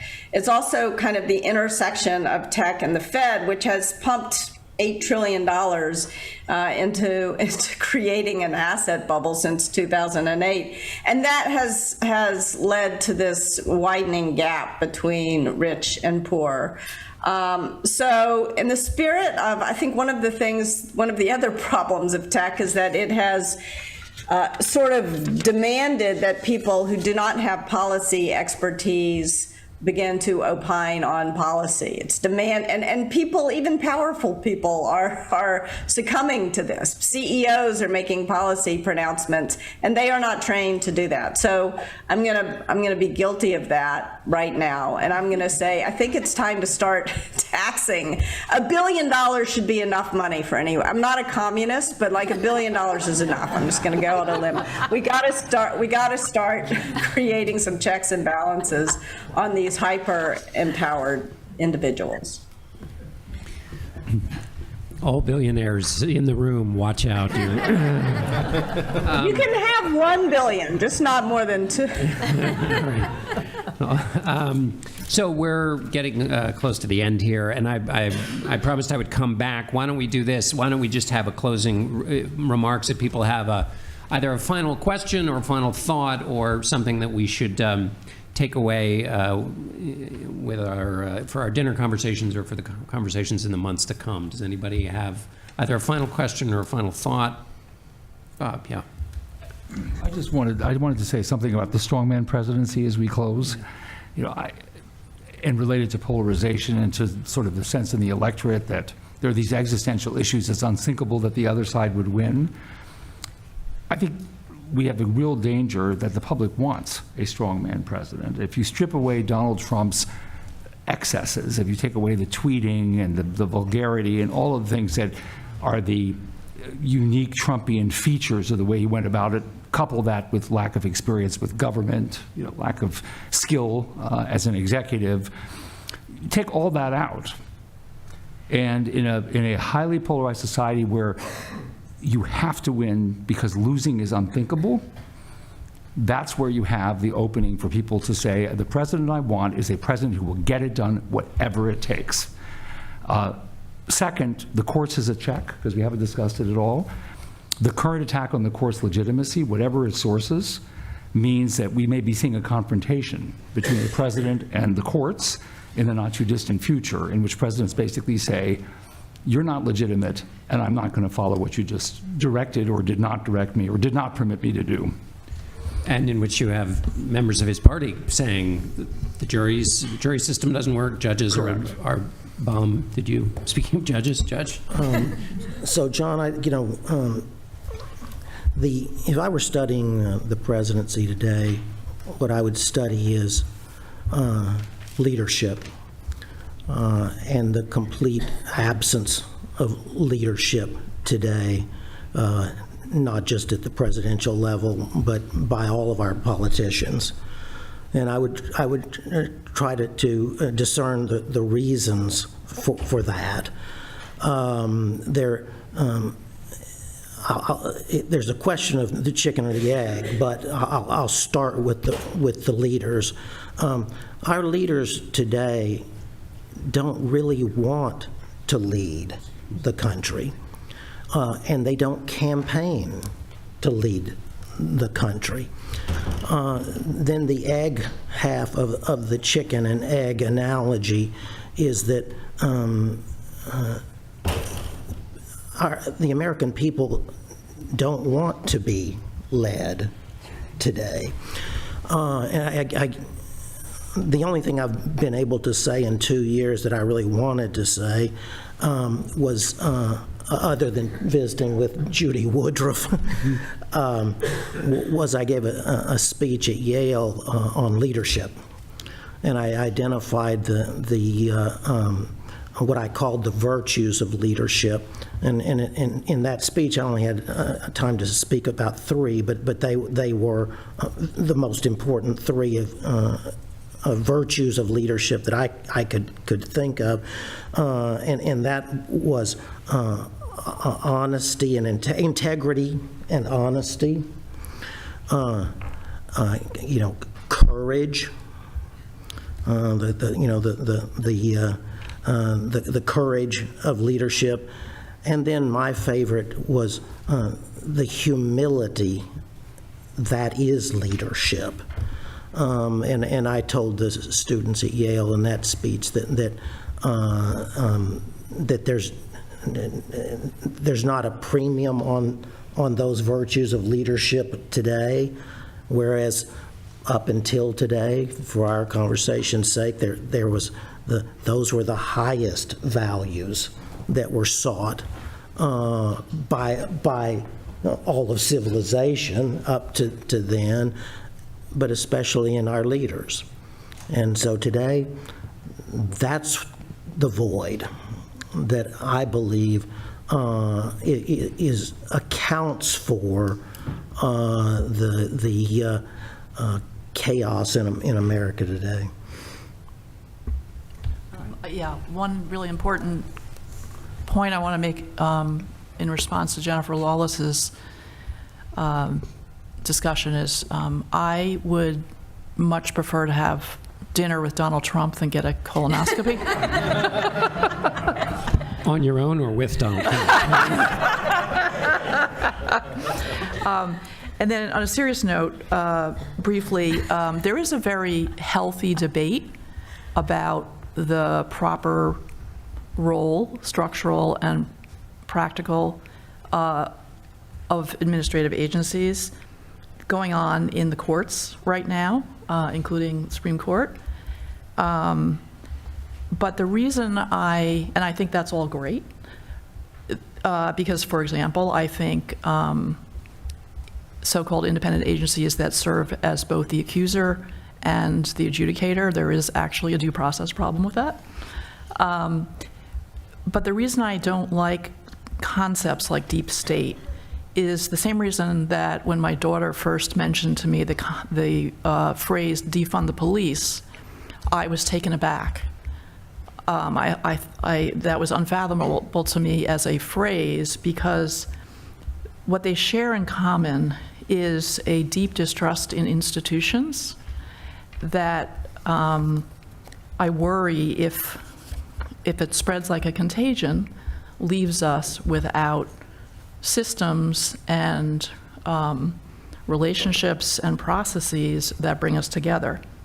And then I think the final point I just wanted to make was in response to Pete's point about presidents having more capacity to accelerate polarization than decelerate. And then also having these moments to unify. I remember that moving speech after 9/11 at the cathedral, watching it, in terms of economics and safety. He was talking about very fine people on both sides. So I do think that leaders do have a megaphone that really makes a difference. Agree very much with your points about ground-up forces, too. Even absent Donald Trump, we'd have income inequality, racism, all those forces that we would need to deal with. But I think Trump did play an outsized role, and presidents have the ability to unify more than most. All right, unless anyone else has... I just go ahead, Judy. One brief comment. One way, perhaps, to help the public understand why public servants really do matter in a positive way. I was fortunate this week to attend the annual dinner put on by the Partnership for Public Service, where many of you may recognize they single out individuals in government who've done extraordinary things through their agency, and they had 7 or 8 of them.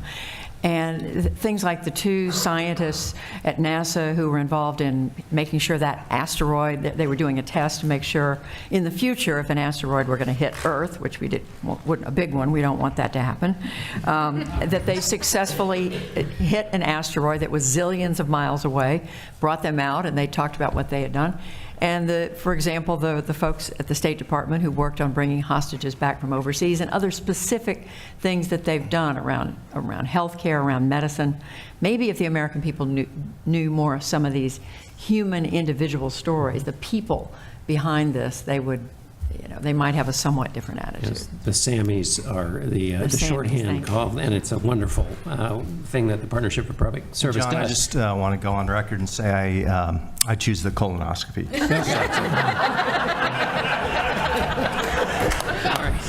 John, Yeah, go ahead. John, if I could, because we've been talking about compromise this entire time, how do we get to compromise? On this question of Trump dinner versus colonoscopy, Yes. I would be prepared to have dinner with Trump if, like in a colonoscopy, I was anesthetized. And with, I didn't know I was With- coming to the Miller Center to Yes. discuss colonoscopy. yes, well, I regret the question. with all of this talk about colonoscopies, we truly have come to the end.